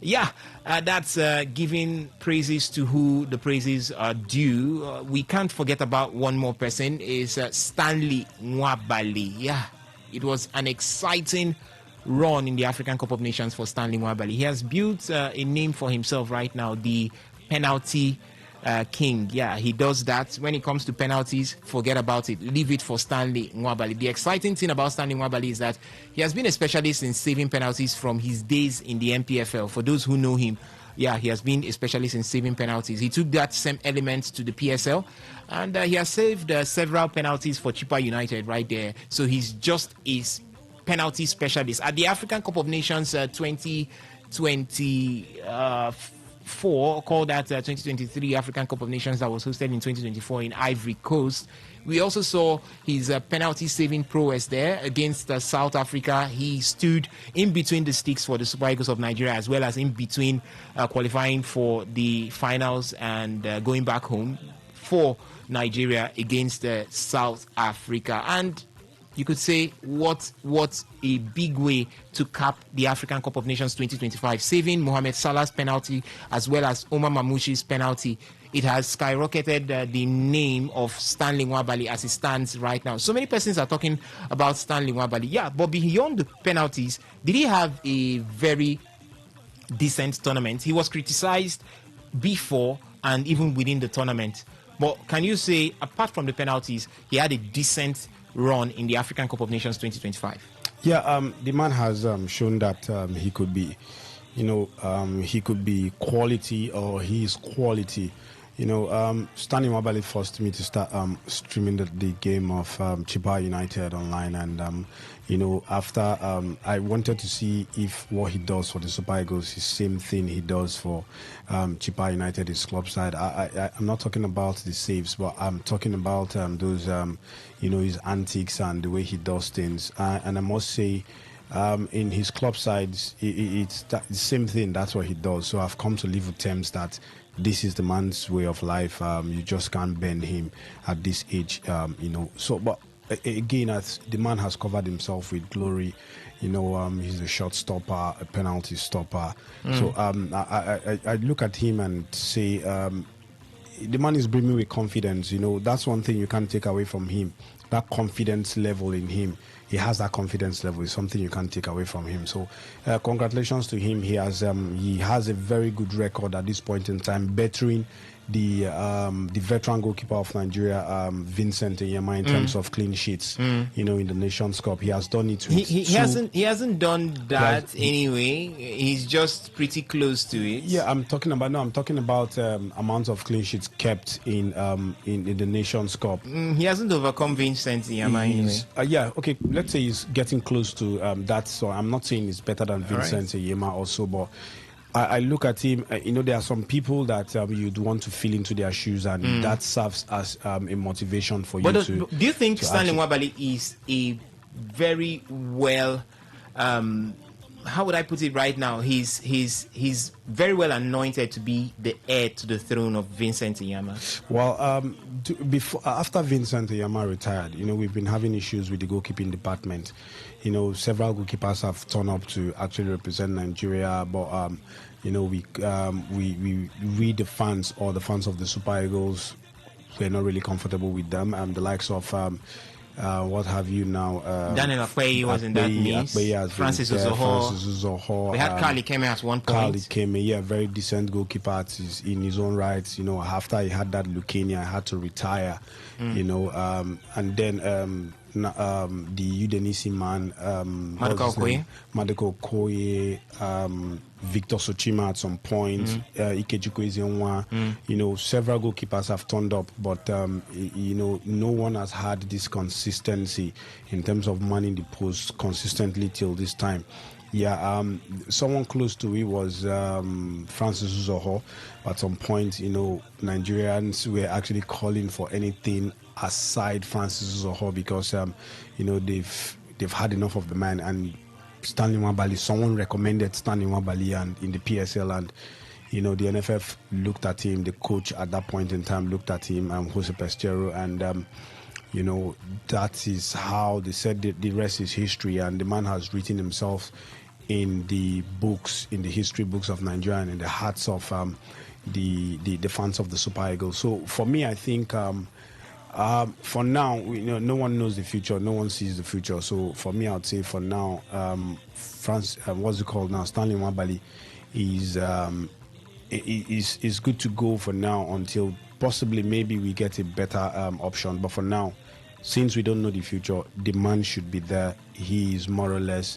Nigerians cry, give us Vincent Eyema, even if it's something close. But right now we are looking at, I know nobody can be someone 100% or like for like, but I must tell you that this man is close to making Nigerians, not to talk about the other goalkeepers that have manned the sticks. I'm not talking about Vincent Eyema now. After Vincent Eyema, the other goalkeepers have actually been in between the sticks for the Super Eagles of Nigeria. All right, and a lot already has been talked about Stanley Nwabali. According to Benjamin Mina, he has stated that he's the next best thing after Vincent Eyema, and should remain until we find something better. Is it a question of finding something better, or do you think that we should just put our faith and our trust in Stanley Nwabali as he stands right now? You could share your thoughts. After his exploits at the 2025 African Cup of Nations, do you think Stanley Nwabali is well anointed to take over as one of the best goalkeepers Nigeria has ever had from Vincent Eyema? Vincent Eyema is arguably the best goalkeeper the Super Eagles of Nigeria has had. Since dating back to the days when they became the Super Eagles of Nigeria. But do you think that Stanley Nwabali is in line to sit on that throne as well? You could share your thoughts with us via the SMS and the WhatsApp. Portal is doubled at 0701 933 9962. That is 0701 933 9962. We're still talking about Stanley Nwabali, and if you go over social media these days, it's really, really huge right now about Stanley Nwabali. I'll come to that one, but let's take this call first of all, as the phone line is also open right now. Hello, good evening to you. Welcome. Hello. All right, a drop call situation there. You can keep the calls coming in. The phone line is still open. You could share your thoughts with us concerning Stanley Nwabali as it stands right now. With the performance that you have seen, do we just put our faith on Stanley Nwabali right now and just let him do the business? And do you see him? I know he's not at that level of Vincent Eyama right now. We're going to look into it also. But do you see him in a couple of years to come rivaling Vincent Eyama as the best goalkeeper the Super Eagles has provided or produced? Hello, good evening. Welcome, Kablo Barry. Yes, good evening. Yes, I love my man, Stanley. All right. I'm so happy because he has shot so many people's thoughts from his back. All right. Those Nigeria fans, I don't need to say they downgrade anybody, but those fans where they never play ball before. Okay. Yes, where then they just the shout, because if any of them don't play community match, you go know the kind of pressure we follow. And talk less of when you go represent your country. But I thank God that Stanley Nwabali has put so many of them into where they belong. And then for now, me, I didn't watch any other keeper, so minus Vincent Eyama. But after Eyama, and Stanley Nwabali is the next one. But I want to ask, did Eyama play Nations Cup back to back, like the last four back to back as a goalkeeper? Yeah. I want to know. Yeah, he did. He did. Back to back. He did. He had five Nations Cup. Yeah, so if he's like that, that means after Vincent Eyama, Stanley Nwabali is the second for me. And I'm so happy for what we did for this Nations Cup, because when people was dragging me here and there, the thing I was so annoyed, I don't want to call because I love him so much. Okay. And I thank God that he has done it. All then right. for Peshero, I say Peshero, Eric Shelley. Those people where they sack people, where nobody they sack them, Mark, I give them warning. Yes, now make a blow at the top. Guso, now they talk this one for Guso. If you know what thing good for you, if you sack Eric, you Kukuma, pack your own bag, go your house. Yes, because me, I want make them give Chelsea like 3 years. Okay. Because this work, when they work, I know say the work will carry us go better. All right. So make them give a chance making work with those guys. Okay. Thank you. All right. Thank you so much, Kabulu Barry, for your thoughts right there. You can make use of the SMS and the WhatsApp portal also, 0701-933-9962. The phone line still remains open, 0810-951-0951. That's the number to call to talk to us right here in the studio. Good evening to you. Welcome to the show. Hello. Good evening. Good evening. Welcome. Precious, welcome. Go ahead quickly. Yeah, we would have been on the final, but unfortunately, it was Morocco. But there's no problem anyway. Nwabali remains the best goalkeeper. All right. Yeah. Okay, just hold your horses. Very soon we're going to also debate on it. So you could call back, we'll have that debate pretty soon. So you could call back and tell me why you feel Stanley Nwabali is the best goalkeeper for the Super Eagles of Nigeria. Thank you so much for your thoughts right there. All right, Stanley Nwabali went through the whole knockout phase of the ongoing African Cup of Nations 2025 without conceding a goal. Yeah, Nigeria defeated Mozambique 4-0. No goal conceded by Stanley Nwabali. Defeated Algeria 2-0 in the quarterfinals. No goal conceded. Nigeria played out a goalless draw with Morocco in the semifinals. No goal conceded. And also a goalless draw with Egypt in third place. No goal conceded. Good evening. Welcome. Good evening, my dear brother. I greet you. Welcome. What's the name? Yes. My name is Kingsley, calling from Ubuguru. Kingsley from Ubuguru. Welcome to the show. Go ahead. Thank you. Yes. Let me start with our coach.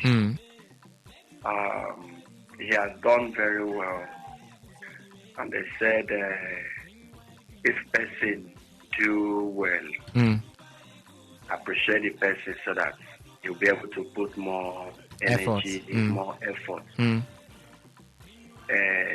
Relieving him of his duty now will even send us back. But allowing the man to stay, even give him more like 4 or 3 years,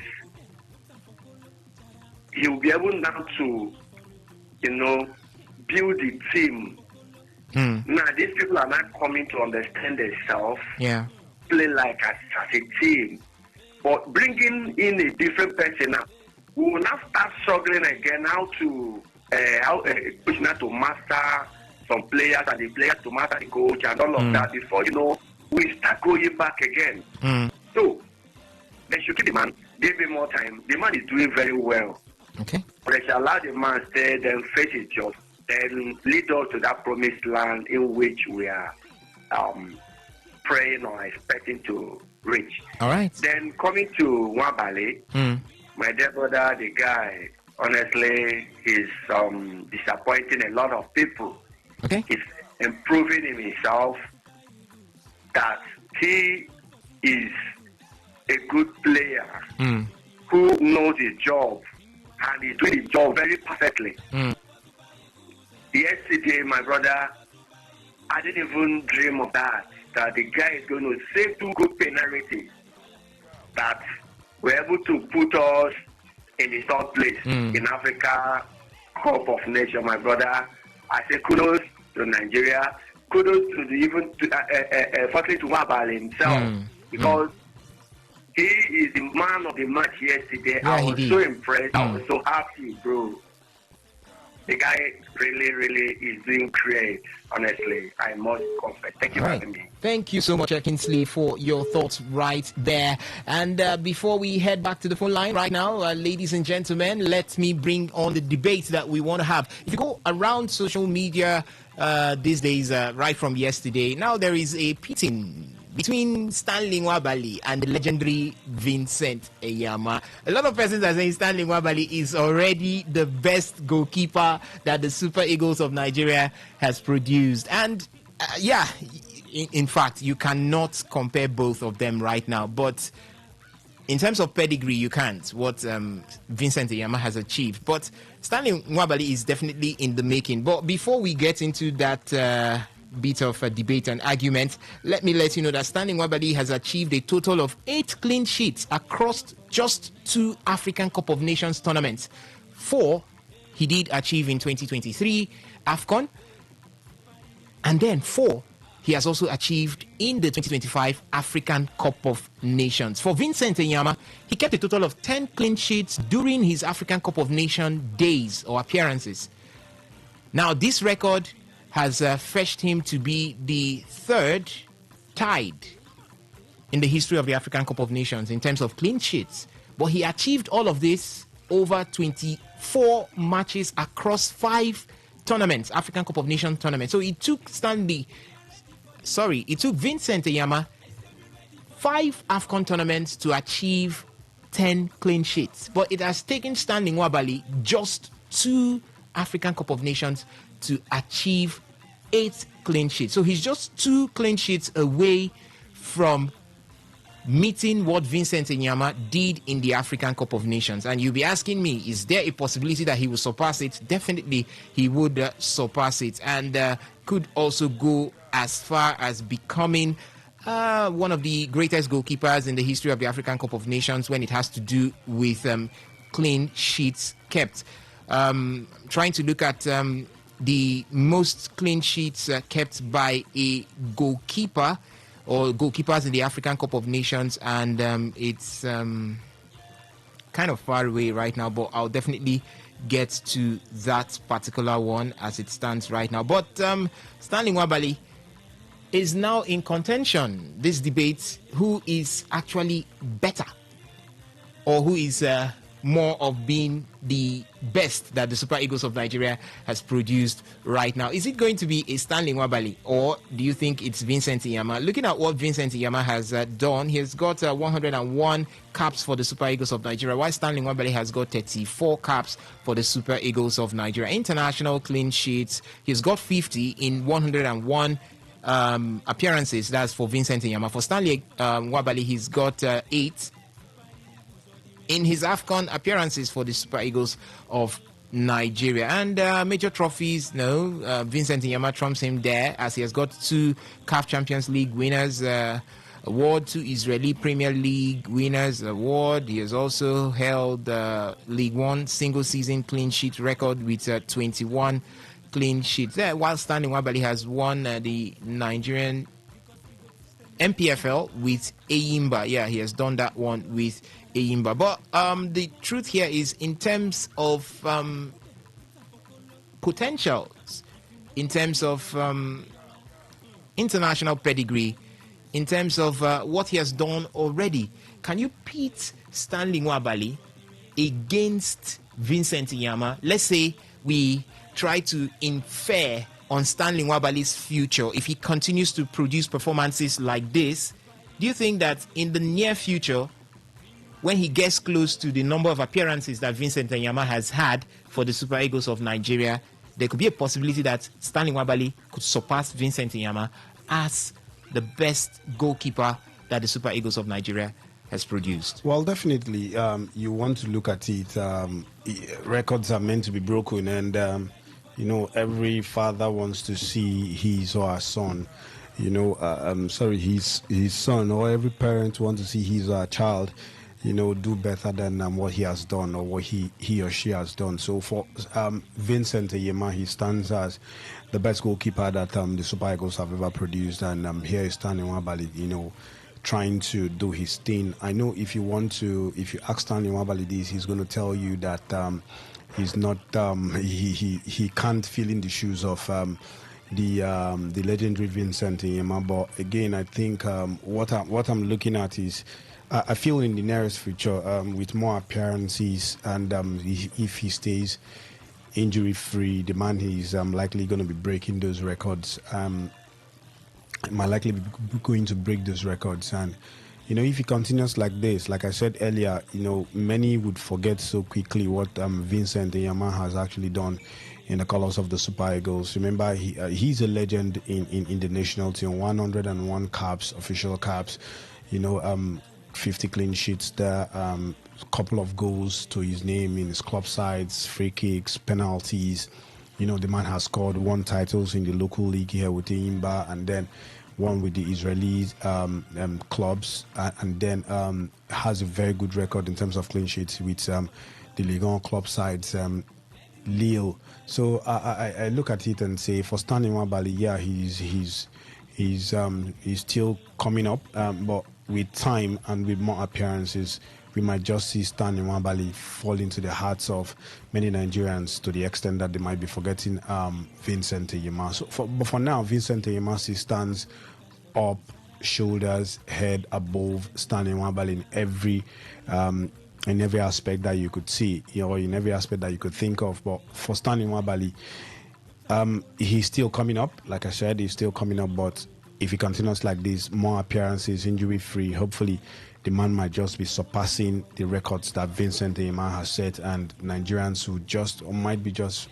forgetting what the legendary Vincent Inyama has done for the Super Eagles. All right, that is the debate right now. Do you think Stanley Nwabali has achieved the status of being compared to Vincent Inyama? And if we project into his future, and he continues to keep good performances like this, do you think that he can surpass Vincent Inyama as the best goalkeeper the Super Eagles of Nigeria has produced? By the way, the all-time record when it has to do with clean sheets in the African Cup of Nations is held by Essam El Hadari of Egypt, 14. It is Boubacar Kopa of Cote d'Ivoire, 11. Yassine Bono, 11. And Vincent Inyama completes the top 4 with 10. He shares it with Alian Douamani of Cote d'Ivoire and Edouard Mendy of Senegal. Stanley Nwabali is down there, but he's got the opportunity to also change that as time continues to count. 0810-951-0951.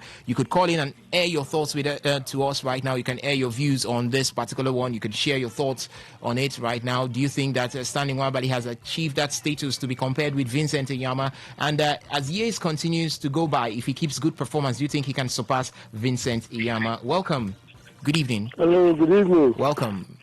Thank you. My name is Sinclair. Sinclair. I'm calling from Alakaya. All right. Welcome, Sinclair. Go ahead.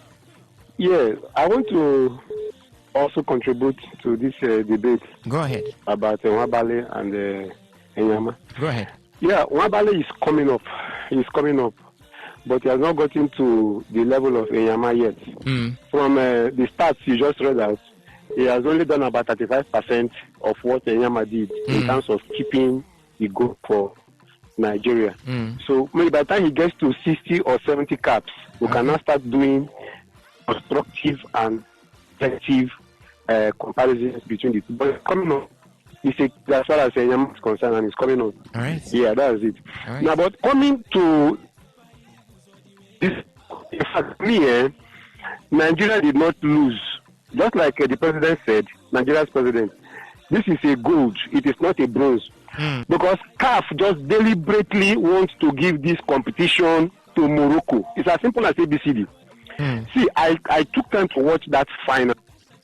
If you semi-finals, you mean? The world champions Argentina.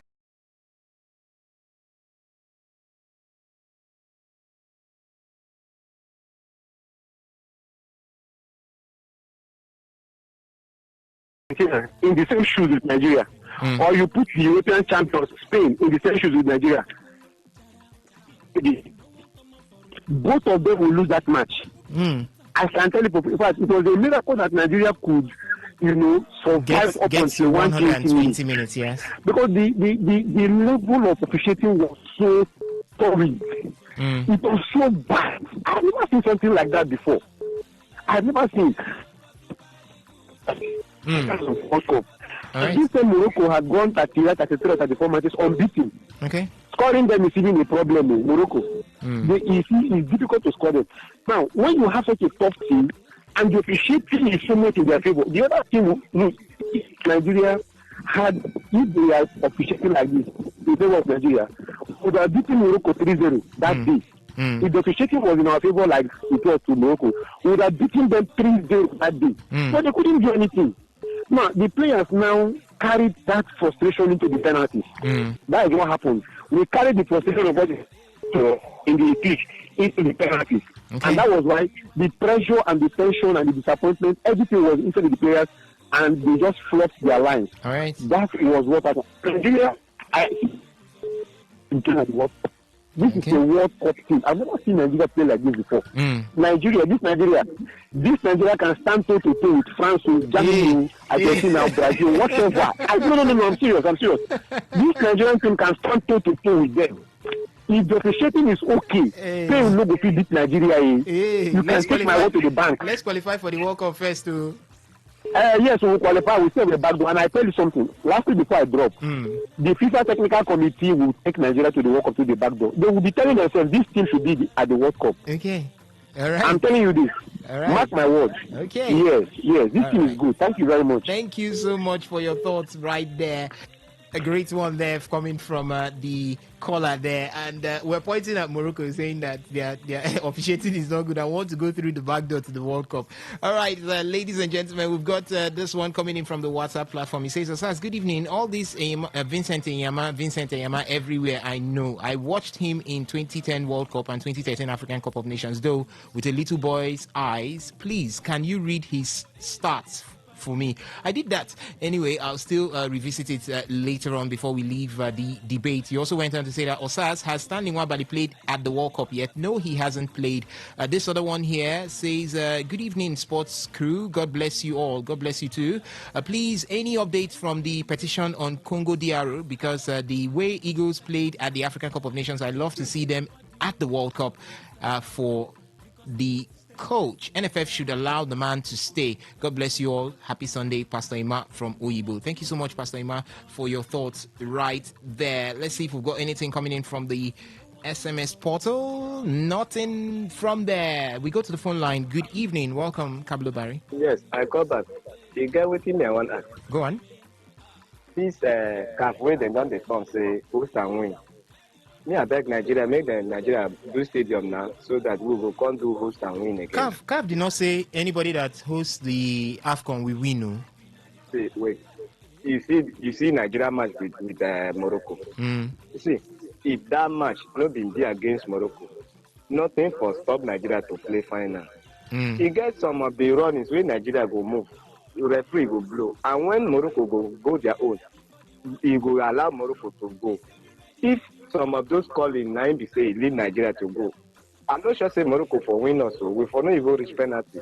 But only with me at the vex say CAF, if there no better thing to do, make them know better things to do. If they don't want to do them, if they don't turn them to host and win, and make them they do them like that now, so that every country, if these people will go win, who's next to own now, I will see how they will take divide them into three, give those three nations.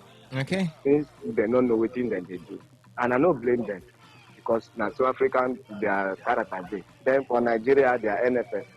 I talk them again. I say make them not touch a shell. And if they want to talk anything or they want to do anything, waiting me, I beg them, I beg. Make them do stadium for us for this country because we know get stadium. I see those kind of stadium where Morocco, where they for Morocco. God, I just sit down, they cry. Say which kind of thing be this one? I believe say Morocco no get money past Nigeria. Why Morocco go get all this kind of facility then Nigeria no go be get them? The thing they pay me. And one guy talk say Nigeria is supposed to be for World Cup. He get one South African journalist, that our Algeria match. The guy say, how come Nigeria will not be in a World Cup? That this kind of performance is a World Cup performance. So when he said that thing, I felt so bad. Then he now said, look at South Africa. They have already now. So what are they going to play in the World Cup? So, and that is why I also beg for this Gusau. I beg for well because now Gusau now keep us make we not go World Cup. Yes, and I know say that back door we want go through. I pray make we not go. Yes. Okay. All right. Thank you so much, Akablubari, for your thoughts right there. You can keep the calls coming in 0810-951-0951. That is 0810-951-0951. That's for the phone line. For the SMS and the WhatsApp portal is doubled at 0701-933-9962. That is 0701-933-9962. A lot has been talked about Nigeria's performance at the just concluded. Why am I saying just concluded? Maybe because the Super Eagles of Nigeria are done and dusted, but the African Cup of Nations is still on the road. The finals is for today. The final game is for today. Good evening to you. Welcome to the show. Yeah, good evening. Please, I called back just for 1 minute. All right.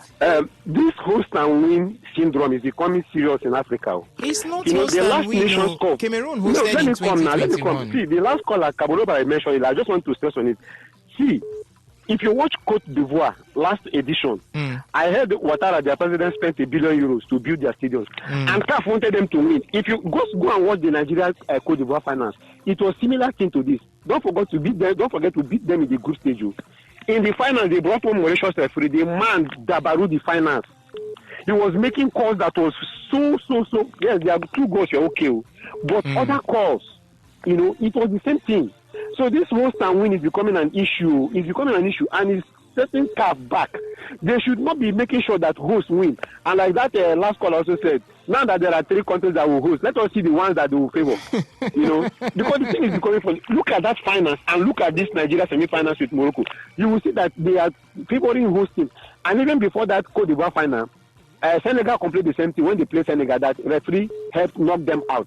And so on and so forth. I don't like it. CAF should watch it. They are bringing the game to disrepute in Africa. Okay. Thank you very much. All right. Thank you so much for your thoughts right there. Good evening to you. Welcome to the show. Good evening. Welcome. What's the name? All right. Welcome. Go ahead. Yes, I want to know the Morocco time. Okay, it's 8 p.m. 8 p.m. It's going to be between the Atlas Lions of Morocco and the Teranga Lions of Senegal. Okay. All right. Thank you. Thank you so much for your thoughts there. Good evening to you. Good evening, guys. Yeah, good evening, Simon. Welcome. Thank you. Host and win syndrome. It is only this Moroccan tournament that I see this syndrome. Cameroon hosted. I did not see. See, I've been into football. It is not that he will never favor hosting team at all. But don't do it when it is obvious. Okay. All of us know it. Just as those days, if you are playing against Messi and Ronaldo, referee will be giving them some favor, But it is not obvious. The last edition Cameroon hosted, I did not see any officiating making them to win. Even against Mali at the quarterfinal, they even gave the red card. Cote d'Ivoire, they gave Cote d'Ivoire a red card. Deserving red card, they gave them. And they were 1-0 down that time. But they rally and they equalize good goals, and later they won the match against Nigeria at the final. The referees did not favor them. I cannot remember anything that they did to Nigeria that made Nigeria to lose that match. It is just we choose to lose the match and we lost it. So it is in this tournament now, especially, okay, even from the group stage against there is one thing that they play, one small thing that they play, that even the thing got clean penalty, they did not give it. Apart from that, see, I watched because I did not watch this match live, the Cameroon versus Morocco. But I watched the replay. My brother, you see that Mbemo foul at 18. Can anybody in this world told me that wasn't a penalty? Even if a blind person knew that. See, he might control the game. At the end of the day, the opposing team will still win you. That he control the game is not the issue. Okay. And he can choose to sit back and have it as their match plan, which you have been seeing it in football. All right. 2002 World Cup, Senegal versus France. If it is by playing a static, France will give Senegal 10-0. All right. But France lost the match. So against Nigeria, the man he used the whistle to give Morocco the victory. All right. Some people will be asking, did you score goal that they cancel? I say, maybe some people that are asking this question, they have not been into football. So it is just this edition that they started doing that. All right. I know that maybe they have AFCON now, the female own that is coming. That is what they will do because I don't know whether they regretted by Super Falcons winning the last one. So it is what is CAF supposed to just. Okay. All right, Simon, we would let you go right now because we'll be going out to pay some bills. When we return, you have the chance to continue airing your thoughts via the phone line as well as the SMS and the WhatsApp portal. For now, we go out to pay some bills. So, ladies and gentlemen, stick around as today's Sports Live, the Sunday's edition of the show, will be back shortly. Because we go teach them a lesson. I said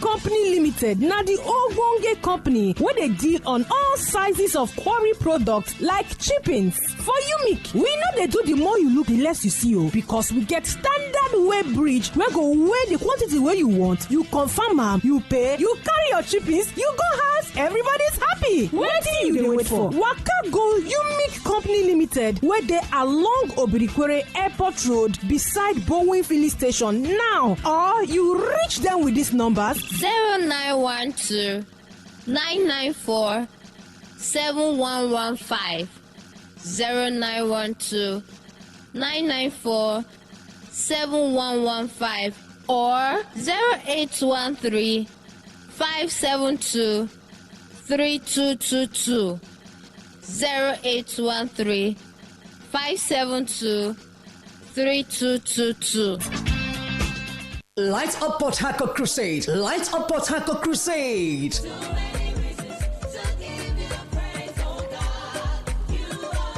Port Harcourt City, get ready to experience an unusual move of God as Reach for Christ presents Light Up Port Harcourt Crusade, featuring salvation, deliverance, healing, miracles, and lots more. Ministering Pastor E.A. Adamoye, General Overseer, the Redeemed Christian Church of God, Pastor K.K. Ndukwe, Pastor Sojioni, Reverend Minaibi, Dagogo Jack, and other anointed men of God. Ministering in songs, Shema Jesus, Mr. L.L. Revelation, Prince Emmanuel, and other anointed ministers. Date, 21st January 2026. Time, 3 p.m. Venue, River State University Football Field, besides Convocation Arena, Mpolo Milesway, Jobu, Port Harcourt, River State. Don't be left out. It's your day of visitation. Jesus is Lord forever.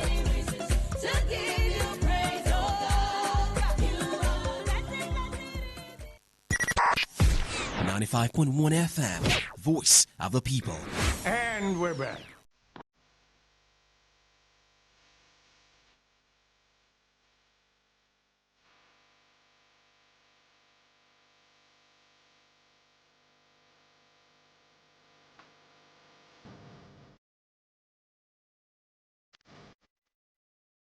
All right, so whenever you hear that, you know that it's time for us to talk about the African Cup of Nations. By the way, welcome back to the marathon edition of Today Sports Live right here on your premium news talk and sports radio station, Today 95.1 FM. We had to go out to pay some bills, but we are back right now, and we are back to talk about the African Cup of Nations. The AFCON 2025 final is scheduled to take place today, being Sunday, January 18th in Rabat. I remember just it was like a few days back, we were talking about the African Cup of Nations starting, and here it is again. The African Cup of Nations is ending. Ovi Wallace is with me in the studio, and the only question I have for Ovi, are we rotating on this earth faster than we used to rotate before?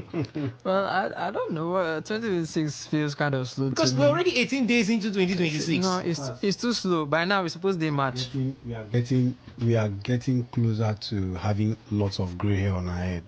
Because the speed at which we are moving these days. I remember it was like the African Cup of Nations was going to start like yesterday. We had that build up. Oh, it's starting. Yes, all had the to groups and all yeah. that. And look at us now. We are saying this is the last day of the African Cup of Nations. Nigeria was able to advance. Maybe that's why it feels long. I'm sure if we had exited, it would have felt like a breeze for Nigerians.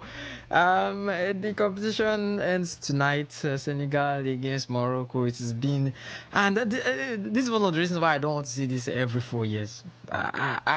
You know the beauty of it. Yes, the beauty of it. Patrice Motsepe that's talking about the CAF president, Patrice Motsepe. He was actually in front of journalists yesterday in a conference where he had to talk about the reason for the 4 years. Once for the AFCON, that's AFCON every 4 years. The reason for scrapping the CHAN, that's the African Nations Championship, and all of that. But fine, he had cogent reasons anyways. Let's see. There's always something new. Change. There's something that is always new. Change is always He was the same man at one point that said the AFCON should be every 2 years. It was the same man that said it, and I have to say, for me, I still believe it's due to the Europeans that we are changing all this, because I don't know why we have to now. Well, globally, football needs to be unified. See, Osas, the truth is, I believe that this AFCON being moved to 4 years. First, I believe it's been influenced by the Europeans, because you look at it, the clubs in the in the top leagues are being most of the top players are Africans. You look at Liverpool, you see an African in almost every team you go. Liverpool, you've got Salah, Fulham, you've got Mbassi. You've just Africans littered over everywhere, and they play important and integral part. They're an integral part of that team. The benchmark of the team. So we know what clubs will be losing. And January, when it comes to January, that's when these clubs get to fight for league positions, relegation battles, and what have you. So I believe part of it is being influenced by the European clubs. That's it. But secondly, I think that our football is still growing. So why would you want to put it in 4 years? You scrap the CHAN. The CHAN is an avenue where the local players get to showcase what they have, and where possibly scouts, national teams, coaches would have the avenue to actually look at them and say, okay, you're fit for the national team, and give them a different program to enhance their growth and development. So, but for me, I think it's quite bad for the growth of football in Africa.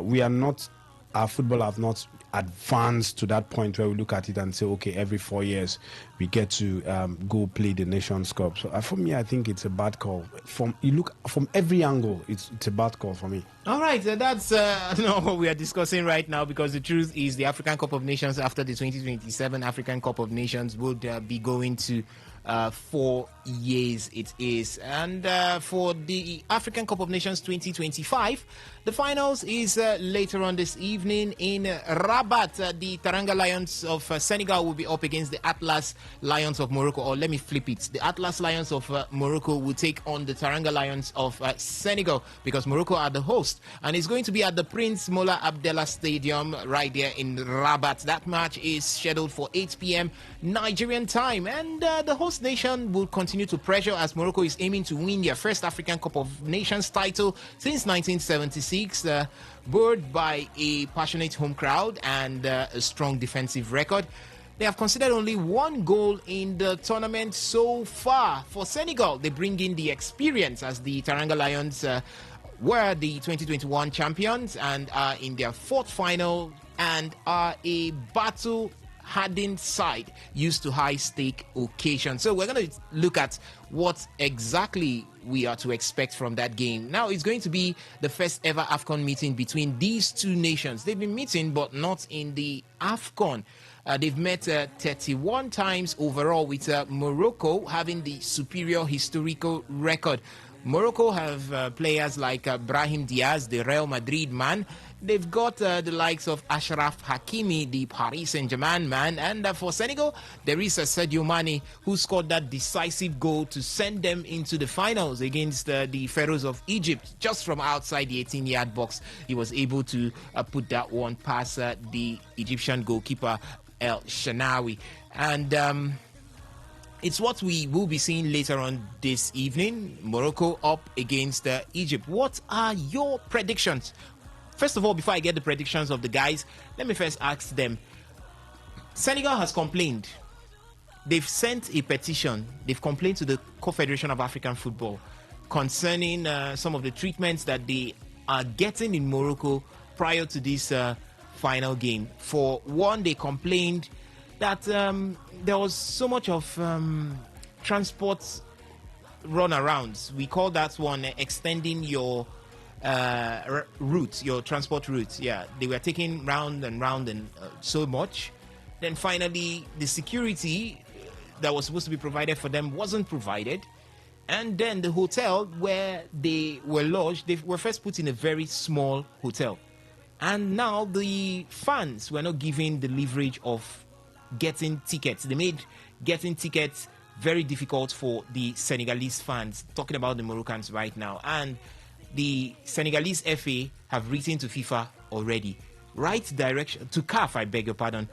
Right decision by the Senegalese FA, or do you think that they should have just kept quiet and go down to the pitch and do the talking right there on the pitch? Also, I think it was expected, or it's expected, going into this game, the final against the host nations, the host nation Morocco. But one thing that football is a friendly game. Football is a game that unites the world, and football is a game that is best played without violence. And football is a game of sportsmanship. Why would you do this? This is not sportsmanship. And we were here talking about the officiating. The bad thing about this whole thing is CAF will not do anything. Trust me, CAF will not do anything. And look at Morocco. Senegal did not train. They didn't train. Was it yesterday or the day before yesterday? They didn't train because of all this. The hotel that they gave them, or I think the training pitch that they were supposed to train on was very close to the Moroccan. What's it called now? So I feel this is expected, especially from the North Africans. When Ivory Coast hosted the West African brothers, we didn't see all this. When Cameroon hosted, we didn't see all this. Why the North Africans always? They've always been a thorn in the flesh of other nations, especially when it comes to football. Football is a friendly game. We were here talking about what the Super Eagles experienced against Libya at the airport in Tripoli. Now, when you play the North Africans, both in CAF competitions, you get to see these things. And now, see, the truth is, the reason why they keep doing this is the fact that CAF have not made a statement. So we are still going to be saying this in over and over years to come until CAF decide to make a statement. See, the truth is, officiating, this is the Senegalese should expect more from the officiating and more of this. Okay. We talked about lasers, using the lasers. Those things are supposed to be banned because it's dangerous in the eyes of someone. But CAF have not said anything about it. Now we heard that the Senegalese did not train, lack of security, and the travel, they kept them in a hotel where you have to do lots of traveling before you get to, the match venue. So these are the things that CAF ordinarily should have stepped in before now and dealt with it. But again, like I said earlier, you don't be surprised. CAF will not do anything about this thing. They will just have to play the game and play it like that. That's what CAF will do. They will not say anything about it. CAF is very slow to responding to things like this. And at the end of the day, this is Africa. Waiting don't pass. Nobody will revisit it again. And there's going to be a reoccurrence again if any of the North Africans get to host. The West Africans have been hosting. We've not seen or heard anything about this. Yeah, I know home advantage will be there, but it's not like this. Let the fans be the 12th man and then let them cheer you up as the home team, not you doing the off-pitch activities. Football is best played without things like this. Football is a game of sportsmanship. Where is the sportsmanship in all this? That is left for CAF and the Moroccan FA to actually answer that question. All right, so left for CAF, the Confederation of African Football, and the Moroccan FA to answer to that. The words of Benjamin Mina. The stadium which would be hosting the finals later on this evening, which is the Mohammed Prince Mola Abdallah Stadium right there in Rabat, is having a capacity of 69,500, and the Senegalese FA, that is the FSF, are complaining that they have been restricted. Their funds have been restricted to just 3,000.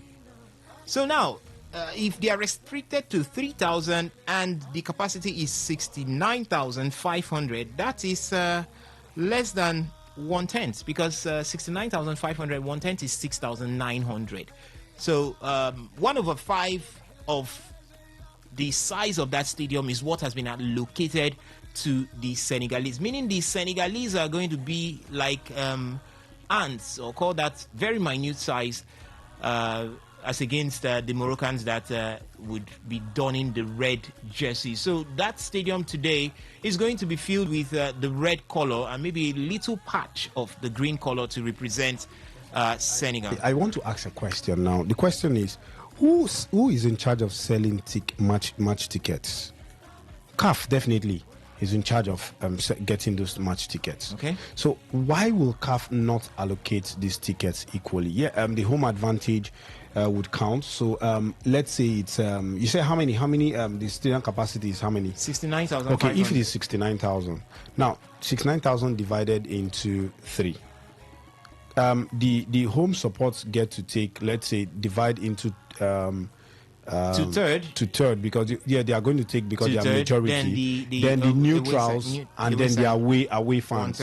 So I feel that CAF is not really doing enough to actually calm the situations down. So for me, like I said, they will not do anything. It is what it is. Whatever happens, the Senegalese should take it that way. That is what it's looking like in Africa, especially whenever our North African brothers get to host tournaments like this, major tournaments. It is what it is. Remember when the Super Falcons actually played the host nation in the final? That's the WAFCON final. We saw all these things play out. So it's nothing new, But like I said, this is things that kills football. It kills football, and it's one thing that I say: African football have not grown yet. We shouldn't be seeing things like this. Football is a friendly game, and is best played without violence. It's best played with sportsmanship. That is what football stands for. So CAF should better this, so that a reoccurrence would not happen going forward. All right, CAF should better this so that a reoccurrence will not happen going forward. But guys, before we go to the phone line, let me get your predictions for this particular final encounter. I'm going to be starting with you, Ovie Wallace, on this one. What do you see happening from there? Senegal up against Morocco. Morocco to win. Morocco to win. Yeah, okay. I don't know the scoreline because I feel it's going to be a tight game. And looking at how Morocco are a very cagey side, as we've seen, they've only considered one goal so far. So Senegal, yes, they might be able to break that defense with shots outside the box. But I still believe Morocco's defense to hold true for 90 minutes and 120 minutes if they go to extra time. So it might even end in penalties the way I'm seeing it. But I don't think Morocco wants to go that way and leave it in the hands of luck. So the way I do see it, I still believe Morocco are going to win nonetheless. All right, Morocco to win. And for you, Benjamin? Well, I like going the other way. You've known me. I like going the other way, even if it doesn't look glaring, to the eyes of others. I see Senegal going home with the trophy, regardless, be it 90 minutes, win or a penalty or extra time.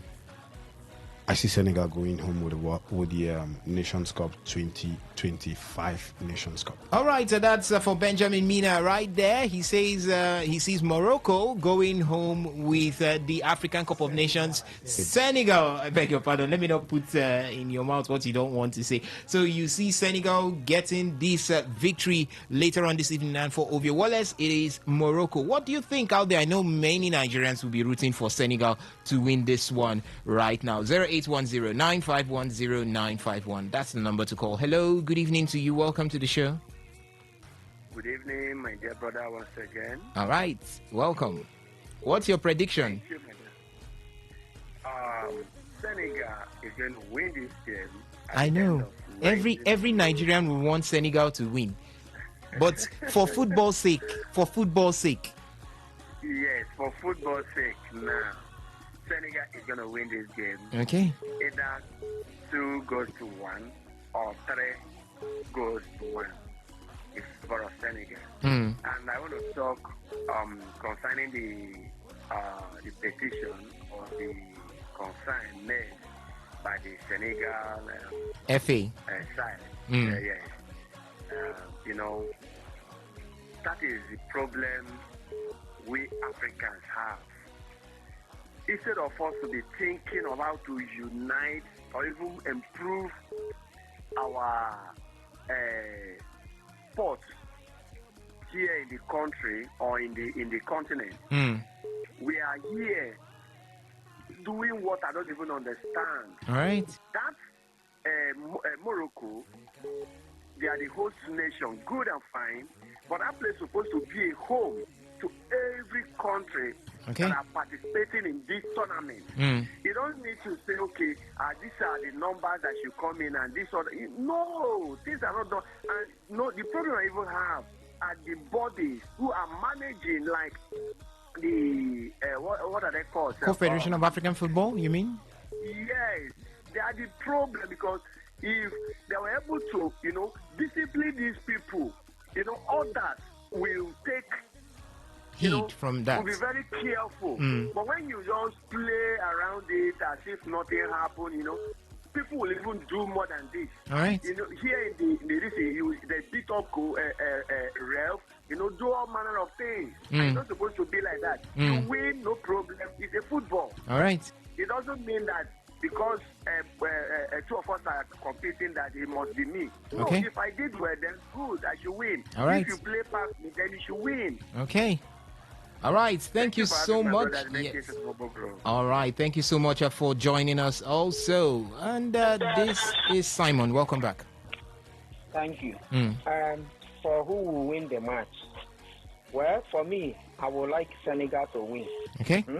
But my mind is telling me that something funny will happen. Let me tell us one thing. You see all this in the Senegal, please, you people should stop complaining about what they did, not to train all those things. We have been seeing this thing. CAF Champions League, all this continental CAF competition on club side, and CAF are not doing anything. If you are expecting CAF to do anything, you are wasting your time. Just knew that all these things will happen to you. Just go there, get your titles right. The only thing now is when the referee now will use the whistle to kill the morale of the players and spoil the game. That is the only problem. But if it's only pretty much all these things, they are anti or whatever. CAF have been allowed them to do this thing. I'll be going home safety with it. So there is nothing anybody can do until the CAF wake up to amend things in Africa. All these things will continue happening. Okay. Thank you. Thank you so much, Simon, for your thoughts right there. This one coming from the WhatsApp platform says, that my name is Charles Sanosi, writing from Port Harcourt. For today's AFCON final, I give it to Senegal. They deserve it more than Morocco. My prediction is 2-1 in favor of Senegal. Kabalo Barry, welcome back. No, I don't get time to predict that match because nothing will come after that match for Senegal. The way they do Nigeria, then waiting they will do Senegal. Okay. But waiting, I want them to decide. Give me a result for Nigeria Premier League. Okay, I'll do that shortly before we leave the studio. You can keep the calls coming in 0810-9510951. That's the number to call to talk to us right here in the studio. You can drop your predictions for the finals of the African Cup of Nations, or the final game of the African Cup of Nations, scheduled for 8 p.m. right there in Rabat, the Prince Moula Abdel Stadium. It's going to be between the Atlas Lions of Morocco and the Taranga Lions of Senegal. So 0810-9510951. That's the number to call to talk to us right here in the studio. You could make use of the SMS and the WhatsApp portal to also reach us with your views and your thoughts. So it's open. Either you use the WhatsApp and the SMS portal, or you use the phone line as it is right now. And for the MPFL games, Kanu Pillars were defeated by Abia Warriors by 1-0 away from home. We also have Bayelsa United defeating Shooting Stars 2-0. Almost ended. 1-1 it is between Bernard Insurance and Economy Warriors. Ikorodu City defeating Kwara United by 1-0. It's 2-1 between Nasarawa United and Niger Tornadoes. Plateau United defeated Wiki Tourists 1-0. Rivers United are leading Remo Stars by 1-0. While Enyimba Football Club of Aba are playing out a goalless draw with Barao FC. 77 minutes of play from that particular center. 0810-9510951. Let me get your predictions for the final game of the African Cup of Nations 2025 right there in Morocco. It's between the Atlas Lions of Morocco and the Taranga Lions of Senegal. Good evening. Welcome. Good evening. And this is Dennis calling from Port Harcourt. Welcome, Dennis. Go ahead. My prediction for the final game. All right. Against Morocco and Senegal. I think Morocco will come out victorious. Okay. All right. What's the score? It's a 1-0 win. 1-0 win for Morocco. Okay. All right. Thank you so much for your thoughts right there as we are getting close to calling to wrap on the show this beautiful evening. But before we do that, ladies and gentlemen, okay, let's take this call quickly. Hello. Good evening to you. Welcome. Okay, drop call situation there. You can try as much as possible to reach us. But before we get back to the phone line, let me update you with results coming from the various centers around Europe. As in the English Premier League, Wolverhampton Wanderers played out a goalless draw with Newcastle United. It's Aston Villa up against Everton, goalless from that center. And that's the Villa Park there, 27 minutes of play. In the Spanish La Liga, Getafe lost to Valencia. Atletico Madrid are leading Deportivo Alaves by 2-1. Celta Vigo will be up against Rayo Vallecano by 6:30. It's going to be Real Sociedad up against Barcelona by 9 p.m. And in the German Bundesliga, VfB Stuttgart played out a 1-0 draw with Union Berlin, and it's Augsburg up against Freiburg, goalless from that center. In this Italian Serie A, Parma played out a goalless draw with Genoa. Bologna lost at home to Fiorentina by 1-2. Torino will take on AS Roma by 6 p.m. and it's going to be AC Milan up against Lecce by 8:45. And the French Ligue 1, Strasbourg defeated Metz 2-1. Nantes are losing to Paris FC by 1-0. It's Rennes up against Le Havre, 43 minutes goalless, and Olympique Lyonnais will take on Stade Brestois by 8:45 p.m.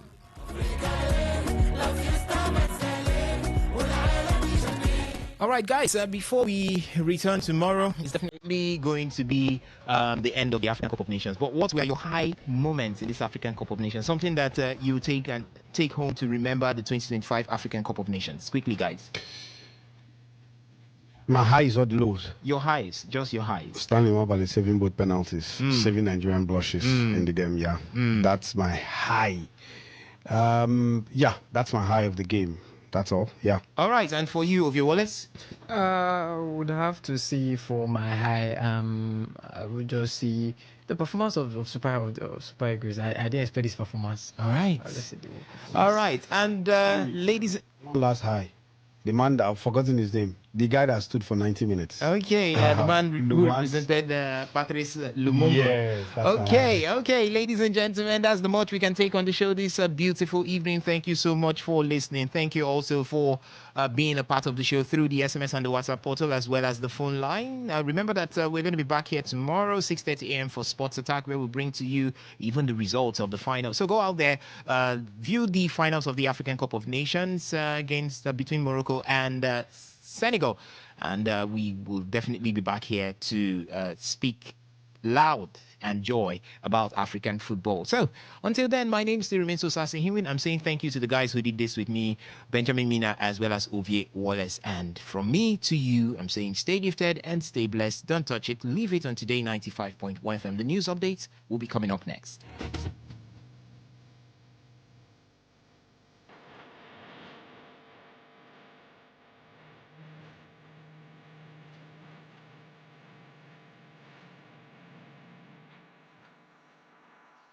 أفريقيا land فيها الحلم زيني والعالم يسمع